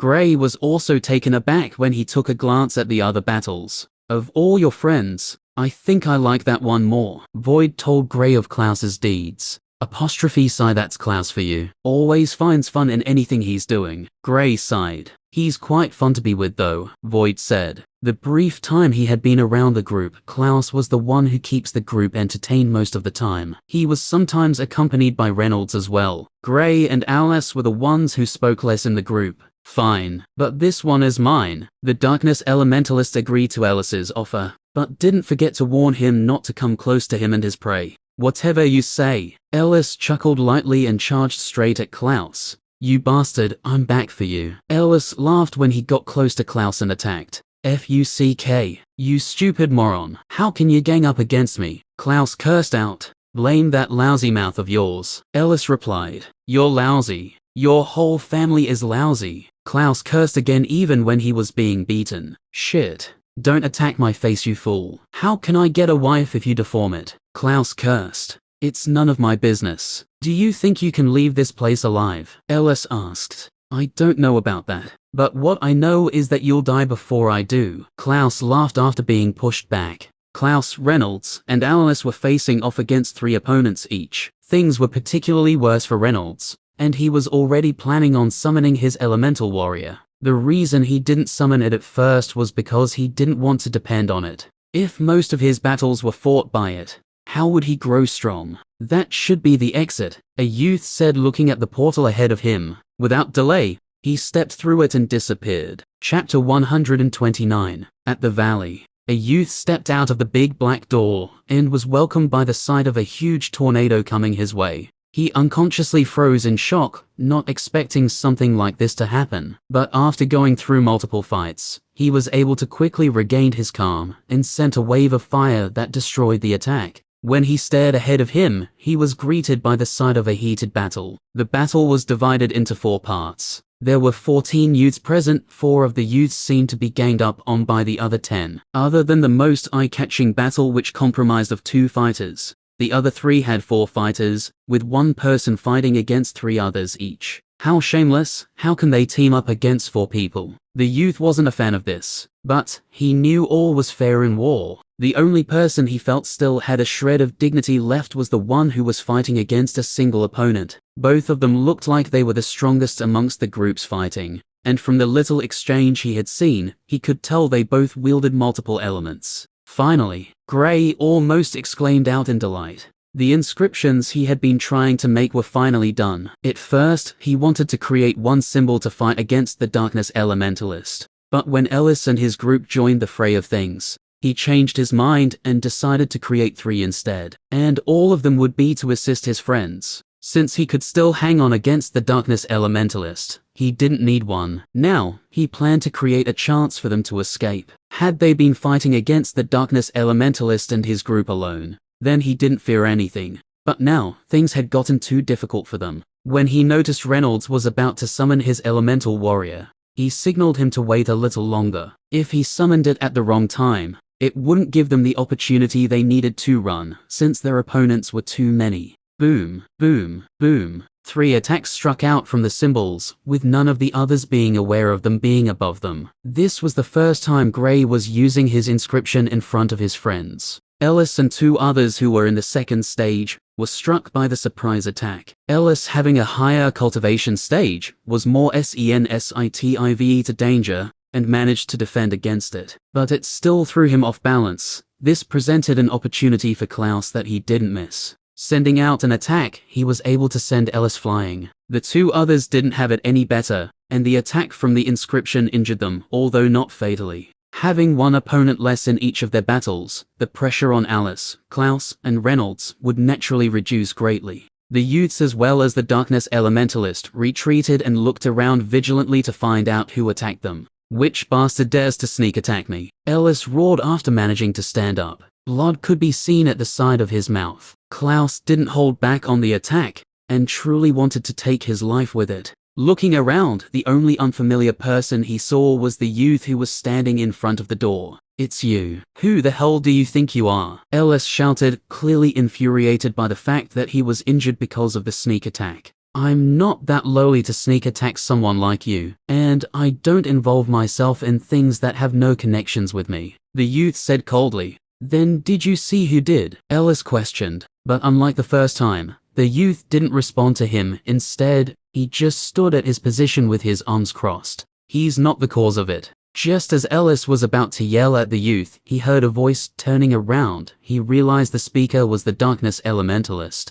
"If he's not the one, then who is?" Ellis asked. Since the youth was the only one present, it was natural that he would be the only suspect. "Look above you." The darkness elementalist pointed upwards. "Ah, what are those?" Ellis asked in surprise. "If I'm not wrong, those should be inscriptions. There's an inscriber amongst these 4. The darkness elementalist pointed at Gray and his friends who had grouped together since the battles were placed on hold. When Ellis heard what the darkness elementalist said, he sucked in a cold breath. He had some knowledge about inscribers, and knew they were a terrifying bunch. To think there's an inscriber amongst them. They'll all have to die. I can't allow them to leave this place alive, Ellis thought. Now, he wanted Gray and his group dead. But before that, he'll allow them to weaken the strength of the darkness elementalist and his group, so killing them would be easier. "So those are inscriptions. To think you'd learn it," Alice said, looking at the flickering symbols in the sky. "It hasn't been long I learned it," Gray replied casually.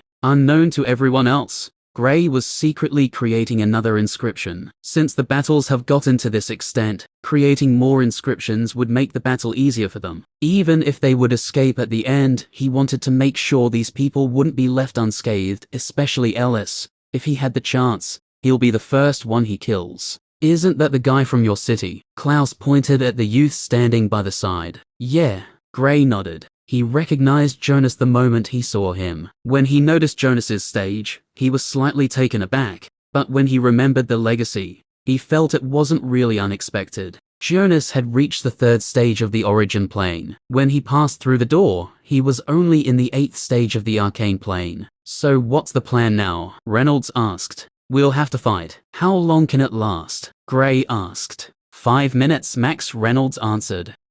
We should be able to escape within that time, Gray answered after pondering for a while. Don't give them any more time, kill them now. But remember to be wary of those symbols. The darkness elementalist ordered and charged at Gray. He was dead set on killing Gray, and since he had the chance now, he wanted to make sure he does. Although he didn't know who was the inscriber, he didn't care. As long as they all died, then he was satisfied. Ellis and the others charged at their previous opponents. But just as Ellis was heading towards Clouse, an unexpected figure appeared before him. I'll be your opponent this time, Jonas said casually. What is the meaning of this? I thought you said you don't involve yourself in things that are not connected to you, Ellis asked in rage. I don't. But you see, I'm indebted to him, and I hate being indebted to others. So, this is me repaying a favor. Jonas shrugged and attacked Ellis. The battle got more heated with the addition of Jonas. Although Jonas wasn't as strong as Gray or the Darkness Elementalist, he was a notch stronger than Alice and Ellis, which made him the 3rd strongest person in the battle. He was ganged up by 3 people, and Alice, Clouse, and Reynolds were fighting against 2 people each. But given the damage some fighters have taken, they weren't at their best, so the battle wasn't as pressurizing as it used to for the 3. Being wary of the symbols, they had to ensure 2 didn't put their full focus on the fight, or else the consequences would be detrimental. Due to the sudden involvement of Jonas, Gray stopped Reynolds from summoning the elemental warrior for now though. Gray managed to create a 4th symbol after 1 minute went by, and used it to immediately attack his opponent. Having so many inscriptions up was quite tiresome, so he planned on escaping soon. It's you, the Darkness Elementalist exclaimed when he was attacked by an inscription all of a sudden. If he still didn't realize that Gray was the inscriber, then he was a fool. Now, he felt more driven to kill him. Gray wasn't just a multi-elementalist, he also had a terrifying physique, and now, he found out Gray was also an inscriber. How could one person be equipped with all this? Having one of the 3 things he had would already make one a genius, yet one person has all 3. It was shocking, to say the least. Ray, now, Gray said. Having 4 symbols up was very taxing to his spiritual energy, and if he didn't dismiss them, it would tire him out soon. When Reynolds heard Gray's call, he quickly summoned his elemental warrior. The moment the warrior appeared, it sent out attacks towards Reynolds' opponents, and sent one of them flying. Bam! Managing to escape, Reynolds' second opponent wisely created a distance between them, and struck out an attack. When the others saw the appearance of the elemental warrior, one of them left Clouse, and came to the aid of his companion. With 2 fighting against the elemental warrior, they managed to contain it, although just barely. Clouse being left with a single opponent didn't delay and went to work on him. 1 minute later, Clouse had managed to send his opponent flying, and sent out an attack to help Alice, while also preparing a gift for Alice. Gray, we're ready, Clouse said after they managed to escape from their opponents. Goodbye. Gray waved and made an attack that consisted of 3 elements, and also with the symbols. Attacking 3 people simultaneously, he dashed away from the Darkness Elementalist. Jonas, Alice, Clouse, and Reynolds also ran into the forest beside him. Although Jonas wasn't aware of their plan, he was able to pick up some things, since he knew they couldn't defeat their opponents, and the others were also exhausted from the long battle. But before Clouse left, he didn't forget to throw the gift he was preparing for Alice. The ice needle was too fast for Alice to dodge, and it entered his chest. Consider us even, Jonas said before walking away after the group stopped running. Gray stared at the fading shadow of Jonas. He didn't expect because he left him back at the secret room to acquire the legacy, Jonas would feel indebted to him. He shrugged and focused on recovering. The mental stress he had from using 4 symbols made him tired. He needed to rest. Chapter 130. As Gray and his friends were escaping into the forest, the Darkness Elementalist chased after them trying to stop them. The attack Gray sent his way slowed him down at first, so Gray and his group had gotten to a considerably far distance. Before he started his chase, but he didn't want to allow them to escape just like that. But just as he stepped into the forest, his heart skipped and a feeling of danger welled up on him. Without daring to wait and see what was the cause, he quickly retreated as fast as he could. Boom! A loud explosion rang from where he was meant to step next. Although the darkness elementalist retreated quickly, he was still caught by the force of the explosion, which threw him over 20 meters into the air. Bang! Crack! Ugh! The darkness elementalist screamed in pain when he landed hard on the floor. His body ached from the hard fall, and he was sure the bone on his left arm was cracked. Although it didn't break, it was still painful. Looking at the edge of the forest, he shivered in fear, and a chill ran down his spine when he saw the result of the explosion. Had he not retreated quickly, then he knew he wouldn't have survived that explosion. His companions quickly rushed over to give him the tonic they had with them. Those bastards, they better pray they don't cross my path again, the darkness elementalist murmured coldly. But there's something strange about that black cat, he thought out loud. Just before the explosion, he recalled seeing a small black shadow. Only now did he remember where he had seen it before, on Gray's shoulder. From what happened, he guessed this was all planned by Gray. Now, Gray was the one he hated the most, because, had he not been alert, he would have died some moments ago. While the darkness elementalist was still thinking about the explosion, Ellis was currently in a bad condition. Clouse used a technique the darkness elementalist was all too familiar with on Ellis, Sub-Zero. Since Ellis wasn't a fire elementalist, the attack was much more effective on him than it was on the darkness elementalist. Ellis was even more unfortunate and was struck by hypothermia. Before long, he started shivering from the intense cold. Soon, he started mumbling things none of his companions could hear. Within 2 minutes, his breathing became shallow, and he started becoming drowsy. At first, he tried to use his element to help relieve some of the cold, but he couldn't. Now, he couldn't think properly and was also in a state of confusion. We need to keep him warm. Fire, we need a fire elementalist, one of Ellis's companions yelled. Looking around, he realized none of them was a fire elementalist. The only people that he recalled using the fire element here were Gray and the darkness elementalist. Gray had escaped, and even if he were here, there's no way he would help. He might even kill him quicker.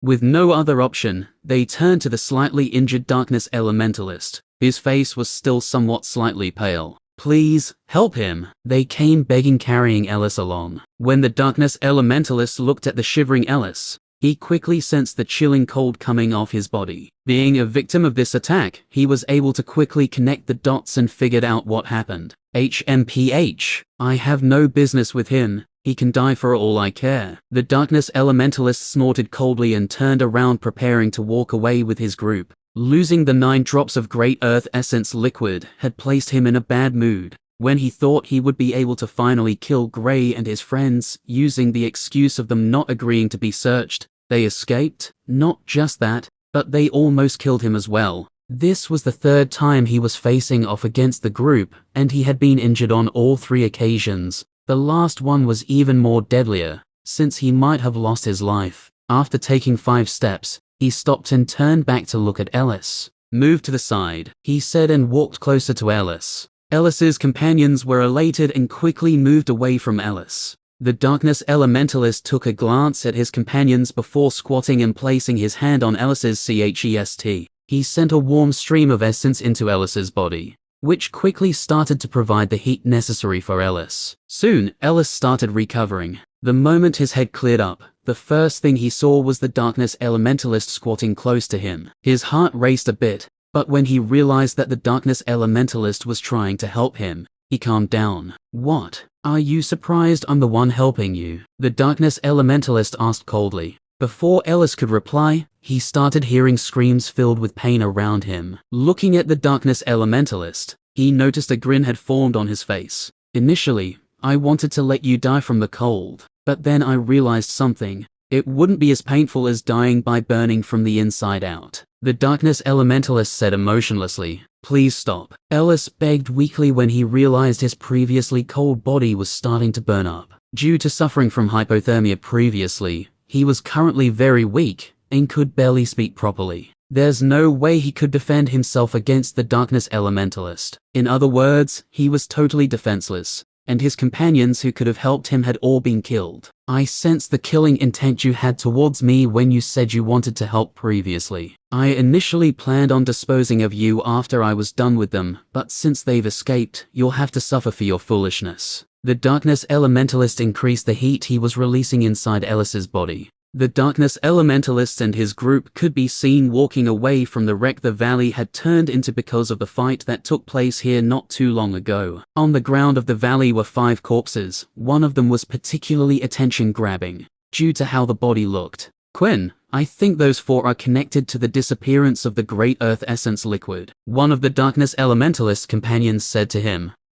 We'd say so. Quinn raised a brow. I remember seeing that cat you spoke of inside the pond. The youth explained. He recalled when they were still fighting against the protectors. He saw a small shadow that fits the description of the small cat that Gray had with him. But due to the intensity of the fight and how things later turned out, he forgot about it. It was only after Quinn spoke of seeing a small shadow did he remember seeing something like that. You mean they have the 9 drops of Great Earth Essence liquid? Quinn didn't want to believe what he was hearing. Since that cat entered the pond, then there's a chance it took it. And since it's the pet of that multi-elementalist, he should be the one who has it. The youth pondered before answering. Then why didn't you say so earlier? Quinn yelled angrily. Had he known Gray and his friends had the 9 drops of the Great Earth Essence liquid all along, then he wouldn't have tried killing Gray alone, and would have accepted help. I only remembered about it just now. The youth tried explaining. You good for nothing. This is the reason we came here. Now, someone else has gained the reward of our labor.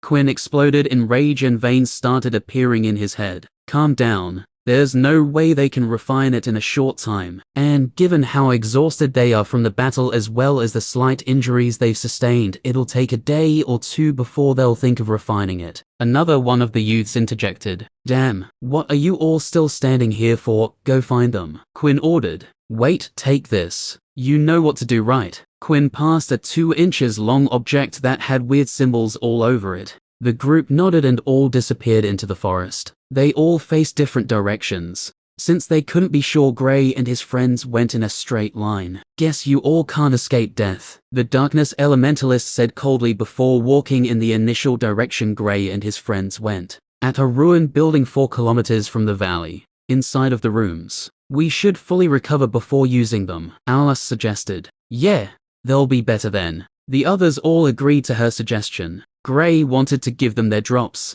but since they should wait till they recovered, it was safer with him. After the others left, Void, who wasn't present, appeared on his shoulder. How was it? Gray asked. He's very alert and managed to escape. Although he was injured, it's something he can quickly recover from. Void replied. Oh, what did you use in the attack? Gray couldn't help but ask curiously. When they were running, he overheard the explosion. It's none of your business, Void replied before going to the corner sadly. When Gray was about to escape, he asked him if he could stop Quinn momentarily, which he agreed to, but he never expected he would have to ignite 3 of the lotus petals to generate enough power. When he ignited the 3rd one, his heart was bleeding due to the loss. From the looks of it, it seemed like the attack he did took a lot from him, thought Gray. He shrugged and started his recovery. Chapter 131. Boom. A tree exploded into bits after being struck by a powerful fireball.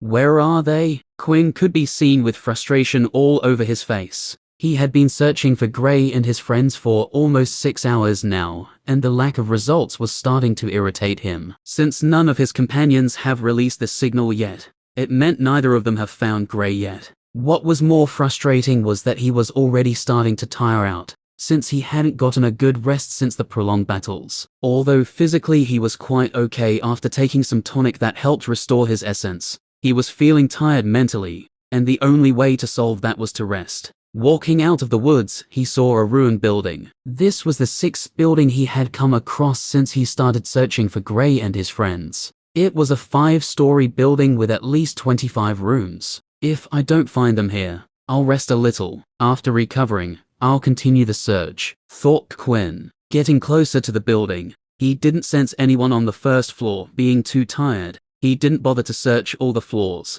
After not finding anyone on the 2nd floor of the building, He randomly picked a room on the second floor before going in. After entering the room, he set up some defensive measures and immediately sat in a lotus position. If he didn't rest for even a little, then even if he finds Gray, he might not be able to even fight against him. After getting into a meditative state, he carefully hid his presence just in case. Unknown to Quinn, Gray and his friends were in this building. Only, they were all situated on the 4th floor and were all fully engrossed in recovering. 2 hours later, Gray was the first amongst the group to awaken from his state of cultivation. He walked out of the room he occupied, leaving the still cultivating Void alone. He initially wanted to wake Void up, but when he remembered how he disrupted Void's cultivation the last time when he refined his body, he dismissed the idea. I remember sensing someone, but looks like the person didn't stay for long, thought Gray. When he was cultivating previously, he sensed the presence of someone walking inside the building, but after some time, the presence disappeared. He initially wanted to go check it out, but after not sensing the person again, he stopped himself and focused on cultivating. He assumed it was probably one of the geniuses who came into the trial land. Although this looked careless, he was very safe. Being an inscriber means he's naturally good with arrays. He had placed multiple arrays in not just his room, but also the rooms of his friends. If anyone were to carelessly charge in, then they're in for a rough time. Although the attacks from the arrays aren't strong enough to kill them, they shouldn't have any problems hurting them. With nothing to do, he decided to look through the other floors. In no time, he had already looked through the other 2 empty rooms on the 4th floor and was on his way to the 5th floor. Some steps on the stairs were missing for some unknown reasons. There were holes in the walls, and when Gray got to the last floor, he was greeted by the moonlight shining through the roofless building. The end of the passageway was destroyed, so there was a huge hole in the wall. Gray walked closer to the hole and looked through the hole, observing the compound, and also the forest that was not far from the building.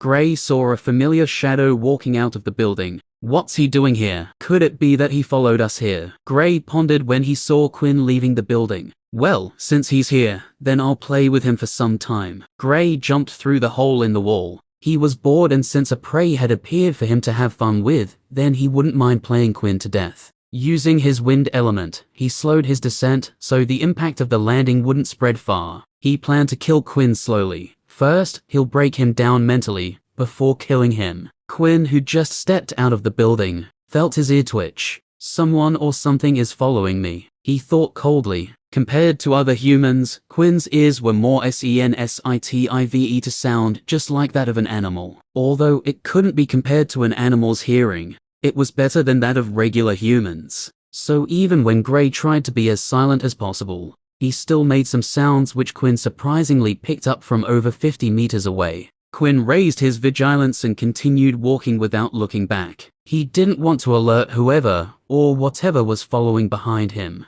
The only thing that made him slightly worried was the fact that he didn't know the strength of his soon-to-be opponent. If he could find out, then he'll know what measures to take. He reduced his speed and focused hearing on what sounds he could pick up. From the light footsteps he was hearing, he was able to confirm it was a human that was following behind him, but he was still unable to sense the plane or presence of the person. To think someone would follow me. I'll know who the person is soon enough, thought Quinn. Had it not been for his impeccable hearing, then there was a chance the person following behind him would be able to successfully sneak attack him. Show yourself. Quinn turned around sharply and exploded out with a sea of fire that spread out in all directions. The power of the flame was quite weak due to it spreading in such a large scale. But Quinn didn't plan on using it to kill, he wanted to force out his stalker. He sensed me, to think he knew I was following behind him. Gray casually waved his hand, and an earth wall appeared in front of him that blocked the flame.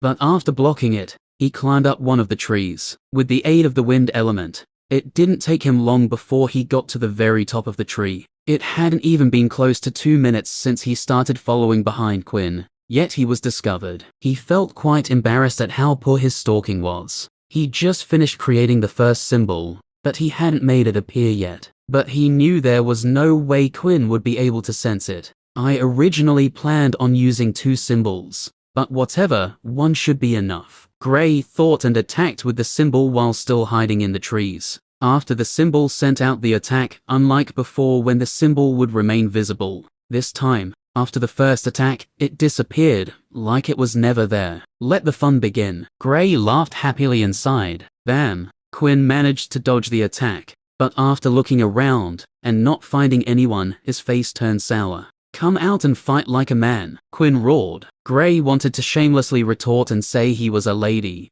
but after some thought, he decided it was best to attack him again. If he were to speak, then there's a chance Quinn might figure out which tree he was hiding on. Quinn slammed into the tree that was closest to him, and his hair turned into a mess. Another minute went by with him not seeing his opponent, or where the attack was coming from. Only a fool wouldn't realize what was happening. His opponent was toying with him. I'll kill you. He almost dragged his hair out from annoyance. Why was this happening to him? Who was so bored to follow him and start tormenting him? The most annoying thing was that his opponent wasn't trying to kill him, and was currently playing with him. He had tried escaping multiple times, but he was met with assaults that had nearly taken his life. He remembered Clouse was a water elementalist, but he knew none of them was a wind elementalist. He tried burning the trees, but the person would put out the fire with the water element. Even though he knew the person was in the trees, there was nothing he could do to get the person out. Who are you? Come out this instant, Quinn ordered. Gray, hearing this, felt like Quinn wasn't as smart as he thought he was. Does he really think I'll come out? I think he has a screw loose or something. Gray shrugged and continued his assault. Chapter 132. Another minute went by with Gray not stopping his assault. He naturally has a reason for this. Although he wanted to kill Quinn, he knew it wouldn't be easy. Had Quinn not found out he was following behind him, then maybe he would have done a sneak attack that would end his life, or at the very least injure him instead of toying with him. But alas, Quinn was too vigilant, and quickly figured out he was being followed. After being found out, Gray decided it was best to wear him down, while also toying with him. This wouldn't only break him physically, but also mentally. Once he's worn down, then the real battle would commence. But there was one thing he had to make sure of, and that was as long as he showed himself, then he had to kill Quinn at all cost, since he had used 2 other elements. Quinn would be able to figure out he had 5 elements that would put his life at risk if the information of him wielding more than 3 elements were to be disseminated. The first reason for this was because, in the entire history of the Azure continent, the highest number of elements a multi-elementalist had ever wielded was 3, although there might be a chance of people having more, but not showing it. Then the second, and most important reason was that, if the people from his empire were to find out he could wield 5 elements, then he would be subject to multiple questioning and possible experiments, since when he took the test, he had only 2 elements. After being assaulted for almost 3 minutes, Quinn had finally calmed himself and started thinking. Soon, a realization dawned on him. This person is trying to wear me down. Well, there's also a chance the person is deranged. So there's no way I'm sure this is his plan. But if I'm the one doing something like this, that would be my only reason, thought Quinn. Placing himself in the shoes of his unknown opponent, he assumed the reason the person was doing this is to wear him down. Although he wasn't 100% sure, he felt he shouldn't be far from it. Having come to an assumption, he stopped trying to escape, since it had been futile all this while, and focused on defending mostly. This allowed him to conserve more energy. HMPH. There's no way you can do this for long. Your essence will be used up soon, and then, I'll see where you can escape to. Quinn snorted while blocking an attack. Given the amount of essence an origin plane elementalist can keep in the body, attacking for over 30 minutes straight without taking breaks would naturally dry it up. Only when an elementalist gets to the sage plane will they have an unlimited supply of elemental essence. When defending, an elementalist tends to use lesser essence. But again, this all depends on the strength of the attack the elementalist is defending against. It didn't take long for Gray to realize Quinn had changed tactics. Instead of trying to escape, it looks like he's trying to fight a war of attrition. Apostrophe sigh. Although he acted dumb previously, he truly is a great fighter. But unfortunately for him, I can go on for hours without running out of essence. Gray sighed at Quinn's quick thinking, but also felt pity for him, since his plan wouldn't work out. When attacking with the symbol, it doesn't require the inscriber's elemental essence, rather, it takes its essence from the environment. Given how abundant the essence here is, There's no way it would run out. The only downside of inscribing was that if the number of inscriptions the inscriber is using simultaneously is too much, it wears the person down, just like what happened to Gray previously. But for the current Gray, he could keep up a single inscription for just over 1 hour before it starts straining him mentally. Since he wants to play, I'm pretty free, so I don't mind. Gray chuckled playfully and increased the speed of his attacks. He just stayed on his tree, in the cover of the night, and was enjoying the show Quinn was putting on. Another 15 minutes went by with Gray sometimes increasing the tempo of the attacks, and sometimes decreasing it. It shouldn't be long now. Once this person runs out, I'll immediately kill the person, Quinn thought spitefully.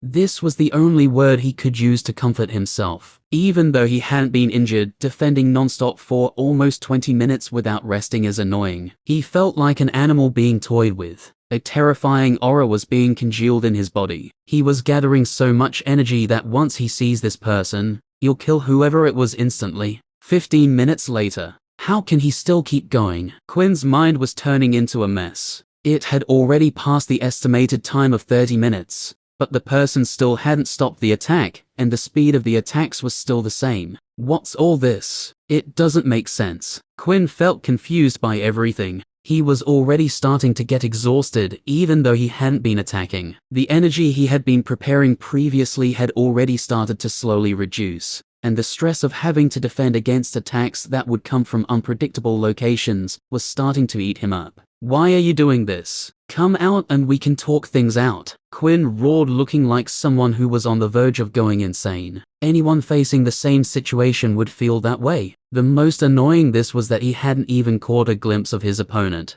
Sigh, it's a shame a nice young man like him is about to go crazy. Gray shook his head in pity like he wasn't the cause of it. If Quinn were to know what he was thinking, he'll surely curse him and his entire family. But I've had my fun, and watching someone do one thing repeatedly is quite boring. Gray slowly stood up. It's time to end this. Gray prepared himself for the last fight. You don't want to come out? Fine. I'll force you out. Quinn shrieked madly. Darkness. Consume. Quinn spread his arms wide, and a terrifying scene occurred. Darkness essence soon started spreading in all directions, and the moment it came in contact with any living thing, it slowly started consuming it. When it came in contact with a tree, the tree would slowly start decaying, like it was going through the passage of time. After decaying to a certain extent, it would fall and shatter into bits. Even the ground he was standing on wasn't spared from this attack, and it soon parched up. The earth slowly started having cracks like it would give way shortly. Within 10 seconds, all the trees within a 300 meters radius had all decayed, with the earth also suffering from the same thing. The impact of the attack was dreadful. No one would believe this was the result of an attack. Even Gray, who witnessed it, was having a hard time believing it. Looking at it properly, it felt like it was the natural work of time. Chapter 133. Gray, who just prepared to attack, had a fright when the phantom appeared behind Quinn. What is that? He looked at it curiously. But the next moment, he turned and jumped from his tree to the next one, trying to escape the range of the attack. The scene of the first tree and the earth being consumed sent a chill down his spine. He didn't even dare to block the attack, he outright ran away. Who would dare to block something like that? The speed at which the darkness essence was eating up everything on its path was frightening. Gray was almost sure if he set up a defense, there was a chance it might also eat it up. Although there was a chance he might be able to successfully block the attack, he didn't dare to take the chance. What if he couldn't block it? Wouldn't that mean he'll dry up like the trees and the earth? While running, he realized the attack was still spreading out. When he originally started attacking Quinn, they were just over 200 meters away from the building. But after Quinn's multiple attempts to escape, they had moved further by at least 100 meters or so. He wasn't too sure about it though. Now, at this pace, there was a chance the attack would get to the building. If his friends were caught up by it, then the consequences would be detrimental. He quickly ran towards the building at his fastest speed, but the speed at which the attack was spreading was only a little bit slower than he was. When he reached the building, he wanted to send out an attack and disrupt the cultivation of his friends. Even though the sudden disruption might harm them, it was better than dying, right? Just after passing through the fence surrounding the compound, the darkness essence also reached there, but it stopped after moving 2 meters from it. Gray hastily cancelled his attack the moment he realized the darkness essence had stopped spreading. When he turned to look at the result of Quinn's attack, he sucked in a cold breath. "Oh my god, how can this be the result of a single attack?" he exclaimed in shock. Every single thing on the path of the attack had been destroyed. The fence had fallen, the few trees still standing looked like they were transported here from 1,000 years ago. Gray was sure if the trees were hit by a little wind, they would fall apart like the others. He curiously sent out a wind attack, and the result was just as he had predicted. It fell apart and shattered into bits.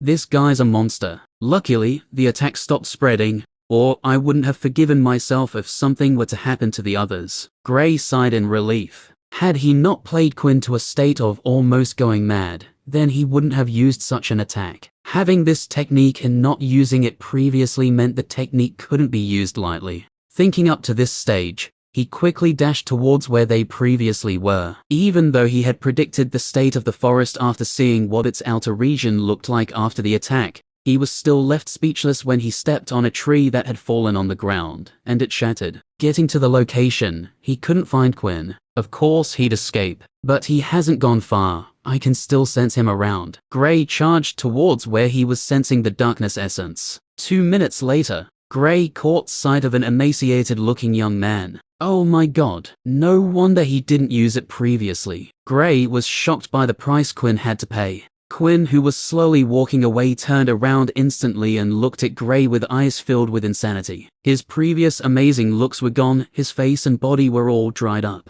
"It's you," he exclaimed. "Me? I don't know what you're talking about. Also, who are you?" Gray replied while looking around innocently before he questioned. He knew it was Quinn, but after hanging around with Clouse for so long, he had picked up a thing or two about annoying people. Quinn's anger increased a notch higher when he saw the innocent-looking expression on Gray's face. But on hearing the question, he flared up instantly. "I'll kill you. I know you were the one who attacked me," Quinn yelled. "If I attacked you, you'd be dead. Also, I still have no idea who you are," Gray said confidently. Quinn was actually slightly taken aback when he heard this. From the little contact he had with Gray, he felt Gray was speaking the truth, since he didn't think someone of Gray's caliber, who he even thinks of as an equal, would stoop so low. HMPH. "I don't care if you're the one or not. Hand over the 9 drops of the Great Earth Essence liquid, and I'll leave your corpse intact," Quinn snorted coldly.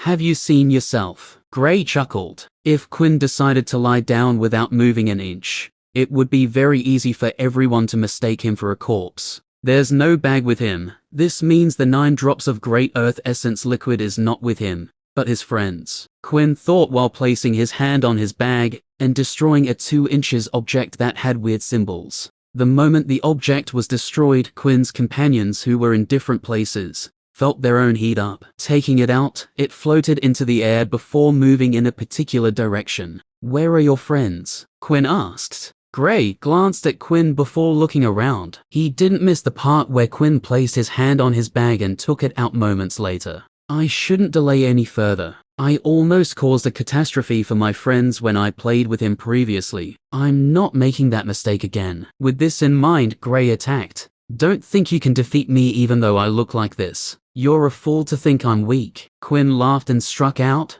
Gray's fireball was met with Quinn's attack. The attack exploded, but Quinn's attack surprisingly continued moving towards Gray. Quinn used a lightning attack, but for some reason, it had the corrosive effect of the darkness element. While Gray was scurrying to destroy the attack coming his way, Quinn coughed up a mouthful of black blood. "I need to stop attacking. The after effects of this technique are too powerful. Although it gives my other elements the corrosive ability of the darkness element, it also continues eating me up." Quinn struck out another attack before trying to escape. "Heh, like I'll allow you run away." Gray smirked after once again using a flurry of attacks to destroy Quinn's attack. He had already noticed although Quinn's attack didn't decline in terms of strength, his body looked more dried up. Blocking Quinn's escape route, he attacked him without hesitation. 3 minutes later, Quinn was on his knees panting heavily. He didn't have any strength left to keep himself standing. "If you know you're a true genius, allow me to recover." and we'll have a real battle with no one else intervening. Quinn tried to rile Gray up. Heh, I'm actually a shameless genius. Gray replied with a shyer expression on his face. Accept your death, he declared and attacked. It's you. How is this pose? Quinn's speech was cut short. His body fell lifelessly with his eyes filled with shock and unwillingness. The element Gray used in killing him was the water element, so he quickly realized Gray was the one who assaulted him, only it was a little too late. Sigh, it's a shame we didn't have a grand battle. Gray shook his head and went to search the bag of Quinn, which had fallen some distance away from his body. Chapter 134. Ah, what's this? Gray took out a map from Quinn's bag. Studying the map, he realized it was a map of the trial land, the part that they had explored. That is, how long did it take to make this map? He rubbed his chin while carefully analyzing the map. With the size of the map, coupled with the freshly drawn locations, it was easy for him to figure out they were the ones who made it. Looking closer,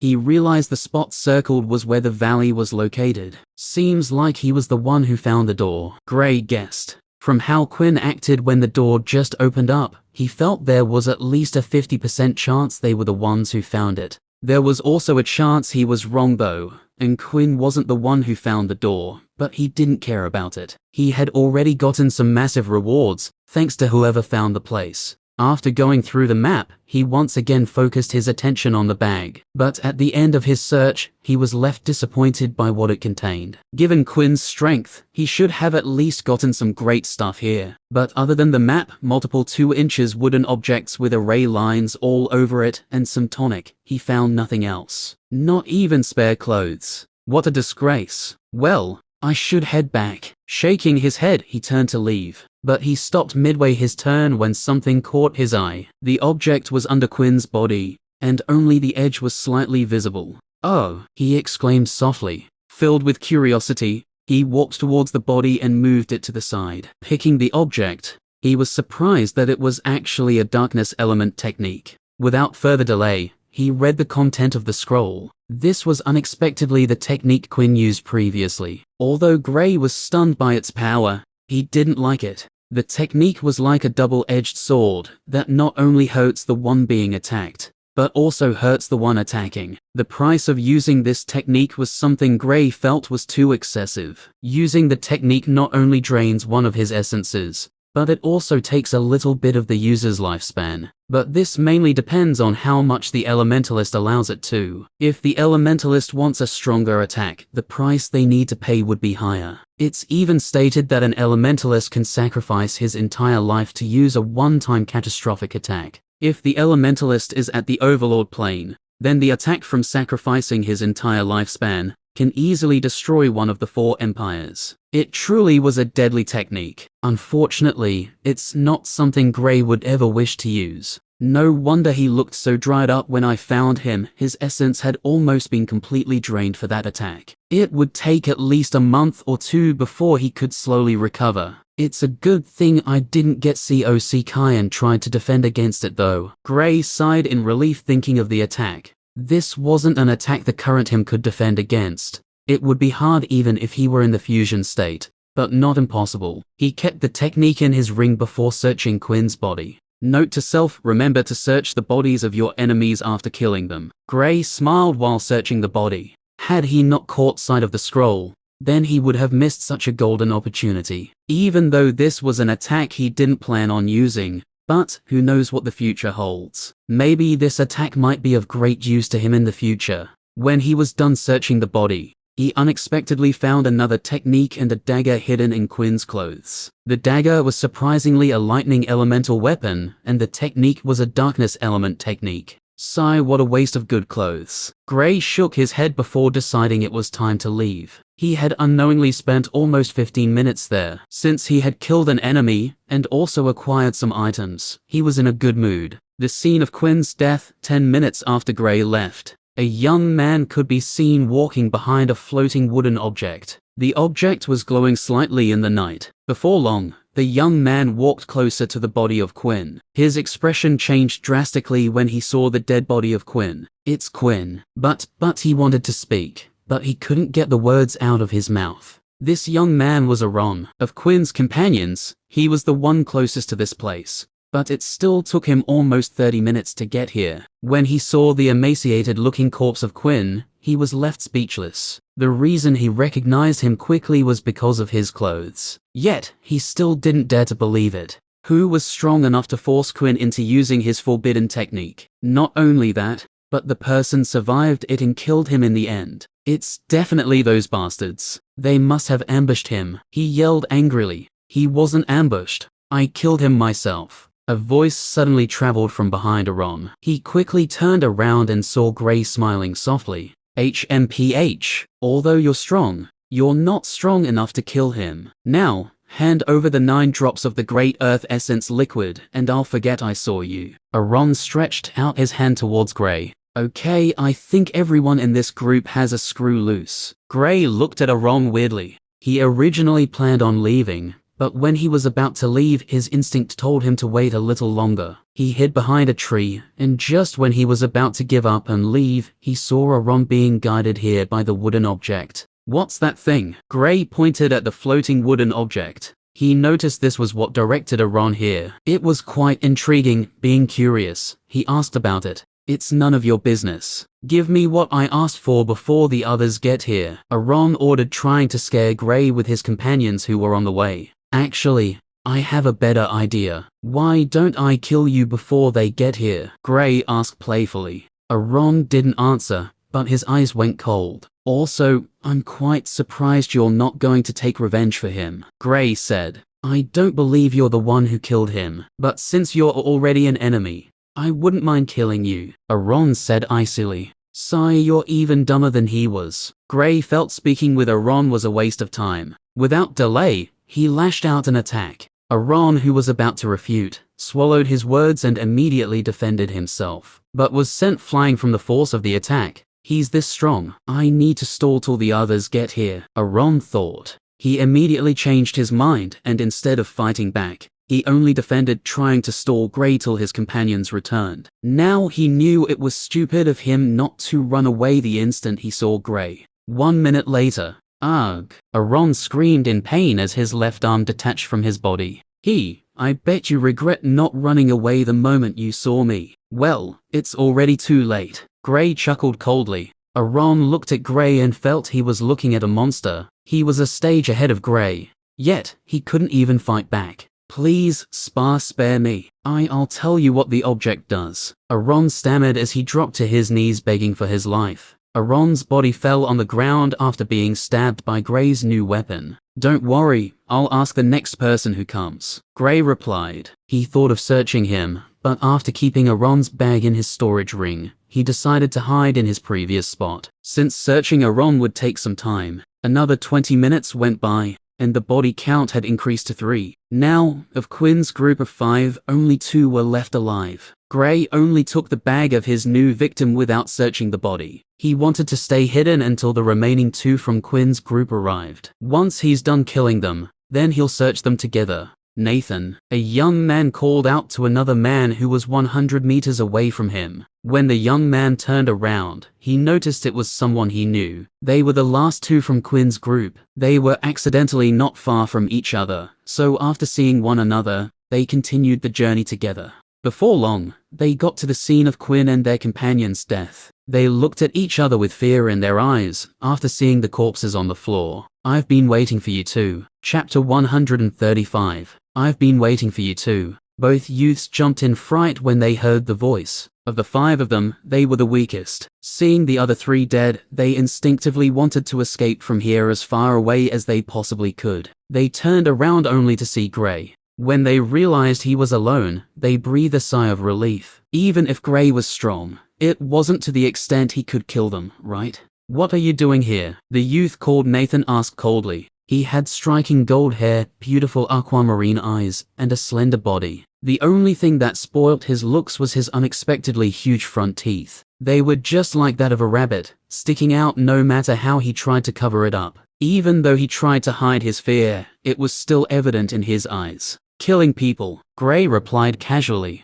Huh? The other youth exclaimed, not expecting Gray to be this forthright. You're saying you killed them? Nathan asked, pointing at the corpse on the ground. Gray was the only one present, so naturally, He should be the one who killed them. But Nathan and the other youth couldn't believe he was the one who killed all of them. They had seen him fight against Quinn previously, so they knew he was powerful. But at that time, Quinn suppressed him, so even if he could kill the other two, there was no way he could kill Quinn. Gray couldn't be bothered with their thoughts. He slowly walked towards them. He wanted to end this quickly and return to his friends. He had already spent a long time here. 20 minutes later, Gray could be seen walking away from the forest. 5 figures were lying motionless close to each other. Although fighting against 2 opponents was harder than fighting against 1, given that both youths were already consumed by fear, they couldn't really put up much of a fight. After killing them, Gray didn't forget to search them properly, along with the others.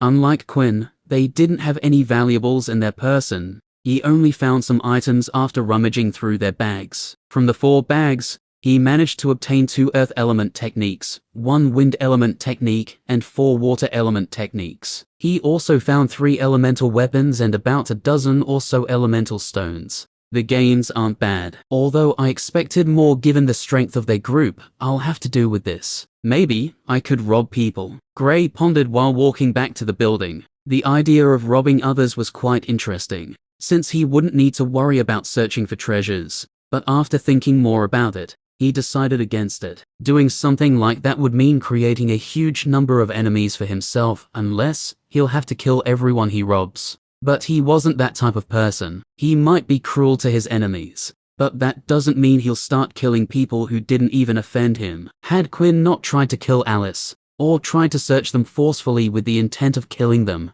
then he wouldn't have killed them. All in all, this was something he'll think about some other time. For now, it's time for another upgrade. The others should be up by now. Gray increased his speed and darted towards the building quickly. At the building, Alice, Clouse, Reynolds, and Void were currently looking at the forest in shock. Of the 4, Void was the first to wake up. After not finding Gray, he decided to explore the building. On getting to the top floor, he was left dumbfounded by what he saw. The others followed him to the top floor after they woke up and couldn't find Gray. For almost 30 minutes now, they had been looking at what used to be part of a forest. How did this happen? Clouse couldn't help but ask. I don't know, Alice and Reynolds answered. They were just as astounded as Clouse was. How could a well-nourished and lively forest turn into this within a matter of hours? This should be the result of an attack, Alice said with a hint of uncertainty after contemplating for a while. She still had doubts about it though, but since only some part of the forest was like this, an attack was the only thing she could think of. But how powerful can one be to unleash such a catastrophic attack?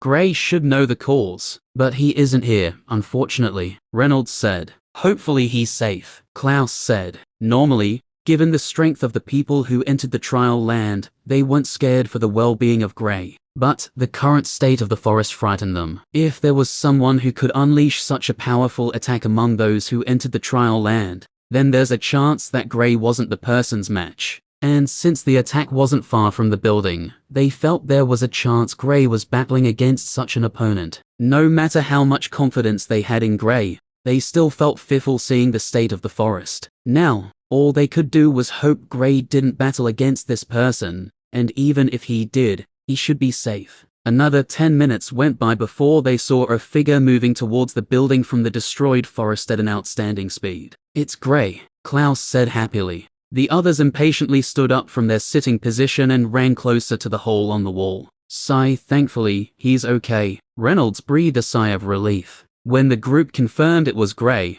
they felt like a heavy stone had been lifted off their hearts. They had been worried sick when they couldn't find Gray, only Void wasn't bothered, since he could still feel the connection he had with Gray. Void was able to sense this was a darkness element attack, since he also had the darkness element. The first person that came to his mind was Quinn, but he couldn't be sure since Quinn wasn't the only darkness elementalist. Gray was left speechless when he was bombarded with questions by the group. It took him a while before he managed to tell them this was the result of a technique Quinn used. He's that powerful, Reynolds exclaimed in shock. I was also surprised by the power of the attack. If not for my quick getaway, I'd have most likely been severely injured if I didn't die from it. Gray replied, still fearful of what might have happened to him had he tried to block the attack. It's good you've killed those bunch of hateful fellow though. I'm quite sad I wasn't able to witness it, Clouse said sadly. He wanted to be present when Quinn died, but he was still satisfied since he died under the hands of one of them. It was better than him escaping, right?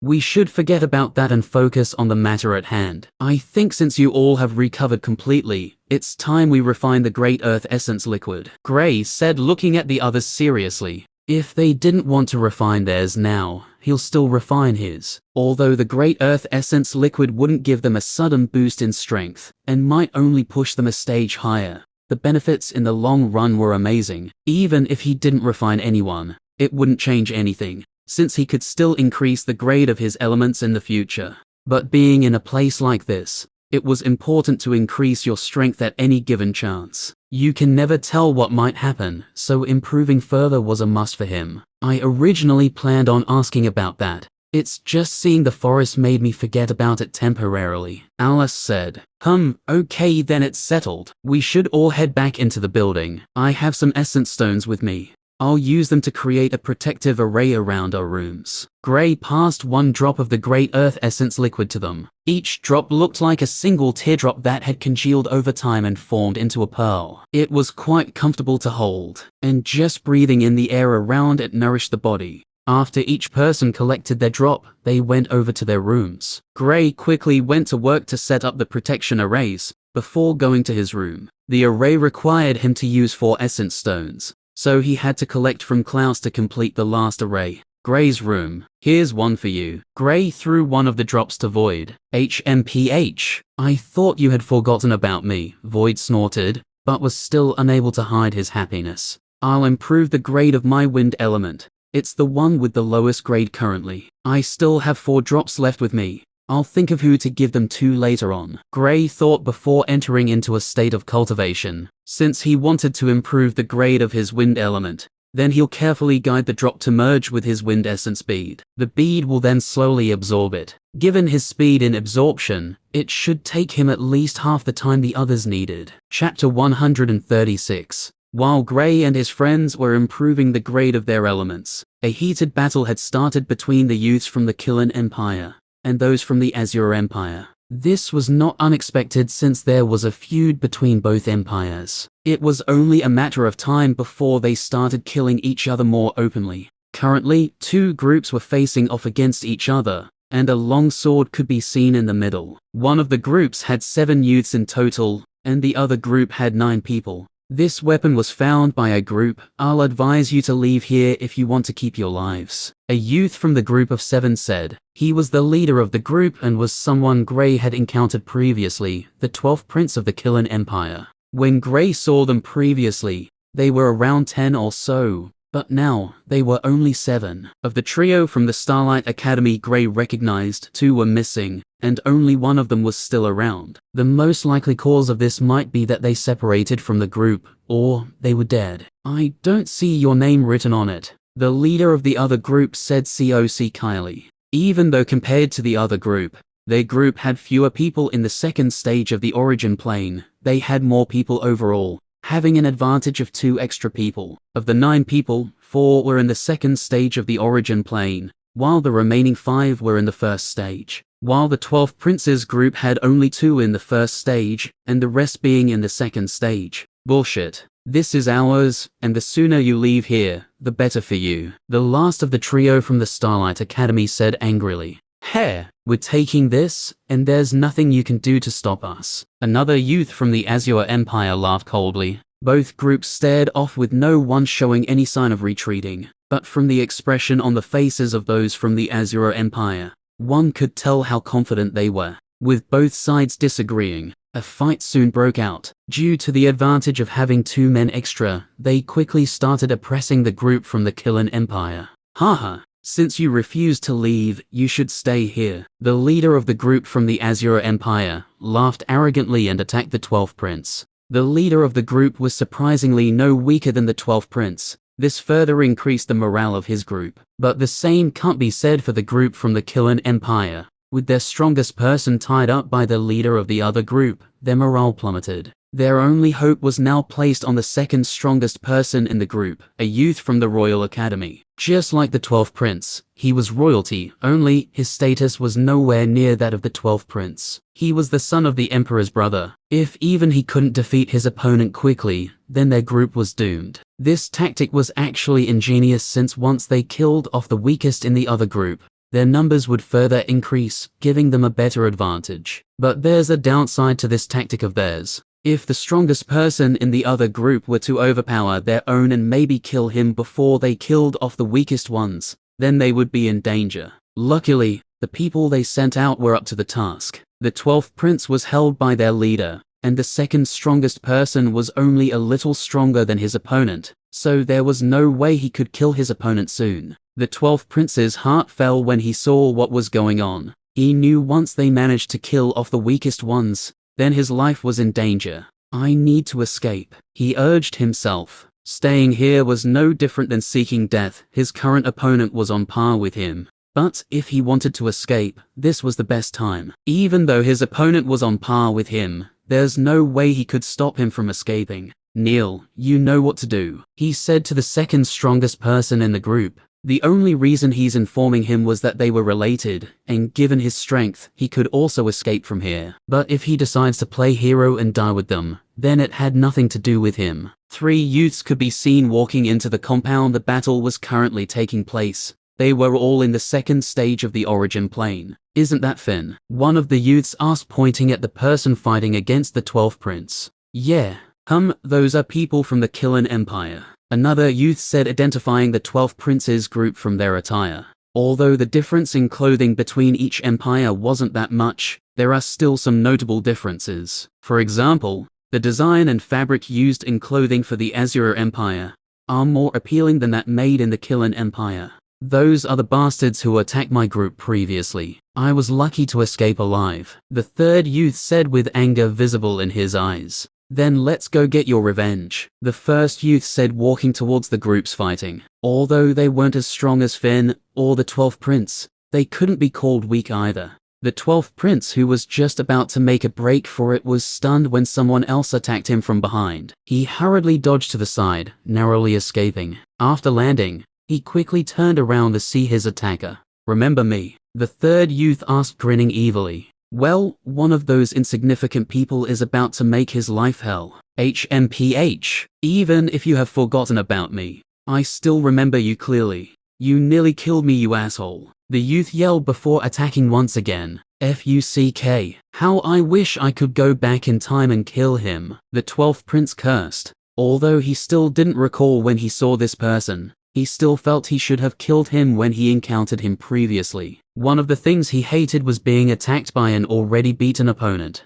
Finn, who was standing by the side, was also surprised when an unknown youth attacked his opponent. He didn't recognize him even though they were from the same empire. Being from the second best academy in the Azure Empire, he was naturally arrogant. He was about to yell at the youth before he saw the other two. Since they were people he knew, he decided to kill the 12th Prince first, and reprimand the youth later. While the battle was ongoing, 2 youths were sitting on top of a building in the compound, watching the battle calmly. The youths were Damien and Alan. They were surprisingly together. Are we still going to keep watching? Damien asked blandly. Although he wasn't friends with the 12th Prince and his group, he wouldn't just sit by and watch people from the Azure Empire kill them. Being a citizen from the Killen Empire, he would fight against those from the Azure Empire, although not blindly. The only reason he wanted to stop them was that he was here before the battle started, so he knew the 12th Prince's group were the ones who found the weapon. But he also knew only the strong could keep such things.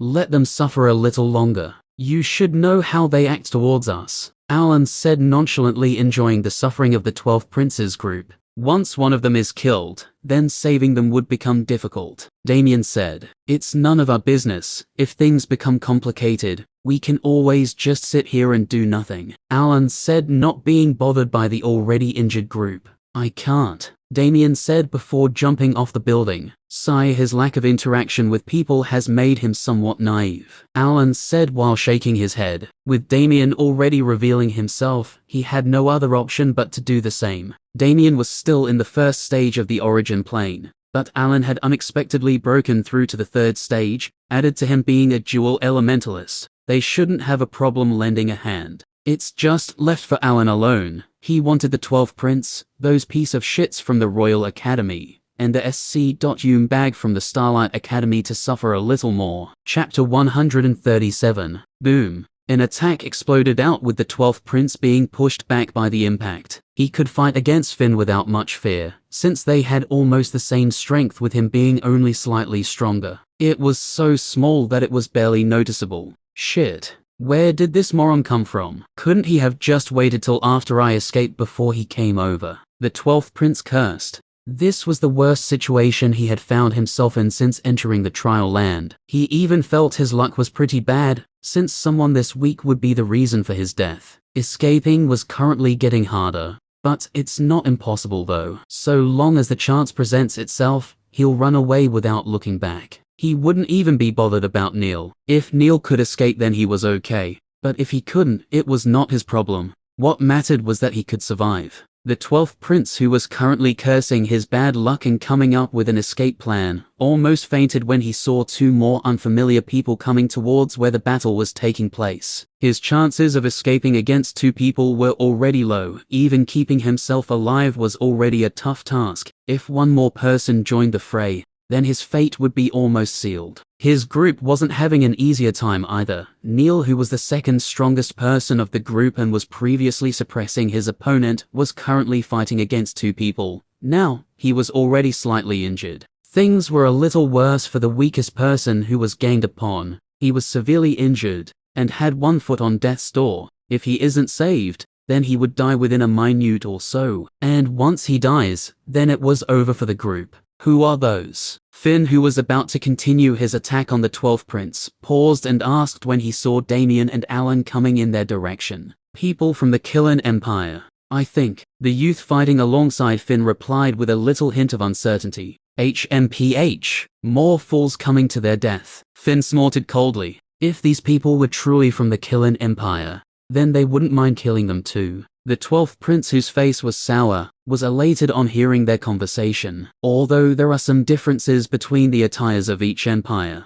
there are some that are almost identical, and in a place like this, it's easy for someone to wear the clothes of those from another empire. So there's no way to be certain of a person's identity through what they're wearing. Where are you from? One of the youths who was fighting against Neil left the battle and stopped Damien and Alan from advancing any further. Bam! Alan struck immediately without even bothering to answer the youth. Since they came to fight, then there's no need for unnecessary conversations. An enemy is meant to be killed, not talked to. Bang! The youth slammed into the ground hard. He coughed up a mouthful of blood with a few teeth as well. Kill them! Finn roared angrily. There was no need to speak any further. Alan's actions had already given them the answer they needed. And even if Alan and Damien joined the battles, they still had the advantage in numbers, so Finn wasn't afraid of them. Are you calling that thing? Alan asked without showing any signs of nervousness. It was like the battle was nothing to him.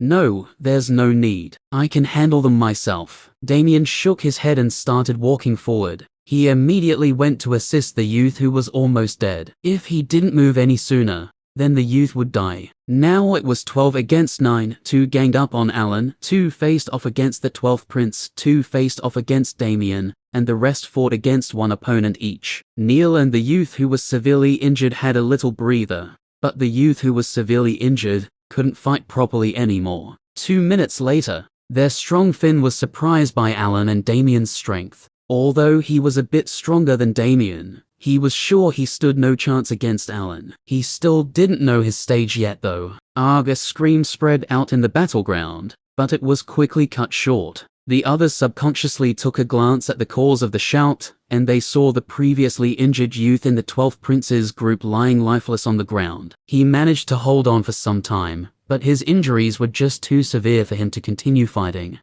One out. It wouldn't be bad if another one died though, maybe that one from the Royal Academy. Alan thought, looking at the dead youth blandly. He could have saved the youth, but he didn't. He knew just how heartless these people were. The only reason he was helping out was because of Damien. Since he started fighting, he had not used his full strength. He hadn't even used his second element. Yet, one could see how easily he was fighting, even when he was fighting against two people. Damien looked in Alan's direction, but saw him shaking his head. He smiled wryly, and summoned his elemental creature. Although this couldn't compare to Reynolds' summon, it was still a force to be reckoned with. Roar! The creature roared the moment it appeared, stunning both youths who were fighting against Damien. Bang, bang, bang. Everyone stared at the scene in shock. This wasn't the first time most of them were seeing summons. It's just, the way it was currently slamming the youth into the ground continuously was excruciating to watch. Even Damien felt somewhat sorry for the unlucky youth who was being slammed repeatedly into the ground. Within 20 seconds, the golem had slammed the youth into the ground a total of 12 times.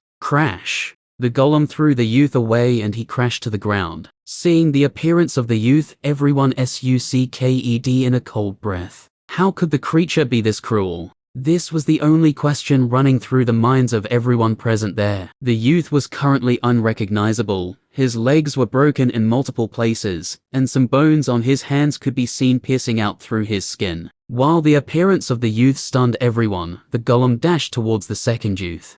The youth's action left everyone speechless. The golem was in the second stage of the origin plane, just like the youth, but being scared shitless because of what the other youth went through, he didn't dare to fight against it. Damien was shocked by the youth's cowardly nature. Had he been in his situation, he wouldn't have run away. He wouldn't even stand and look on as his companion was being mauled. TSK, such a brave young man. Alan's voice brought everyone back from their dazed state, but the mockery in his words was evident for all to see. The 12th Prince and his group laughed lightly. Only two of them had long faces. From the looks of things, the dead youth was a friend of theirs. What are you all standing there for? Stop it! Finn yelled loudly. The golem, not finding its supposed opponent, turned its attention to another person. Luckily, it knew its allies and enemies. Unlike the first youth who was grabbed easily and the second youth who cowardly escaped, this one stood his ground against the golem. Even though he wasn't its match, he could still hold on for a while.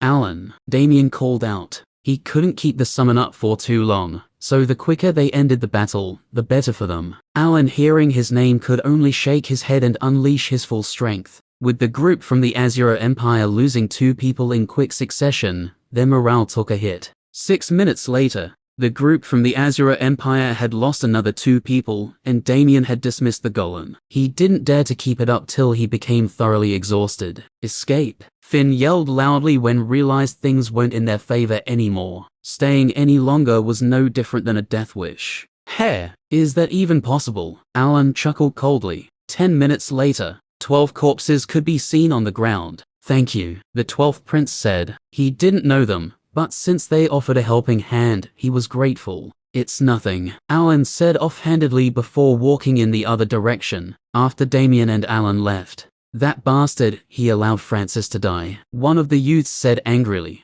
The others knew who he was talking about. After Alan showed his strength, they felt he could have saved their friend, but he didn't. Chapter 138. The 12th Prince's smiling face changed right after Alan and Damien were out of sight. He only put up a facade when they were around to put up a good impression. HMPH, we'll deal with them later. For now, we need to stay together, the 12th Prince said. Although he hated Alan's arrogant attitude, he couldn't allow the others to go ahead and attack them for now. They still have almost 4 more months to stay here, and since the conflict with the Azure Empire has escalated to this stage, they need every single member of their empire. Which academy are they from? Neil asked. He too wanted revenge on Alan and Damien. He felt they might have been watching the battles previously, but only intervened when things were too difficult for them to handle. The reason he felt this way was because of the direction Alan and Damien came from. This compound had a single entry, and they were fighting close to it.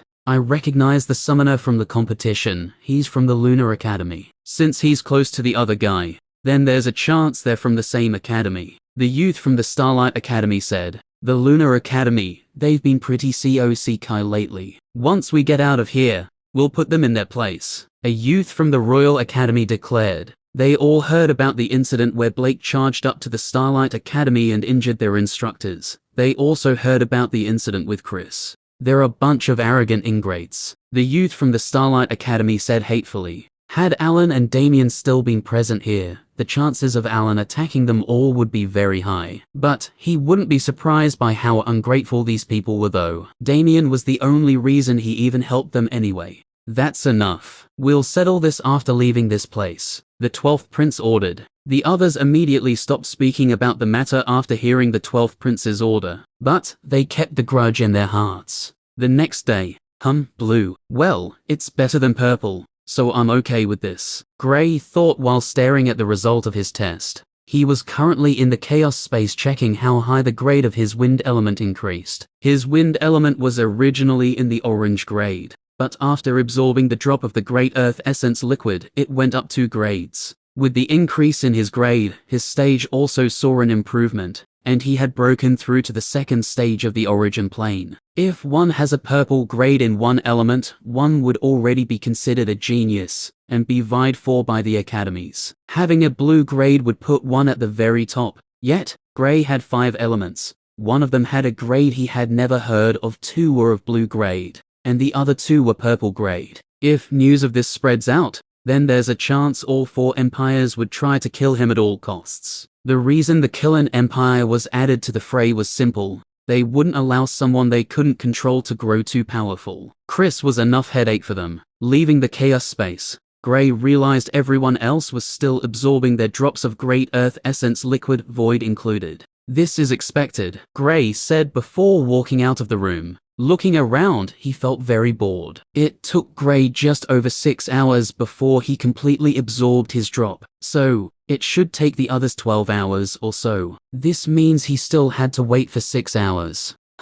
What should I do? Gray thought, rubbing his chin. He had been cultivating for so long, so naturally, he wouldn't want to continue cultivating. The only thing that made him feel slightly better was that after the first round where he recovered, he had some fun with Quinn and his group. He couldn't help but stare at the forest once again. That truly was a powerful move, he thought before bringing out the technique. He decided once he awakens his darkness element in the future, he'll learn the technique. Sigh, it's best I train while waiting for them. He sighed before walking out of the building. Had he been alone, he would have already continued exploring the trial land. At least, he would get to face different challenges on the way. But since he had to wait for his friends, he decided to do his physical exercises. Besides, it's been over 2 months since he last trained his body. If not for strengthening it with fire previously, then its strength would have remained stagnant. 2 hours later, Gray could be seen sweating profusely, but his breathing was still light.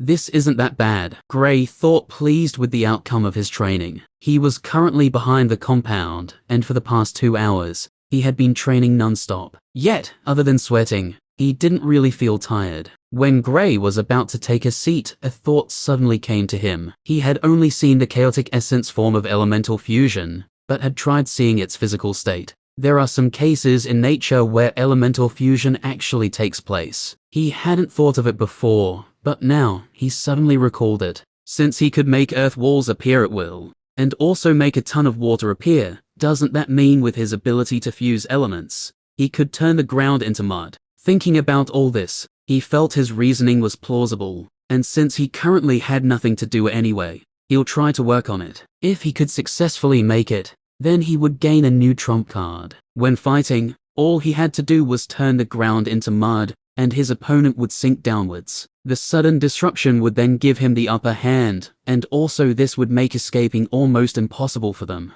The thought of it excited him, and he quickly went to work. 30 minutes went by without Gray getting any results, but didn't give up. He knew what he was attempting wasn't something he could get instantly, so he was slowly taking his time. My first hypothesis was wrong. Rather than creating the mud element instantly, I should try influencing the state of the ground with the water element, Gray thought while staring at the ground. Normally, before the ground turns muddy, it required being soaked by or in water. So the first thing he decided to do was channel water essence into the ground and see the outcome. When he tried it the first time, the result showed him he was heading in the right direction. Although the ground didn't turn into mud, he was softer compared to before, but it immediately hardened the moment he stopped channeling his water essence into it. Haha, I'm such a genius. Gray laughed happily. The result of his test was very pleasing with this. He knew his theory wasn't wrong. But how come no water elementalist ever thought of this? He questioned thoughtfully. From his current theory, he didn't even need to use the earth element on this. The earth was already available, all he had to do was add in the water element. This was something every water elementalist could do later in the future. I won't think about that for now. He dismissed the thought and focused on his training. Another 1 hour went by with Gray performing multiple attempts. Although he hadn't gotten the required results, he knew he wasn't far from it. The amount of essence I put in is too small, and I also need to channel it in quickly. This is quick taxing though, Gray said, rubbing his head. After multiple trials, he felt the reason he wasn't getting the desired result was due to his speed in channeling in the water essence, and also the amount of essence he channels in. I still have about 3 hours or so before the others wake up. With my current progress, I should be able to succeed before that time. Well, even if I don't succeed now, I can always continue another time. He tried to keep himself calm. When doing something like this, rushing oneself isn't the best decision. Although sometimes it's quite helpful, it's not always good. 1 hour later. Sigh, I should take a rest. Attempting it too much will not get anywhere. Gray shook his head and went to take a sit. Even after trying for 2 hours, he still hadn't gotten it. Although he tried to stay positive, failing repeatedly is quite frustrating, especially within such a short time. I should try it one more time before I stop. Gray, who just sat down, stood up again, opting to try it out again. Who knows, maybe he could get lucky. Chapter 139. At the back of the building. Plop. Fuck. Too much water essence. Gray cursed out as he tried to escape from the spot he was standing on. But due to the suddenness of what happened, he failed and sank downwards. Splash. The sound of water splashing out sounded in the area. Currently, over half of Gray's body was submerged in mud-like water. What differentiated this from mud was because of the excess water. So instead of it turning into mud, it turned into a small pool of about a 12-foot radius. That was filled with dirt. Shit. How could I have forgotten about this possibility? Gray's words were cut short when water filled with dirt entered his mouth. Ptooey. Gray spat out multiple times. He didn't forget to rinse his mouth with water and spitting it out again. Sigh, how unlucky. He sighed after managing to wash off the taste from his mouth. Due to failing multiple times, he forgot that he was doing the test right under his feet. When he was trying out this attempt, he channeled in way too much water essence, and the result was not surprising. He fell into the pool of water he created. Had he known this would be the result, he wouldn't have attempted it one more time. Rather, he would have just rested and gone back to the building. How embarrassing was it to fall into the dirty water? Luckily, no one was present. Gray thought, feeling lucky. Just as he was about to step out of the pool of dirt and wash up. What are you doing? Gray heard the familiar small voice in his head. Apostrophe sighed just when I started feeling a little lucky. Guess someone was bound to see me in this state. He tiredly shook his head. I'm bathing, wanna join? Gray replied while splashing the dirty water around. Void suddenly disappeared from his previous spot, appearing some distance away. Who baths with such dirty water? Void looked on curiously. People, of course. Who else would? Gray replied while putting on an expression of enjoying his dirt bath. Are all humans just as strange as you and your friends are? Void couldn't resist asking. When he first saw Gray, he felt he was quite weird. This further increased after he made contact with Gray's friends, Clouse and Reynolds to be precise. He felt Gray and his friends were a weird bunch, Alice excluded. How come you're up this early? Gray tried to change the topic while getting out of the dirt pool. I'm already done with absorbing the drop you gave me, Void declared proudly. Oh, that's fast. I thought you'd take another hour or so, Gray said while washing the last bit of dirt off his body. When did you finish absorbing yours? Void asked. About 4 hours ago, Gray said. Void was stunned by how quickly Gray finished absorbing his. It took him just over 10 hours, and he was already thinking his absorption speed was fast. But on hearing Gray's time, he felt a little disheartened. Monster, Void said before looking around curiously. Huh? Gray turned around abruptly when he heard this. But there's nothing here. Gray scratched his head, confused by Void's statement. It was only after some time passed did he realize what Void meant. Since there was nothing left for him to do, He created a pool by using his earth element to create an opening on the ground, and used his water element to fill it up. He took off his last surviving wet clothes, spread them on the trees so they could dry up, and jumped into the cool, clean water. Sigh, how relaxing. I should do this more often, he thought. Void came closer to the pool, touched it with his paw, and silently retreated. Gray, who was leisurely cooling off, caught sight of Void's strange behavior. He doesn't like water, he thought. From how Void reacted, Gray guessed there was a possibility that he didn't like water. Hey Void, aren't you going to cool off? Gray asked, trying to confirm his guess. No, I'll just watch from the side, Void said firmly. You're scared of water? Gray asked, raising my brow. No, who would be scared of water? Void said, looking at Gray oddly. Maybe he truly isn't afraid of water, Gray thought. After 3 minutes went by, Gray got somewhat bored because Void hadn't been speaking since. When Gray was alone previously, he would go for hours, and sometimes even days without speaking to others while he was here, but since meeting Void, he would quickly get bored if he's not training, cultivating, fighting, or sleeping. The thought of Void being scared of water crept into his head once again. Since you hatched, you haven't taken a bath. Why don't you wash off now? At least that way, you'll smell nice. He tried persuading. Who says I haven't cleaned myself? And I do smell nice, Void said. Gray and Void soon got into an argument. Void stuck with saying he had cleaned himself, but Gray kept telling him that licking himself was different from taking a proper bath. Fine, to settle all this, why don't you just take a dip? Gray said, trying to stop their little argument. No, Void refused once again.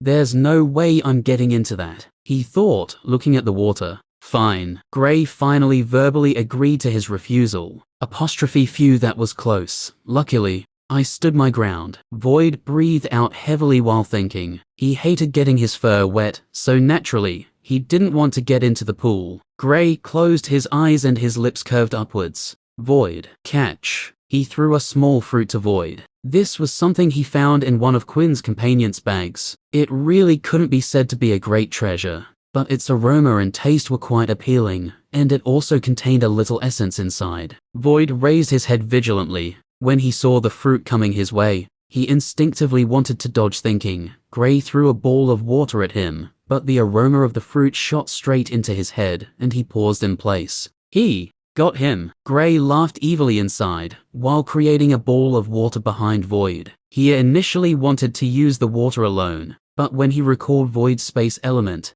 he knew he would be able to escape easily. But if he's distracted by something, then there's no way he could escape. Thinking his plan was already a success, he couldn't help but let out a chuckle. But his smiling face froze, and the next scene shocked him. The water ball, as well as the fruit which was supposed to hit Void at the same time, suddenly disappeared and appeared on top of Gray. Ouch! Gray unconsciously yelped, even though the hit he got from the fruit didn't hurt him in any way. The water ball also fell on top of him, exploding on impact. Gray was very careful when he was creating the water ball, so it didn't have any strong effect. Its only use was to completely soak its target. What just happened? Gray asked while rubbing his head, which took the hit from the fruit. A smirk had formed on Void's little face. I'm not dumb enough to fall for that trick. Void chuckled, looking at Gray. It still doesn't explain what just happened, Gray said, still confused. This is just an innate ability of mine. I can mess around with the space around me. This way, I could easily return an attack that is being sent towards me back to the unsuspecting attacker. Void explained, not forgetting to omit its limitations. It's not that he didn't trust Gray, but what if after he found out its limitations, he adjusts the water he sends his way? He couldn't take that risk. Gray sucked in a cold breath when he heard Void's explanation. Such an overpowered ability. The space element truly is something else, he exclaimed. Since the ability had something to do with space, then it's surely something of the space element. How great was it to return an attack that was sent your way? It's an epic ability, to say the least. But Gray knew such great abilities all had limitations, and in some cases even side effects. Take his fusion state, for example. That was nothing less of an overpowered ability, but it had limitations as well. Gray's curiosity towards the space element increased, and he started asking Void things about the space element. which Void told him what he knew about it. The truth was, other than what his abilities could do, he didn't really know everything about the space element. Just as Void finished explaining, the ground he was standing on suddenly turned into a pool of dirt, just like the one Gray created previously, and he fell into it with a plop. The sudden appearance of the dirt pool shocked Void, but alas, he couldn't escape his fate. After managing to come out of the dirt pool, he was forced to get into the clean pool Gray was soaking in. Haha, I won at the end. Gray laughed when he saw Void's expression when he entered the pool. And so, one human and a cat enjoyed the cool pool in the midday sun. Chapter 140. At the entrance of the building, Gray, who was accompanied by Void, was staring at the fading shadows of his friends. After they all came out of their seclusion, they each saw an increase in strength. Naturally, they'll continue exploring the trial land. Even though the chances of finding something at the level of the Great Earth Essence liquid, there were still other things to be found. Just like they did previously, they were all separating once again, only, this time, Gray had a companion. So, where are we headed now? Void, who was perched on Gray's shoulder, asked with excitement visible in his expression. Let's see. Gray took out the map he acquired from Quinn's bag and studied it. Although this wasn't a complete map of the trial land, the parts on it were well detailed. There were even some landmarks Gray recalled seeing. It was amazing. Even the places they passed through when they entered the trial land were shown on the map. He couldn't help but feel somewhat apprehensive of Quinn's background. For him to have such a vivid map, and being the one who discovered the Black Door, not just that but from the map, it felt like that was their goal of entering the trial land. This meant that they had been searching for this place for years now, and since the trial land only opens up once every 100 years, one can only imagine how long it took them to create this map. In the end, Gray was the one who benefited from their hard work. Even though he was a little fearful of Quinn's background, he's dead now, and there's no way people would know he was the one who killed him. So, he threw that to the back of his mind. While he was going through the map, a place suddenly caught his attention. The garden is close to this place. Once I get here, I should have no problem locating it. Gray thought while staring at the familiar-looking landscape. We'll be heading to a garden. There are a lot of fruits there, Gray said, showing Void their destination on the map. Oh, you've been there before? Void asked. Yeah, about 2 months ago, Gray replied. Wouldn't others have cleaned it up by now? Void asked. It's been so long, so there's a chance others have found it just the way Gray found it. Had it been any other garden, I wouldn't have wanted to return, but given what is protecting it, I don't think anyone else would be able to clean it up. Besides, there's somewhere close to it, so even if we don't find anything there, it's not that bad, Gray said. He found a place on the map which was marked with a book, so there was a chance it might be a library. Even if it isn't a library, it should definitely be related to books, since he was quite curious about this place, so he wanted to check it out. Okay, Void nodded and they soon went on their way. Sigh, so weak. Staying on this side of the trial land wouldn't help me improve in any way, Gray said while looking at the wild bull lying on the ground. The bull was in the 9th stage of the arcane plane. Had it been 1.5 months ago, then this would have excited him. But now, it's not even worth speaking about. This was the 8th beast he had encountered since leaving the building, but none of them were in the origin plane. Hey Void, I've never seen you fight before. Why don't you take out the next beast? Gray looked at Void, who was lazily looking at the dead bull. Not a chance. They're not worth me making a move. Void refused before praising himself. Haven't you reached rank 4? Gray inquired. I have. Void nodded. Okay, so you'll be dealing with the next beast, Gray said, pointing ahead of them. A beast could be seen coming in their direction. It was a 9th stage arcane plane 2-tailed fox. Each tail had different colors, red and green respectively, which represented the fire and wind element. This type of fox is quite rare outside, but it's still found in some places. There were reports of it being seen in the magical beast forest. Fine, Void replied grumpily and disappeared. Boom. A deep red fire exploded out on the place where the 2-tailed fox was previously standing. The fox didn't even react before it was blasted to pieces. Wow, Gray exclaimed on seeing the strength of Void's attack. The strength of that attack could easily rival an attack of a third-stage origin plane elementalist. It might even be stronger. Also, how can something like this be defended against? Gray was speechless. Void's attack appeared out of nowhere. Not just that, but it appeared directly above the fox. How can that be defended against? The more Gray saw the prowess of the space element, the more he wanted to awaken his own sooner. Happy now, Void appeared in his previous position once again. Gray nodded but didn't speak a word. Attack me, he suddenly said after keeping quiet for some time. Huh! Void was stunned by Gray's odd request. Attack me, I want to check out something, Gray said seriously. Okay, should I use my full strength? Or? Void asked still slightly. Full strength. Gray's expression turned serious. I should warn you though, my attack power is stronger than what you just witnessed, Void warned. I know, Gray responded. Okay, if you say so. But remember, if you get injured, this was your idea, Void said. Gray didn't answer and just prepared himself. He didn't want to speak too much. He was currently using his spiritual sense to the fullest. He wanted to see if he could sense Void's attack.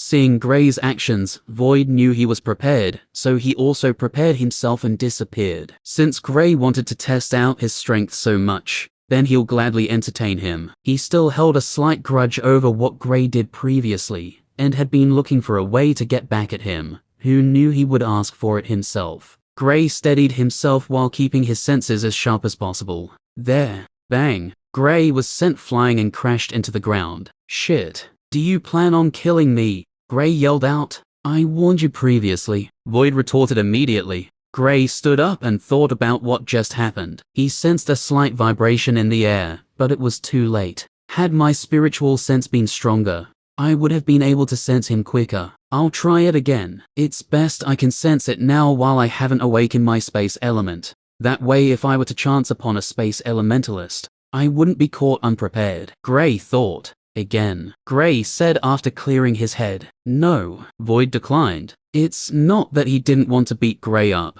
but if he accepted it so easily, then Gray would be able to figure his thoughts. I'll beat him up. Ch101-150. This will teach him not to put me in water again, Void thought. Bam, bang, boom. In 6 minutes, Void had attacked Gray 4 times, and other than shouting out in pain, Gray hadn't been able to stop even a single attack. Had his physical body not been this strong, and had he not used earth armor, then he would have been injured badly. The only good thing was that he had managed to sense him quicker on the last attack, only he was still sent flying. After managing to stand up from the last attack, he decided to stop the training. Just as he sat down, a thought came to him. I should try it one more time before stopping for today, he thought. But then he remembered what happened the last time he said something like this. Nah, I'll just rest. He quickly dismissed the thought. He still clearly remembered what happened in the morning. At that time, his clothes were only dirtied.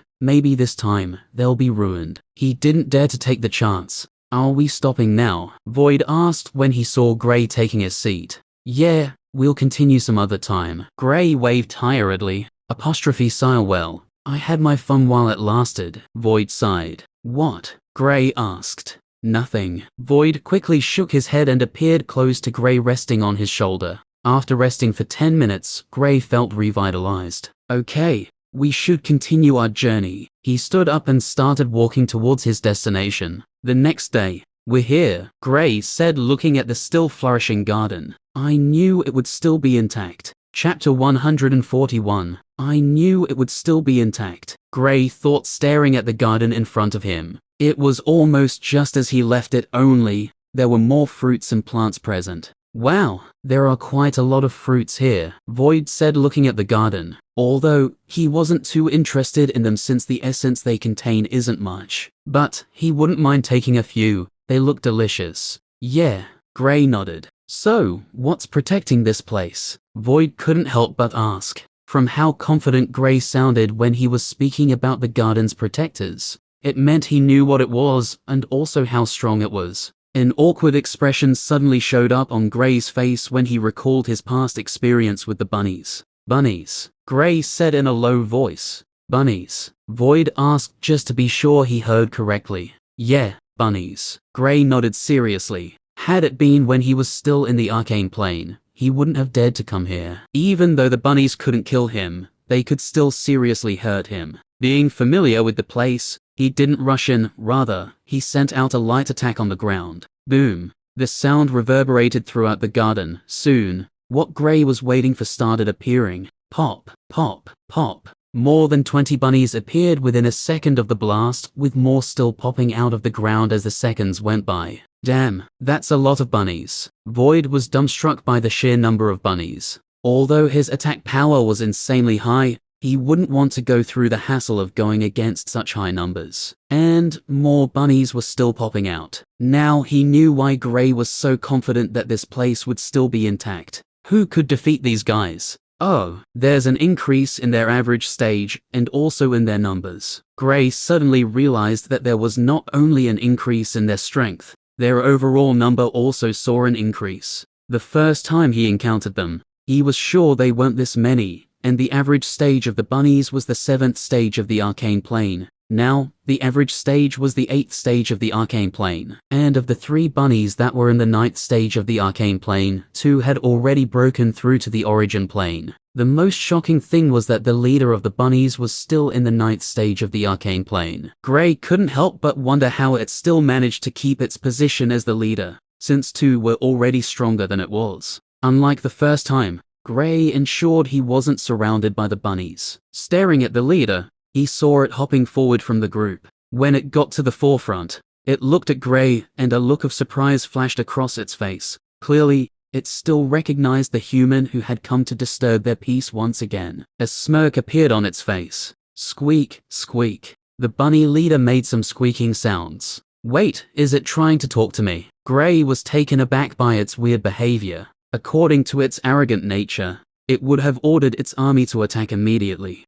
Maybe it's scared after realizing how much my strength has improved, he added. No, if I'm not wrong, it's mocking you. Void spoke after some time. You can understand them? Gray asked, stunned by what Void said. Yeah, you should know animals understand each other. We have a universal language and also species-based languages. Also, the bunny is cursing at your family, Void said, looking at Gray. Oh, I forgot. Gray scratched his head in an embarrassed manner. He completely forgot about this. Sigh, I really need to think more carefully before asking some questions, he thought. The part where animals understand each other was general knowledge, so he naturally knew about it. But due to their situation, he forgot about it. Because Void had been speaking to him since he hatched, he sometimes forgets the fact that Void was an animal. Wait, it's cursing my family. Gray suddenly remembered the other half of Void's statement. Yeah, and it's quite good at cursing, if I may add. It should be on the same level as that friend of yours, Void said. When Gray heard this,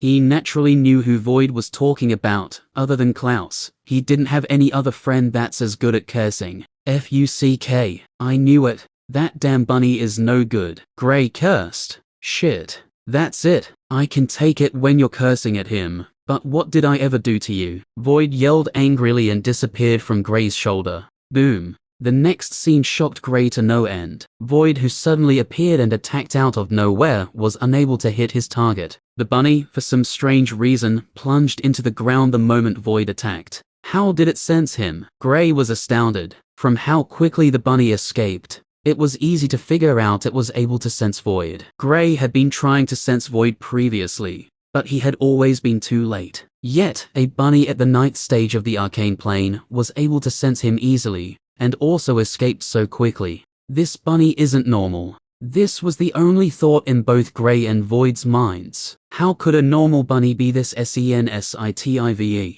To confirm his thoughts, he once again disappeared and sent out another attack aiming at another bunny. The attack was once struck the ground, just like the first bunny. This one also sensed Void and escaped into the ground. Shit. They all aren't normal, Gray exclaimed. What the hell? Void was stunned by what was happening. Are these even bunnies? Given the speed and unpredictability of Void's attacks, Gray felt it was almost impossible for some in the 5th stage or even in the 6th stage of the origin plane to block it, not to mention of escaping it. Yet, these bunnies at the arcane plane were escaping it so leisurely. Just as Void was about to unleash another attack, Gray quickly stopped him. "Don't destroy the garden. I came here for it," he quickly said, stopping Void from attacking any further. "How are you gonna get it from this sea of bunnies?" Void asked. "Other than attacking them, there's naturally no other way to acquire the fruits and plants. Don't worry, we'll attack them, just not here." Gray smiled. The bunny leader that escaped into the ground previously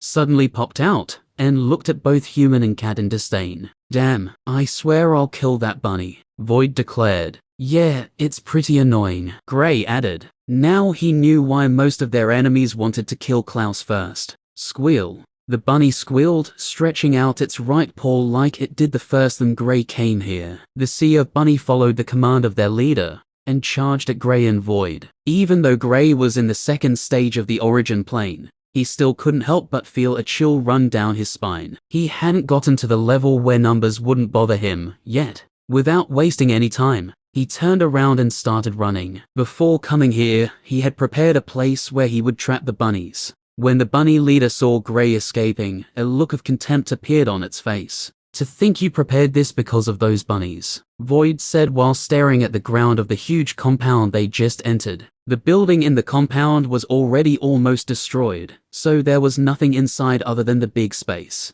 "Yeah, I already knew how they act. This time, I must clean that place dry," Gray declared before entering the compound. Before heading to the garden, he had created some small-scale arrays all over this compound. After creating the arrays, he made a huge array that hid the other ones. While he was running here, he didn't forget to create inscriptions as well. After getting inside the compound, Gray looked around warily. He wanted the bunnies to think he was scared. After some seconds went by, he heard the normal squeal of the bunny leader.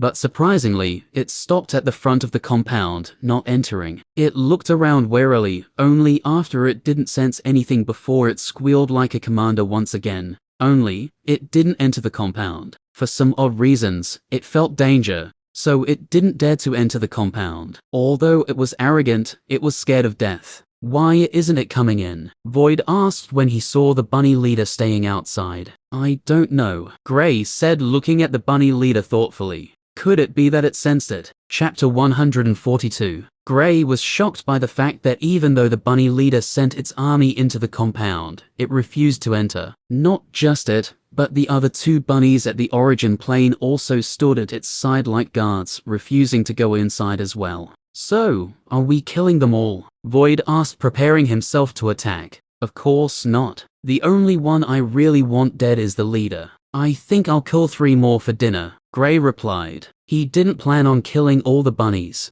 He wasn't a bloodthirsty fiend, so killing all of them didn't cross his mind. Currently, over 200 bunnies had flocked into the compound. Inside a 350 square meters compound where the building took up almost 100 meters, there was little room for over 200 bunnies, with each bunny being over 1 meter respectively. The compound suddenly looked small compared to when it was empty. "I'll use the arrays to trap them here, then empty the garden," Gray thought. He wasn't too bothered about the 3 bunnies that were outside the compound. As long as he could keep these ones here, then the threat was already removed. Those 2 at the origin plane couldn't defeat him even if there were 5 of them. He was still very confident in his abilities. Since things had already gotten to this stage, there's no point in delaying any further. Gray quickly made some weird hand gestures, and a small array could be seen forming above his hands. After it completely formed, he struck the ground with it. Squeal. The bunny leader squealed loudly when it saw this, and for the first time, panic was seen on its face with its nose twitching continuously. The bunnies, which were about to attack Gray, stopped on hearing their leader's order, and they immediately turned tails and tried to escape out of the compound. "Oh, you're quite alert, but it's already too late," Gray chuckled lightly. Buzz, buzz. With buzzing sounds ringing in the compound, the transparent glass-like wall appeared, forming a semicircle around the entire compound. A few bunnies managed to escape before the glass-like wall came up though, but looking at their entire numbers, they didn't really make much of a difference. Gray couldn't create a single array this large. All he could do was use the help of multiple small arrays and merge them together. The disadvantage of this was that once a single array was destroyed, the entire thing will crumble. Well, Guess there's no use for these anymore, Gray thought while dismissing the 2 inscriptions he created while he was running here. The moment he activated the array,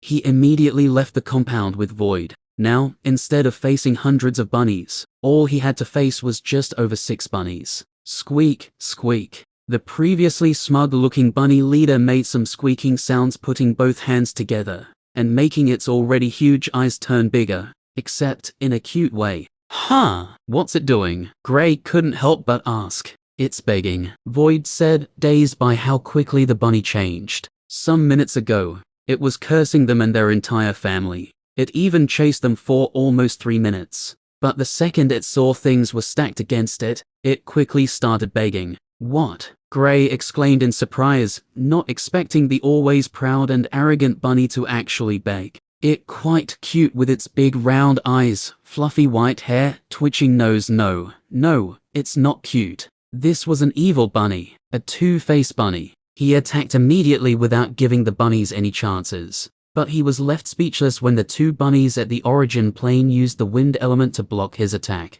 The impact sent them flying, but the bunny leader was still in his previous spot, only this time, it looked to be on its knees. I'm actually starting to feel a little sympathy towards it, Gray said when he saw how seriously it was pleading with him. I'm not, Void said and attacked. Boom, boom. What's that? Void, who just sent out an attack, asked in surprise. Boom. The rhythmic sound continued echoing out. It was just like the sound of a giant taking 1 step at a time. Something big is coming. Gray's expression turned serious. After Gray and Void's attention had turned to where the sound was coming from, a smirk formed on the face of the bunny leader. Clearly, it knew what was coming. The sound was surprisingly coming from the south, and that was the direction they came from. It was also where the garden was located.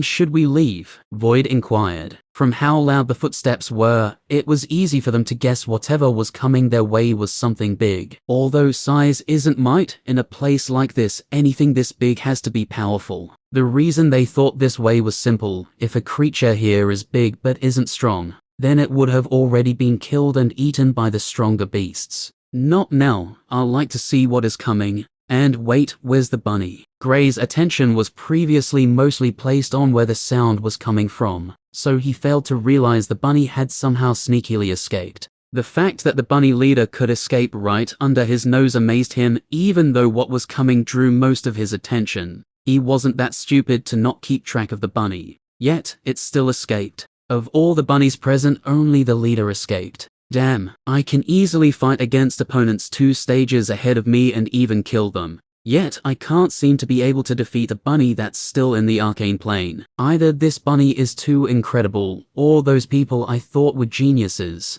are nothing more than rags. Gray felt a little dejected over his repeated failure against a bunny. With the bunny gone, it felt like staying here was meaningless. But he was still left annoyed, since he couldn't even take a single thing from the garden. The beast was coming from that direction, so going that way was out of the question. It felt like his entire trip was a waste of time, and he even made such a time-consuming array, yet he couldn't fulfill the purpose he created it. We should retreat to a safe distance. Gray agreed to Void's suggestion of leaving this place, only he was curious about what was coming here. 1 minute later, the beast making the loud step appeared in Gray and Void's view. The beast was surprisingly not walking, but hopping. Coming towards the compound was a huge 7 meters tall bunny, and perched on its shoulder was a smaller 1 meter bunny that had a smug expression. Isn't that the leader of the bunnies? Void asked when he saw the bunnies. Yeah, Gray nodded. Wow, that's a huge bunny, Void exclaimed. Such a large reinforcement. But when did it call it? Gray was stumped by this question. Doesn't this mean that it was only pleading to delay time? Shit, the bunny's something else. Gray felt even more dejected. Just when he thought maybe he had something against the bunny, he found out the bunny was only buying time. Sigh, I give up. We should head over to the building with the book. If I see that bunny's face any longer, I might attack. Gray sighed before leaving, heading towards the west. Just as he turned around, Ka-cha! The sound of his array breaking rang out. He turned around only to see a strange occurrence. The bunny leader that was perched on the huge bunny's shoulder had its right paw raised. The back of the paw was facing Gray. and the bunny was surprisingly able to keep only the middle finger straight, folding the other 4. "What's it doing?" Void asked. "Showing us its middle finger," Gray replied with a sour face. "Oh, what's the meaning?" Void asked curiously. Although he acts smart sometimes, one has to remember it hasn't been up to a week he was born yet, so he didn't know everything. "Fucku," Gray replied. "Damn, what did I do to you? I only asked the meaning of what it was doing," Void said, a little annoyed. "Yeah, fucku," Gray said again. "If you don't want to tell me the meaning, you can just say it outright," Void said angrily. "It's fucko, I'm sorry. My bad. The meaning of what it did is fucku." Gray suddenly realized why Void was getting annoyed. "HMPH," Void snorted, still feeling a little annoyed. Gray apologized again before continuing their journey. He knew he was the one at fault, since he didn't explain it properly, so he didn't really hassle over it. Their shadow soon disappeared into the thick forest. Chapter 143.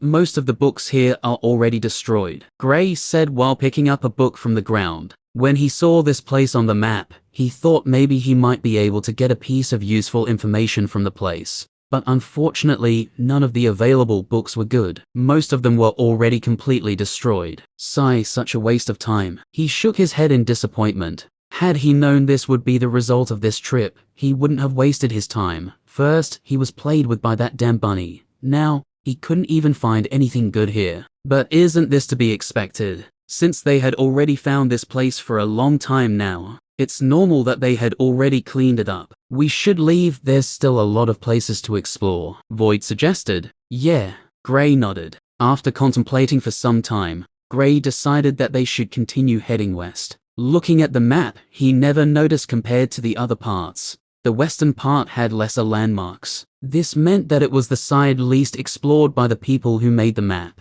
They left the building and soon started heading deeper into the trial land. Meanwhile, somewhere in the Azure Empire, Quinn's family compound, at a hidden room, things are going to plan. Even if we don't obtain the treasure this time, we should be able to take charge of the Killen Empire first. A middle-aged man spoke. The middle-aged man was none other than Quinn's father. Other than him, there are 2 more men in the room. Both men look to be in their 70s, but their real age is far from that. They were surprisingly identical twins. "Oh really?" one of the old men asked curiously. "Yes. Remember I told you I managed to brainwash a young prince of the Killen Empire 12 years ago?" Quinn's father asked. Both old men fell silent for some time before nodding. "He is the current crown prince of the Killen Empire, and from the message I received from him, the war between both empires would start soon," Quinn's father said.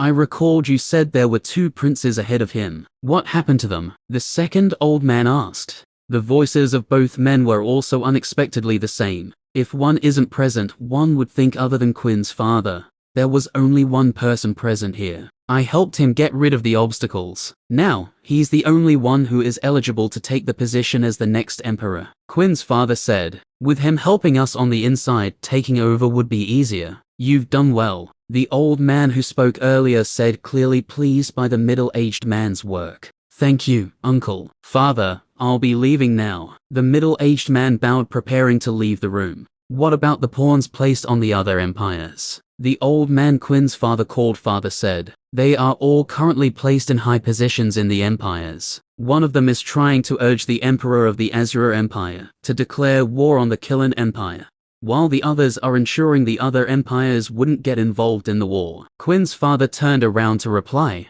okay, once the war starts, all our hidden power will come forth. The old man who was called uncle said. The family planned to start a war between the Killen and Azure empires, while slowly taking control of the major powers in each empire. Before both empires would realize what was happening, more than half of their powers would be controlled by them. 2 months later, at the gate of the Lunar Academy. What are you doing here? An angry voice asked a refined-looking, elegantly dressed young man standing outside the academy's gate. Is this how you welcome an old friend? The refined-looking young man asked with a soft smile, not at all offended by how he was welcomed. HMPH. Our friendship ended years ago. The owner of the angry voice snorted. Blake, at least show some respect for your crown prince. The refined-looking young man said, still wearing the same soft smile. The first speaker was surprisingly Blake, the head instructor of the Lunar Academy. But the identity of the refined-looking young man threw the few guards present at the gate off their feet. They had never seen the crown prince of the Killen Empire before, but they also never expected to see him like this.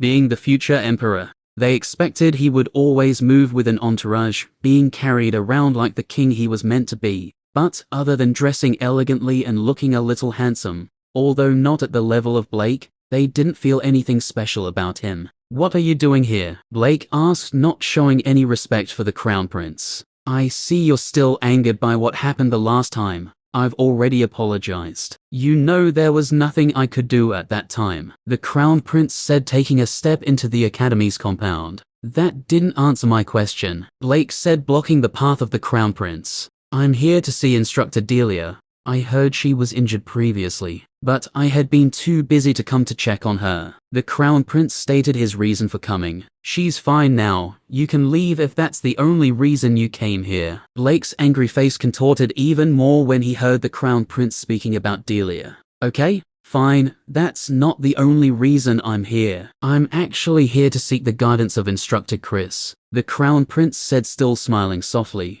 The more Blake looked at the crown prince's smiling face, the angrier he got. First, Senior Chris is not an instructor in this academy. Second, he doesn't welcome uninvited guests. Blake said, "If he knows I'm the one here, he'll come out and see me." The crown prince refused to give in. Even if the emperor comes here personally, if Senior Chris doesn't want to see him, there's nothing he can do. Blake was trying his best not to explode in anger and attack the crown prince. "Well, you see, I'll be staying here for a while since I have some business here. It'll be best if Senior Chris can spare a few minutes to entertain this little one," the crown prince said, not bothering about how Blake was acting, and walked straight into the academy's compound. Blake stared at the back of the crown prince, and a hint of worry flashed through his eyes. He knew the reason for the crown prince's visit wasn't ordinary. At Oliver's office. "He's most likely here to confirm if Senior Chris is around," Blake said a little anxiously. Their question mark even more eager than we thought. "There's still no news of his whereabouts?" Oliver asked, rubbing his aching head. "No, teacher," Blake replied sadly. He had been searching for Chris's whereabouts for over 2 months now, but there had been no news of him. It was like he just disappeared into thin air. "Okay, I'll go see the crown prince and see why he's here," Oliver said. After saying that, Oliver stood up from his seat and walked towards the door. "You should keep an eye on him while he's here," he ordered before leaving. Blake nodded and also left the office. 1 week went by with the crown prince not moving as much as a muscle. What left Blake annoyed was that he spent all his time with Delia. Not being able to contain his anger, he went over to meet the crown prince. "When do you plan on leaving?" Blake asked the crown prince, who was speaking with Delia. "No time soon," the crown prince answered offhandedly. "You're not welcomed here," Blake said. "This is my empire. I can stay wherever I want," the crown prince said, not bothered by Blake. He was already used to the way Blake speaks to him, so he didn't feel annoyed or irritated by it. "In case you've forgotten, you're still a prince, not the emperor." Blake looked at him after managing to calm himself. "That's the crown prince to you," the crown prince retorted. "You know what? It's been a long time we sparred," Blake responded. "Yeah, I really enjoy beating you up," the crown prince chuckled. "Heh, you wish," Blake laughed lightly. "I'll beat him up every day till he leaves this place," Blake thought. Since the crown prince was searching for entertainment, he didn't mind entertaining him. In fact, he'll entertain him every single day. His plan was simple: beat up the crown prince until he leaves the academy voluntarily. He was already tired of seeing his smiling face repeatedly. If he had the opportunity, he'll beat him up until he loses a few teeth. Delia looked at Blake and couldn't help but let out a small smile. She could sense he was jealous because she was spending time with the crown prince. Although she didn't want to spend time with him, she couldn't refuse it when the crown prince summoned her, since,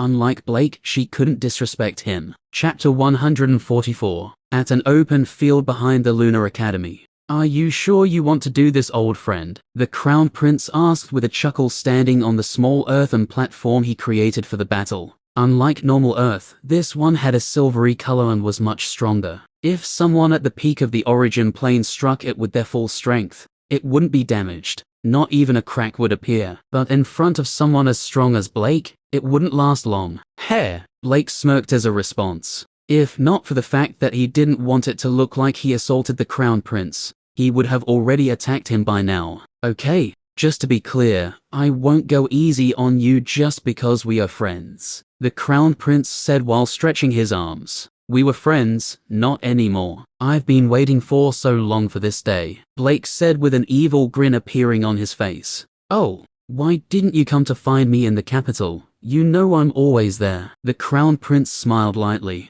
The truth was, although he was angry at the Crown Prince, the main reason he was finding trouble with the Crown Prince was that he felt disgusted by what he and his father were currently doing. He was friends with the Crown Prince when he was younger, so he knew him all too well. The Crown Prince is a cunning evil snake. He would wear a smile while slowly killing off his family. Enough nonsense, Blake said, preparing to attack. Seeing that Blake was about to attack, the Crown Prince shut his mouth and also prepared himself. Since he's quite familiar with Blake, he knew he would attack him even if he wasn't ready. Buzz. Lightning danced all around Blake's body, as well as within a meter of his body. Ah, the lightning element. So beautiful. The Crown Prince looked at the lightning, and a glint flashed past his eyes. Earth slowly revolved around the Crown Prince with an armor gradually covering up his entire upper body, leaving just his head open. Swoosh. Bang. A huge earthen fist appeared and clashed with the bolt of lightning, causing a loud banging sound.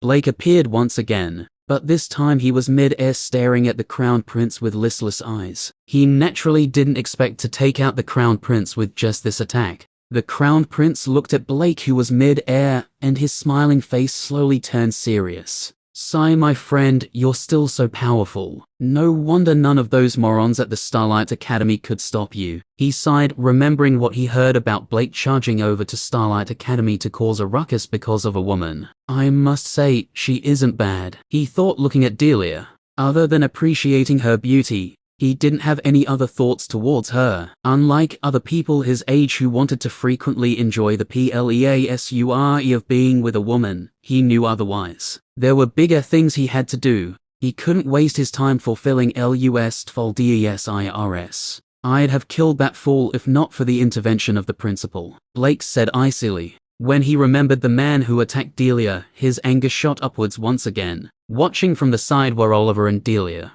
They're both strong, Delia said, looking at the ongoing battle. Yeah, but you should know they've not gone all out, else this wall of yours wouldn't be standing, Oliver said, looking at the transparent ice wall Delia used to isolate this place from the academy. Oliver suggested this since he didn't want to cause panic in the academy. If the sound of the battle between Blake and the Crown Prince were to be heard by the students, no one knew what the students would say. Delia smiled lightly when she heard this. Of course, she knew if the battle turned serious, even standing this close wouldn't be good for her.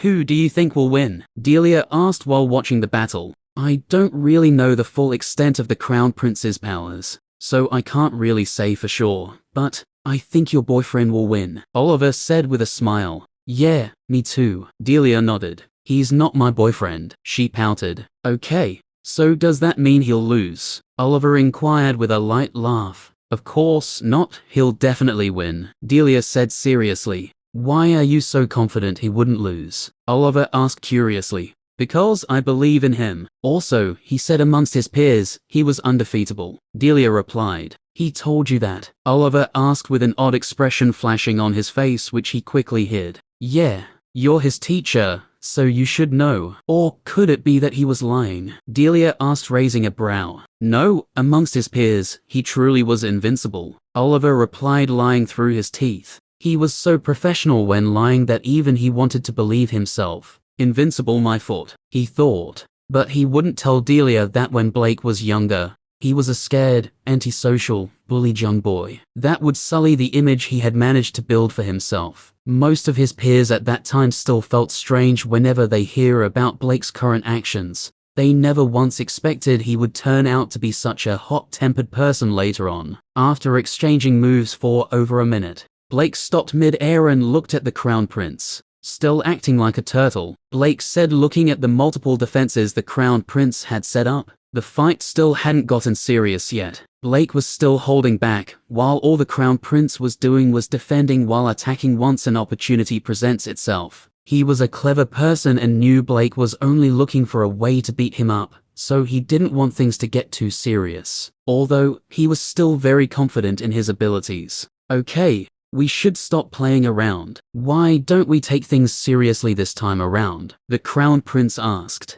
I thought you'd never ask. Blake smiled. Thang. Swoosh. The arrow shot straight at the Crown Prince with lightning quick speed. Fuck. I love this element just as much as I hate facing someone wielding it. The Crown Prince scurried to set up a defensive wall. 9 6 meters thick walls appeared in front of him, each separated by 2 meters. Bam. Crash. Crack. The lightning arrow went through the first 4 walls like a hot knife through butter. One has to remember this was a wall that could stop an all-out attack of a peak origin plane elementalist, yet 3 couldn't even stop a single attack. The arrow didn't stop after passing through the first 3 walls, it went on the 4th one, with its momentum still at its peak. After it went through the 4th one, it slowed down a little, but the 5th, 6th and 7th one couldn't stop it. It continued to the 8th one, but its speed had reduced greatly. Yet, even after being disrupted by the previous 7 walls, it still forced its way past the 8th wall, and it soon slowly started penetrating the 9th wall. In the end, only the arrowhead managed to appear on the other side of the wall, but it couldn't move an inch and just stay put. Phew, that had me scared for a minute. The Crown Prince breathed out a sigh of relief. Hey, buddy, this all you got? He asked Blake, who was still floating mid-air. Blake only smirked as a response. When he saw Blake smirk, he suddenly remembered something and quickly retreated. Shit. I hate this guy, he cursed as he retreated. But alas, he realized it too late. Explode, Blake said internally. Boom. The arrowhead, which was the only thing visible on the wall, exploded out, causing a massive white light to cover the area of the battle. Does he plan on killing him? Delia couldn't help but ask when she saw the powerful explosion. Haha, of course not. Do you think Blake is foolish enough to kill the Crown Prince here? Besides, even if he wants to kill him, it wouldn't be this easy. Oliver laughed while dispersing the impact of the attack that was coming in their direction. Yeah, you're right about that.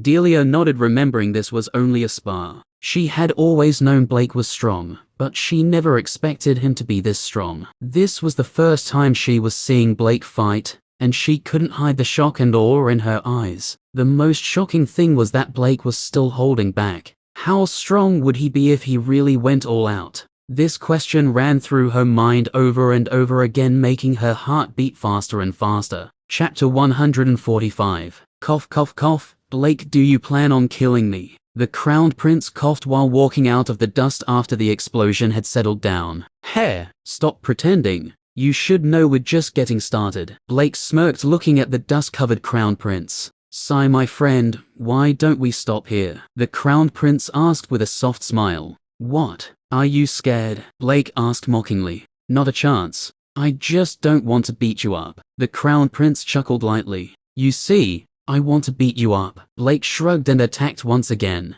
The Crown Prince quickly sent out an attack, blocking the attack Blake sent towards him. Boom. Both attacks collided, sending out a huge shockwave. The Crown Prince, being an earth elementalist, preferred staying on the ground while fighting, since he's much more comfortable there. But since Blake had already taken to the sky, he also had to fly up, else he would be at a disadvantage. Sigh, I miss the days when we used to fight on the ground, the Crown Prince said while appearing mid-air.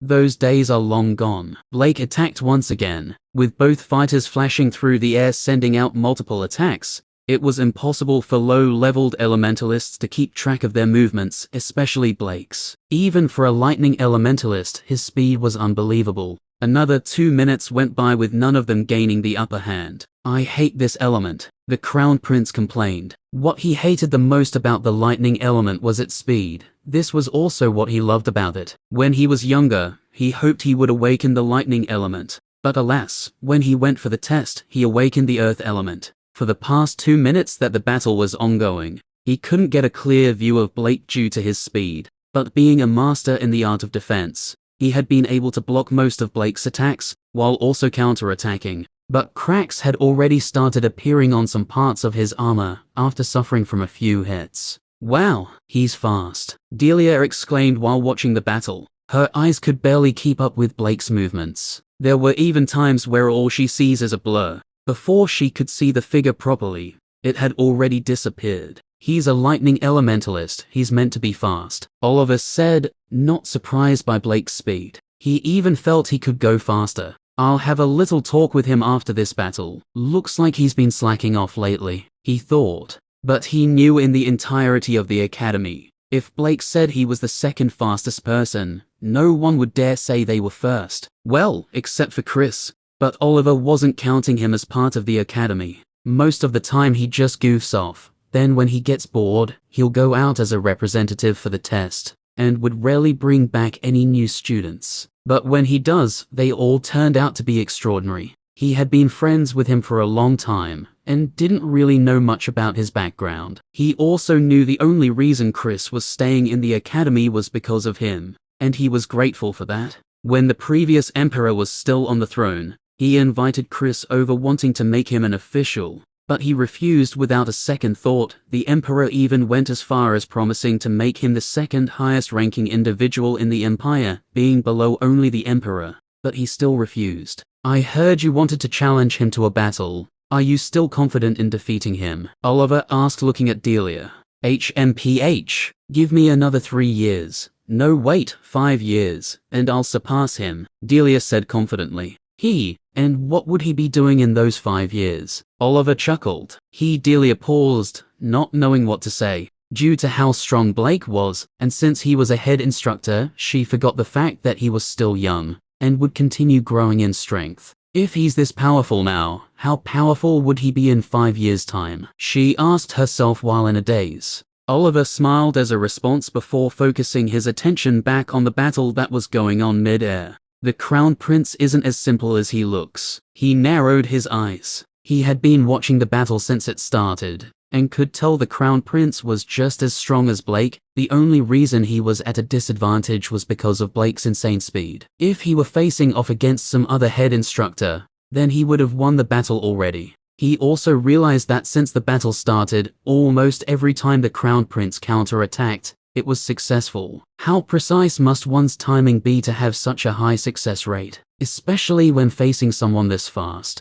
He's like a patient hunter waiting for the perfect time to strike, he thought. There had been cases where even he felt the Crown Prince had won the battle, but Blake's speed would help him avoid the attack. "I hate this element," Blake complained. Although his attack power was strong, due to the high defensive properties of the earth element, it has managed to block them. The only way he can break it is to use a high-leveled attack, but whenever he does, the Crown Prince would also bring out a high-leveled defensive technique, making his effort useless. Although there are times where he had struck the Crown Prince, the effect isn't as high as he wanted, since the Crown Prince's defense would take out most of its power. "Hey, how about a close-ranged battle?" he suggested. Okay. The Crown Prince agreed to it. "It's been so long I had a heart-racing battle," he thought. This was the main reason he agreed to spar with Blake. Being the Crown Prince, even if people fought against him, they would hold back in fear of hurting him. Either that, or his opponents weren't strong enough. But he was friends with Blake, so he naturally knew he was just as strong as he was, if not even stronger.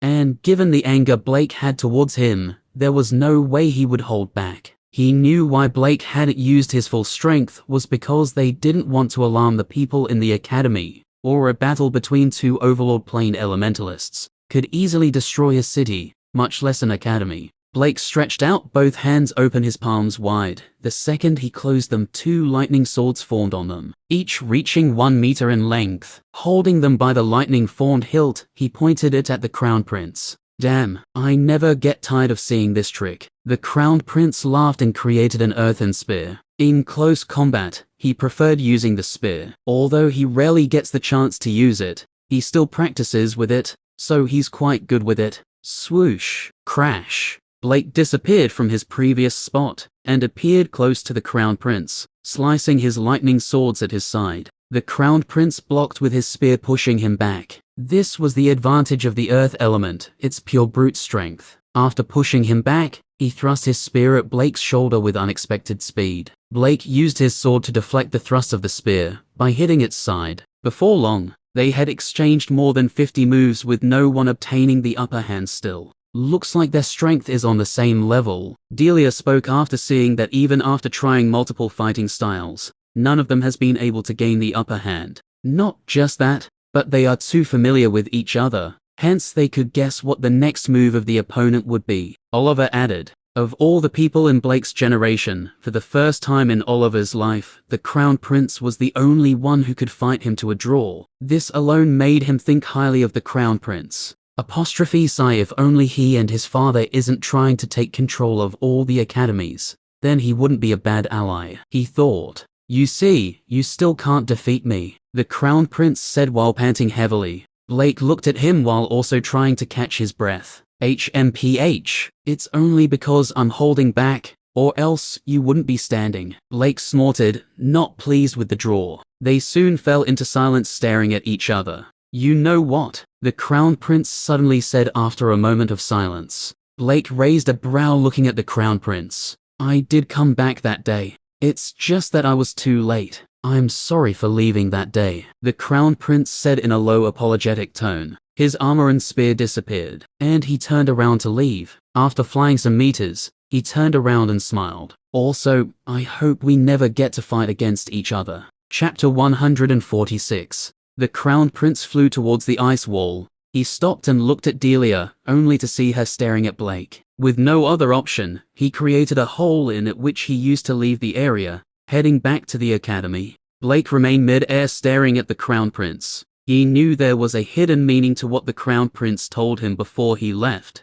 Looks like he's giving me a heads up, but he should have already known there's no way we would accept to be their puppets, he thought before landing close to Oliver and Delia. Being lost in thoughts, he failed to realize that she was staring at him intensely. Only after a while did he sense it. Huh, is there something on my face? He asked while touching his face. What? No, the dazed Delia asked, showing confusion before answering. Oh, then why were you staring that hard? Wait, could it be that you want to imprint my impeccable appearance in your memory forever? Blake asked with a cheeky smile. You wish. Delia rolled her eyes before removing her ice wall. They soon started bickering while slowly making their way to the academy. Looking at Blake and Delia bickering, Oliver chuckled lightly and told Blake to come to see him when he was done before leaving the duo. Some hours later, at Oliver's office. The Crown Prince is something, Oliver said after dropping the book he was reading. Seeing that Blake was looking around, Oliver guessed the reason and smiled lightly.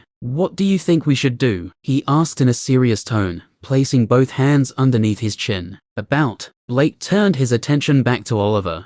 The Emperor's motive, with Chris nowhere to be found, fighting against him as suicide. Oliver said, I don't know. Blake paused before answering slowly with furrowed brows. He too was confused about the whole issue. Once the kids get back from the trial land, I've decided to step down as the mayor of Luna City, as well as the principal of the academy. Oliver said, looking at Blake without any changes in his expression. This move looks cowardly, but it's actually the best decision. Clouse and Blake are his only family. He wouldn't foolishly give his life away, while putting theirs in danger, just because he wanted to go against the Emperor. He had invested a lot of his time in both the city and the academy, but the life of his son and student mattered more. Besides, even though Chris is powerful, he's just one man. He didn't expect him to go against the entire empire because of him. Blake knew since Oliver has made this decision, there's no turning back. I'll step down as well, he said, not angry by his teacher's decision. Oliver looked at him and sighed. He had previously thought of making Blake the next principal,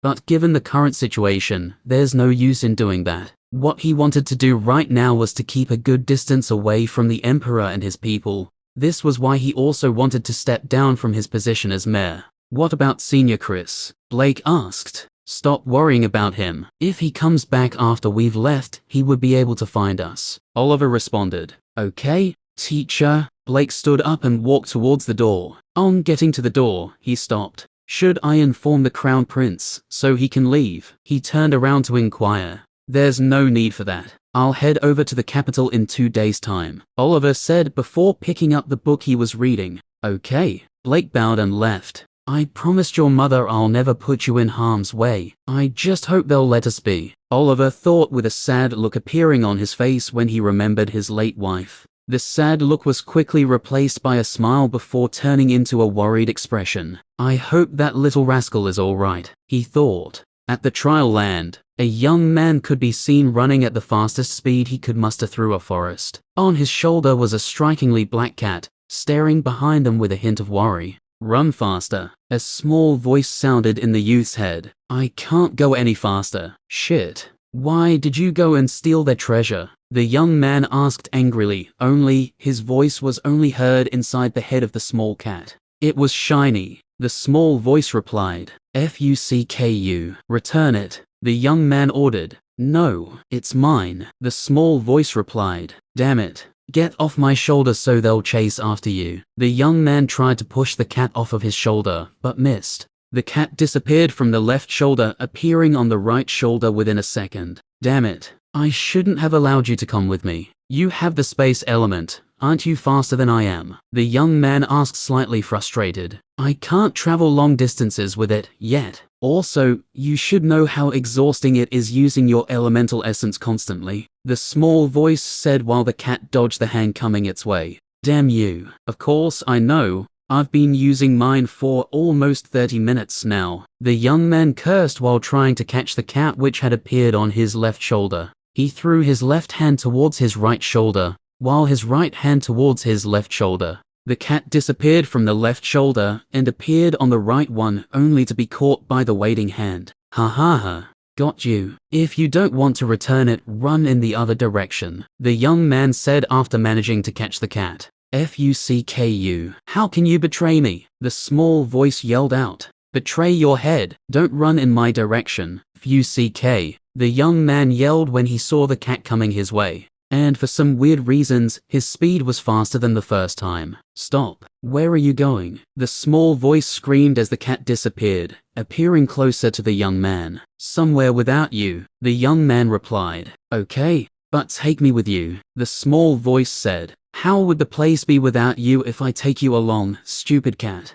The young man replied. The young man and the cat were obviously grey and void. Behind them was a horde of angry-looking giant white ape. Each ape had a silver horn at the middle of their heads, with silver lightning snakes dancing around their bodies as they gave chase. Of all the apes, 5 of them were more eye-catching because instead of having silver horns, they had purple. Purple lightning danced around their snow-white hairs. One of the 5 purple horn monkeys roared and sent out a lightning bolt towards the running grey. Boom. Fuck. I wasn't the one who stole your treasure, Grey yelled out after dodging the lightning coming his way. Don't try to explain, they'll still chase after you anyway, Void said while capitalizing on the small time Grey slowed down and jumped on his shoulder. Damn you. Return their treasure to them, Grey yelled at Void. No, I believe we can escape this chase, Void said confidently. Yes, if you return their treasure, Grey said. How can you be so cowardly? I thought you enjoyed fighting.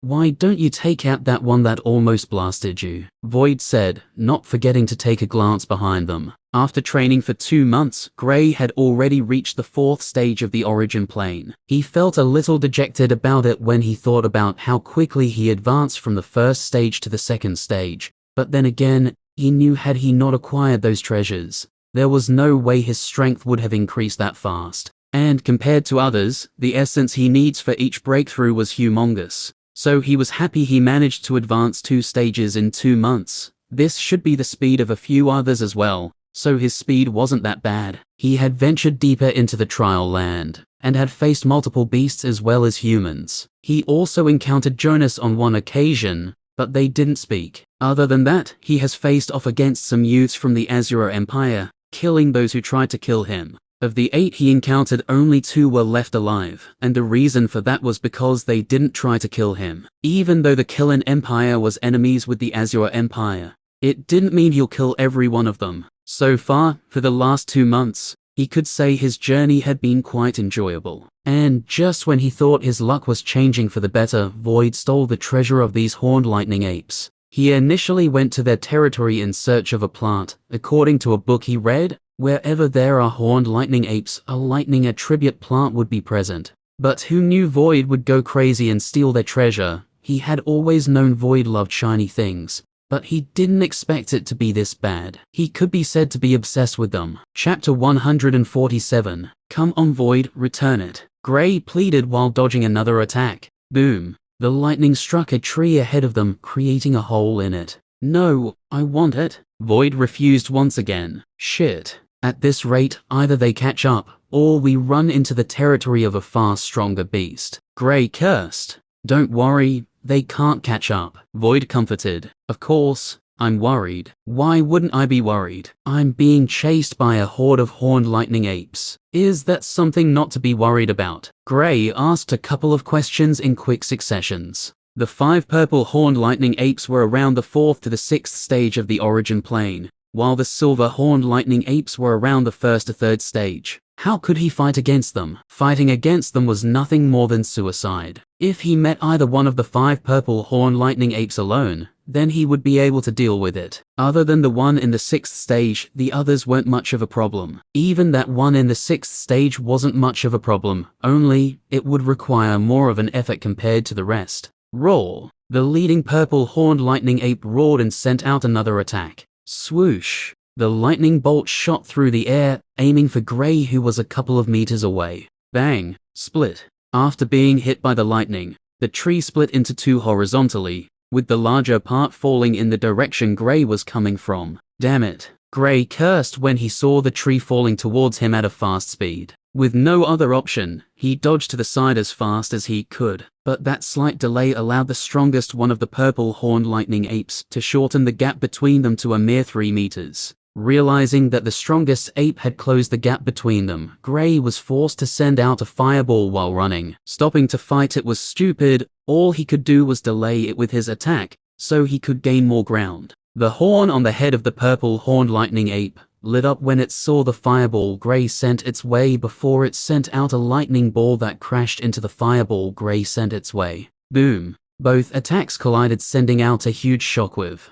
Gray breathed out heavily when he saw he had managed to distance himself from the ape once again. You're attacking next time, he said to Void. Okay. Void nodded. He knew if he rejected to do this, then Gray would definitely search for a way to throw him out. Roar! The purple horned lightning ape roared angrily when it saw that the distance it had managed to close down was increased further than the previous time. With red eyes, it charged towards the human and the cat. For it, since Void was with Gray, then they were together, and all it wanted to do to them was to pound them till they turned into a meat paste. The other purple horned lightning apes caught up with the first one, while the silver horned lightning apes was just a few meters away. The apes continued their chase, while Gray and Void ran like their lives depended on it. Well, Gray was the one doing all the running. All Void was doing was lying around leisurely. After being given the task of attacking by Gray, he would occasionally send out attacks whenever he notices the apes were getting closer.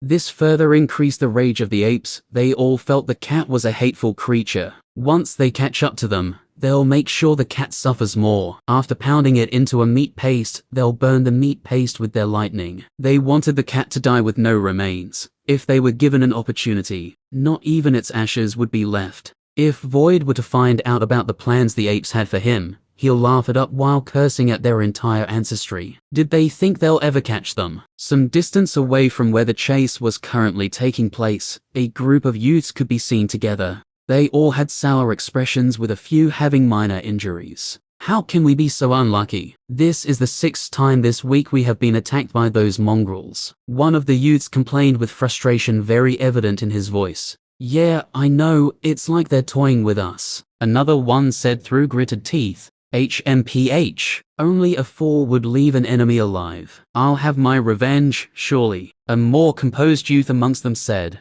The others looked at him and nodded. This group was none other than the 12th Prince's group. After that battle when Alan and Damien saved them, they had managed to keep all their members alive, and had been having a pretty good time. The 12th Prince had broken through to the 3rd stage of the origin plane. Not just him, but 2 others have also broken through to that stage. One of them was Neil, while the other was also a student from the Royal Academy. After facing multiple challenges and coming out on top of most of them, they felt pretty great. They had even eliminated a few youths from the Azure Empire. But their luck ran out when they accidentally crossed paths with a group from the Azure Empire, which had 2 youths in the 4th stage of the origin plane. Not just that, but there were also 3 in the 3rd stage, making life hard for the 12 Princes group. For the past 1 week, the group from the Azure Empire had been tormenting them by attacking them repeatedly. What was more frustrating was that they were stronger than the 12 Princes group, yet they hadn't killed any of them. Rather, they would show up unexpectedly and launch an attack on them. Being stronger and more prepared, they always gained the upper hand in the battles, and would leave right after hurting a few of the people in the 12 Princes group. It was like the 12 Princes group were their entertainment, and once they were bored, they would attack. On numerous occasions, after being attacked, the 12 Princes had tried escaping. But no matter where they go, the group from the Azure Empire still ends up finding them. They all felt the group was following them closely. Russell, who's there? Neil turned towards the direction the noise came from while preparing to attack. He was currently very edgy because of what he had gone through during the week. Not just him, but the others were just as tense as he was. Going through something like this could make almost anyone lose their cool. What made matters worse was that they did not know if the next time the group from the Azure Empire attacked, they'd take their lives. So none of them were calm, not even the 12th Prince. They felt like prisoners that could be executed at any given time. Don't tell me you've forgotten about us so soon. I mean, we only left a couple of minutes ago. So it's impossible that you've forgotten about us. A peal of playful laughter rang out from behind a tree 12 meters away, and a youth almost 2 meters tall walked out with others following behind him. The 12th Princes group was currently in an open field that had grasses half a meter tall. It was almost impossible to see the ground because of the grass. Haha, maybe we hit them too hard and messed up their heads. A youth following behind the first youth laughed out loud, making those around him laugh as well. Oh, if that's the case, why don't we beat them again? That should be able to rearrange their heads, right? A crisp voice belonging to a young lady sounded out. The moment the 12th Prince and his group heard the voice of the young lady, they shivered uncontrollably. To them, the voice didn't belong to a young lady, but a demon. But they couldn't help but be grateful to this demon. Had it not been for her suggesting they had fun with them, then her group would have already killed them by now. Even though being toyed with isn't fun, it was better than being dead. Living one more day meant there was still hope for them to escape their present predicament. Chapter 148. The 12th Princes group looked at the stunning young lady with dread visible in their eyes. Of the 2 people in the 4th stage of the origin plane, she was the strongest. They still couldn't comprehend why she would have such a thought process. But since it has kept them alive, they weren't complaining about it. Even though they felt they were the most unfortunate group in the trial land, they were still better than those who had died, right? Why are they back so soon? The youth from the Starlight Academy asked the others softly. According to how the group from the Azure Empire usually operated, after beating them up, they would give them a day or so to rest and recover before coming back. But now, it hadn't even been up to an hour, and they're back. Judging from their expressions, it looks like maybe they've come to a decision to end them this time. I don't know, but hopefully they'll leave soon after finishing their work. The youth who previously complained about the assault said he might have complained when the group wasn't here, but since they were here, he didn't dare to. Being the weaker party, he had already accepted his fate. Besides, it wasn't like this was the first time he was bullied. Getting used to being bullied is something only the brave and determined can do. That was his motto back then. Currently, he felt after some time, the others would get used to it as well, and move on with their lives. Well, that was under the premise that they weren't killed this time. The youth from the Starlight Academy looked at him weirdly and refrained from replying. If he were to answer the youth, then there's a chance they might start quarreling amidst their current predicament. It wasn't like they were as carefree as Clouse and Reynolds were, who would be able to quarrel even when they were outnumbered. After a long deliberation, we have decided it's time to stop these games, the tall youth said coldly while staring at the 12th Princes group. When the 12th Prince and the rest of his group heard this statement, their hearts sank, and for the first time in the lives of most of them, they wanted to beg to continue being beaten. Please, continue beating us. This was what they prayed for currently.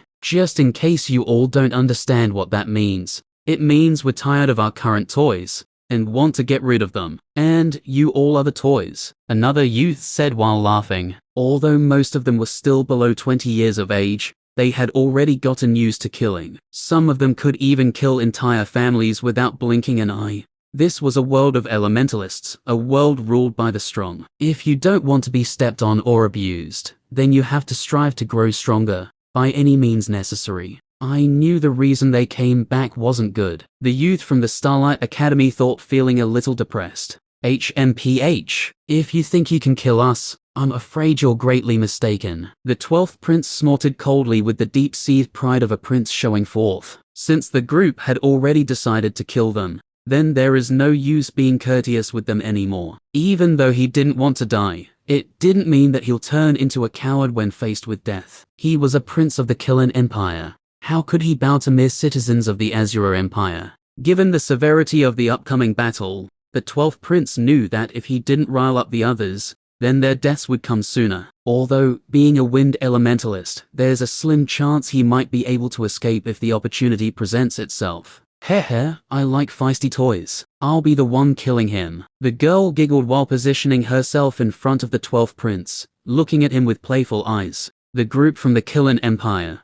had more numbers compared to their opponents, but the difference in individual strength made things difficult for them. The group from the Azure Empire were 5 in numbers, with 2 being in the 4th stage of the origin plane, and the other 3 being in the 3rd stage. Of the 3 in the 3rd stage, 1 was a dual elementalist whose strength almost rivaled that of the 2 in the 4th stage. While the 12th princes group had 7 people, with 3 being in the 3rd stage of the origin plane, and the rest being in the 2nd stage. Boom! An attack was unleashed unexpectedly. A youth was sent flying by the unexpected attack, while the other tried to defend but was pushed back. The youth sent flying was one of the 3rd stage origin plane elementalists from the Azure Empire. Surprisingly, the 12th princes group were the first ones to attack. Being taken unaware, the group from the Azure Empire were momentarily stunned by the sudden attack, and fell on the defensive, with one of them sustaining an injury. Never in their wildest dreams did they think that this group from the Killing Empire would be the first to attack. All the while that they had been attacking them, they had always been the ones who attacked, while the 12th princes group defended. Yet when it came to the most important fight, they were the ones on the defensive. It was an ironic situation from their point of view. Yes, Neil exclaimed and went straight for the injured youth. During the short period the group from the Azure Empire was spouting nonsense, the 12th prince told him to attack them, while they were still picking opponents. He initially thought the plan wouldn't be successful, but surprisingly, the youths from the Azure Empire were dumber than they look. Seeing that one of their opponents had been injured, the momentum of the 12th princes group shot through the roof, and they felt, maybe, just maybe, they could escape this alive. What the 12th prince did showed he truly was worthy of being the leader of the group, and also being a prince trained in the art of war. The only unfortunate thing about the plan was that the youth attacked didn't die, and the injuries he sustained weren't life-threatening, but it had decreased his strength significantly. At the forest, the chase was still ongoing, with Grey cursing at Void repeatedly. If Void had not stolen their treasure, they wouldn't have been in such a position. Bang! Another attack landed close to him. Cough cough, damn it. These things are relentless. Grey coughed out while dashing out of the dust that rose from the blast. Being too occupied with escaping, he couldn't create inscriptions, and even if he did, since he couldn't turn around to face the apes, he couldn't get a clean hit. One has to remember, he was the one escaping, not the other way around.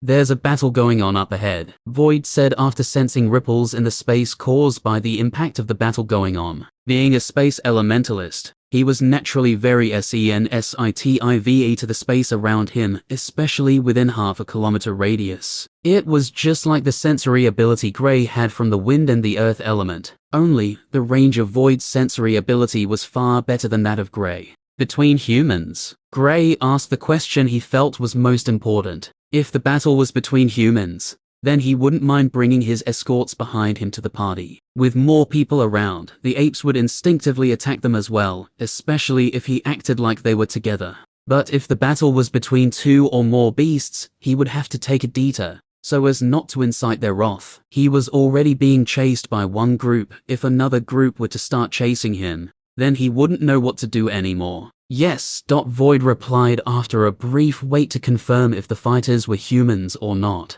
Phew, thankfully we have helpers now. Gray breathed out a sigh of relief. Now all he wanted to do was take the apes towards the people, so they could help him stop them, while he makes a break for it. In short, he wanted to use them. Despite the fact that the apes couldn't catch up with him if he continued running, being chased for so long was quite tiring. But what if they're my friends? He thought. If the people fighting were his friends, then it would be difficult, since he couldn't make the apes attack just one group. The best case scenario was that he wasn't acquainted with any of the people fighting. That way he could just dump the apes at them, while the worst case scenario was that they were people he knew. He hoped for the former while also preparing a plan in case it was the latter. With everything in place, he darted towards where the battle was going on. Chapter 149. Back at the field, the battle between the 12th Prince's group and the group from the Azure Empire had slowly started taking a turn. Unlike the rough start they had, the group from the Azure Empire was slowly gaining the upper hand now. Boom.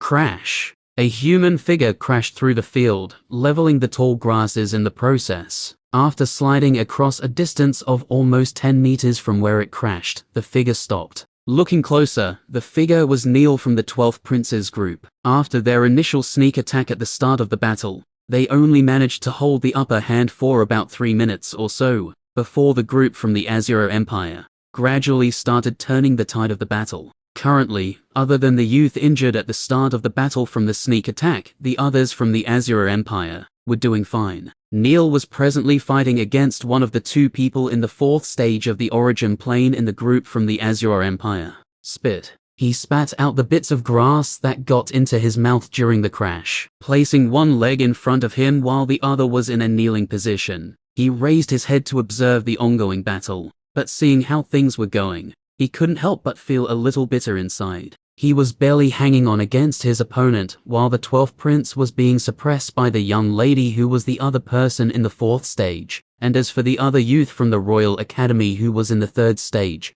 he too was also being suppressed by the dual elementalist in the 3rd stage from the Azure Empire. Since his strength saw a decline, he wasn't as strong as he previously was, so fighting against two people was a little more than he could handle. His companions who were fighting against a single opponent would occasionally lend him a helping hand when they were chanced. They knew if the youth were to die, then they might not be the ones doing the killing, rather, it would be the other way around. But their opponents also being aware of this was trying hard to ensure they don't get the chance to help him. The 12th Prince's group knew if the injured youth could be taken out of the picture, then their chances of survival would increase exponentially. Because once the injured youth was dead, then the two who were fighting against him would join hands with the others to suppress their opponents. So, there was no way they'd allow the others to help him. As things stand, taking out the injured youth was their best shot at survival. Either that or maybe someone would come to their aid, just like the last time they were stuck in such a situation.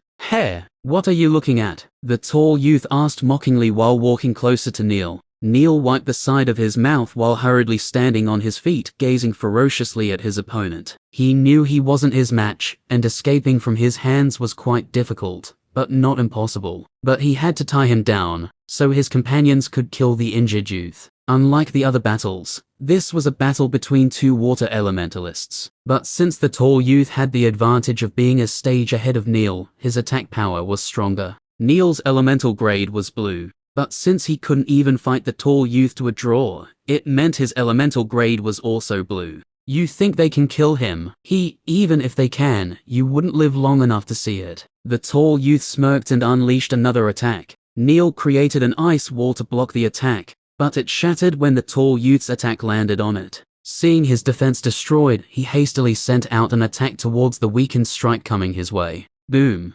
Both strikes collided, sending out a chilling shockwave as both attackers used ice instead of water. Being closer to the strike, the impact of the attacks pushed him back. He only managed to gain his footing after moving 4 meters backward. Looking behind him, a strange thought suddenly came into his head. If things continued in this manner, then he might get a chance to escape. Since the battle started, The tall youth had blasted him a good distance away from their initial position, and he was presently only 100 meters away from the forest. He wouldn't mind it if the tall youth continued blasting him in this direction. That way, in case things didn't work out with the duo, he would have a chance at escaping. Kekiki, to think you were hiding your strength previously. The young lady giggled coquettishly while battling with the 12th prince. Bam! Even after using almost 90% of my strength, I'm still no match for her. The 12th prince thought while dodging her attack. During the first time he fought against this group, he concealed some of his strength in case things didn't work out for his group. He would be able to unleash his greatest movement technique and escape.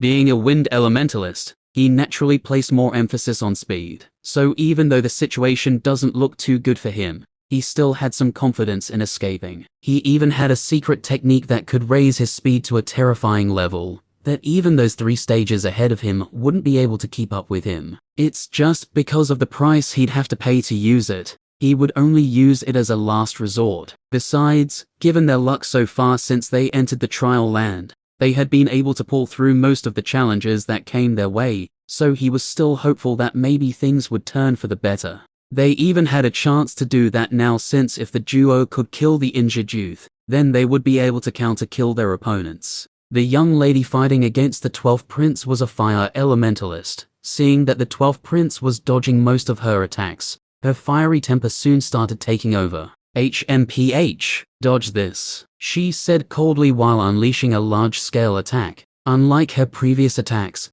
this one covered a 20 meters radius around the 12th prince. Damn it. The 12th prince cursed, not expecting his opponent to make use of this method, just so she could strike him. Being forced to defend, he created a tornado around himself, using it to fend off the fire coming his way. But doing that not only protected him, but also gave his opponent a target to attack, since he wasn't moving anymore. Swoosh! A large flaming sword sliced in the direction of the tornado, easily cutting through it from the top to the bottom, slicing apart the 12th prince's protective cover. The second the tornado was cut apart, the 12th prince was revealed to the young lady, who followed up the flaming sword with fire arrows, heading straight at the 12th prince. Why do I always get the troublesome opponents? The 12th prince complained while setting up a windshield to block the arrows coming his way. Boom, bam. Multiple arrows struck the shield as well as the surrounding places where the shield didn't cover, causing a large area to be covered in smoke. Of all the battles, the area where the 12th prince's battle was going on was more glaring due to it losing more grasses. Although there were other fire elementalists in the 2 groups, none was as destructive as the young lady was. The 12th prince was currently caught in the middle of the smoke, after managing to fend off the arrows coming his way. He covered himself with a wind sphere that slowly grew bigger and exploded, sending airwaves in all directions, thereby clearing the surrounding air of the smoke. Such a destructive element, the 12th prince said, looking at the once serene field that has been destroyed by the young lady's attack. He had never liked fire. He didn't know why though. Even though it's among the strongest elements in terms of attack power, he still didn't like. I hate people who only evades. Fight properly. The young lady yelled angrily with fire raging all around her. I'm a wind wait, why am I even bothering to explain to you? The 12th prince, who was about to explain the reason for his fighting style, paused and asked. He truly wasn't obligated to explain the reason for the way he fights to her. Because you're afraid. The young lady laughed and continued her attack. The 12th prince quickly evaded the attack once again, while also counter-attacking. Chapter 150. While the battle was still ongoing, Gray appeared from the forest on the southern side of the field. He quickly analyzed the situation to know what to do. It didn't take up to a second before he recognized the 12th prince. Ah, to think it's them. If I leave the apes with them and by chance any of them successfully escapes, then that's me creating an enemy I can't fight against. He thought while looking at the 12th prince. He was short on time, so he had to make a decision as soon as possible, since the apes were only a few seconds away from him. When he was getting close to this place, he managed to increase the distance between himself and the apes, so he would be able to think properly when he saw the people who were battling. Since he knew the 12th prince, taking the apes in their direction was out of the picture.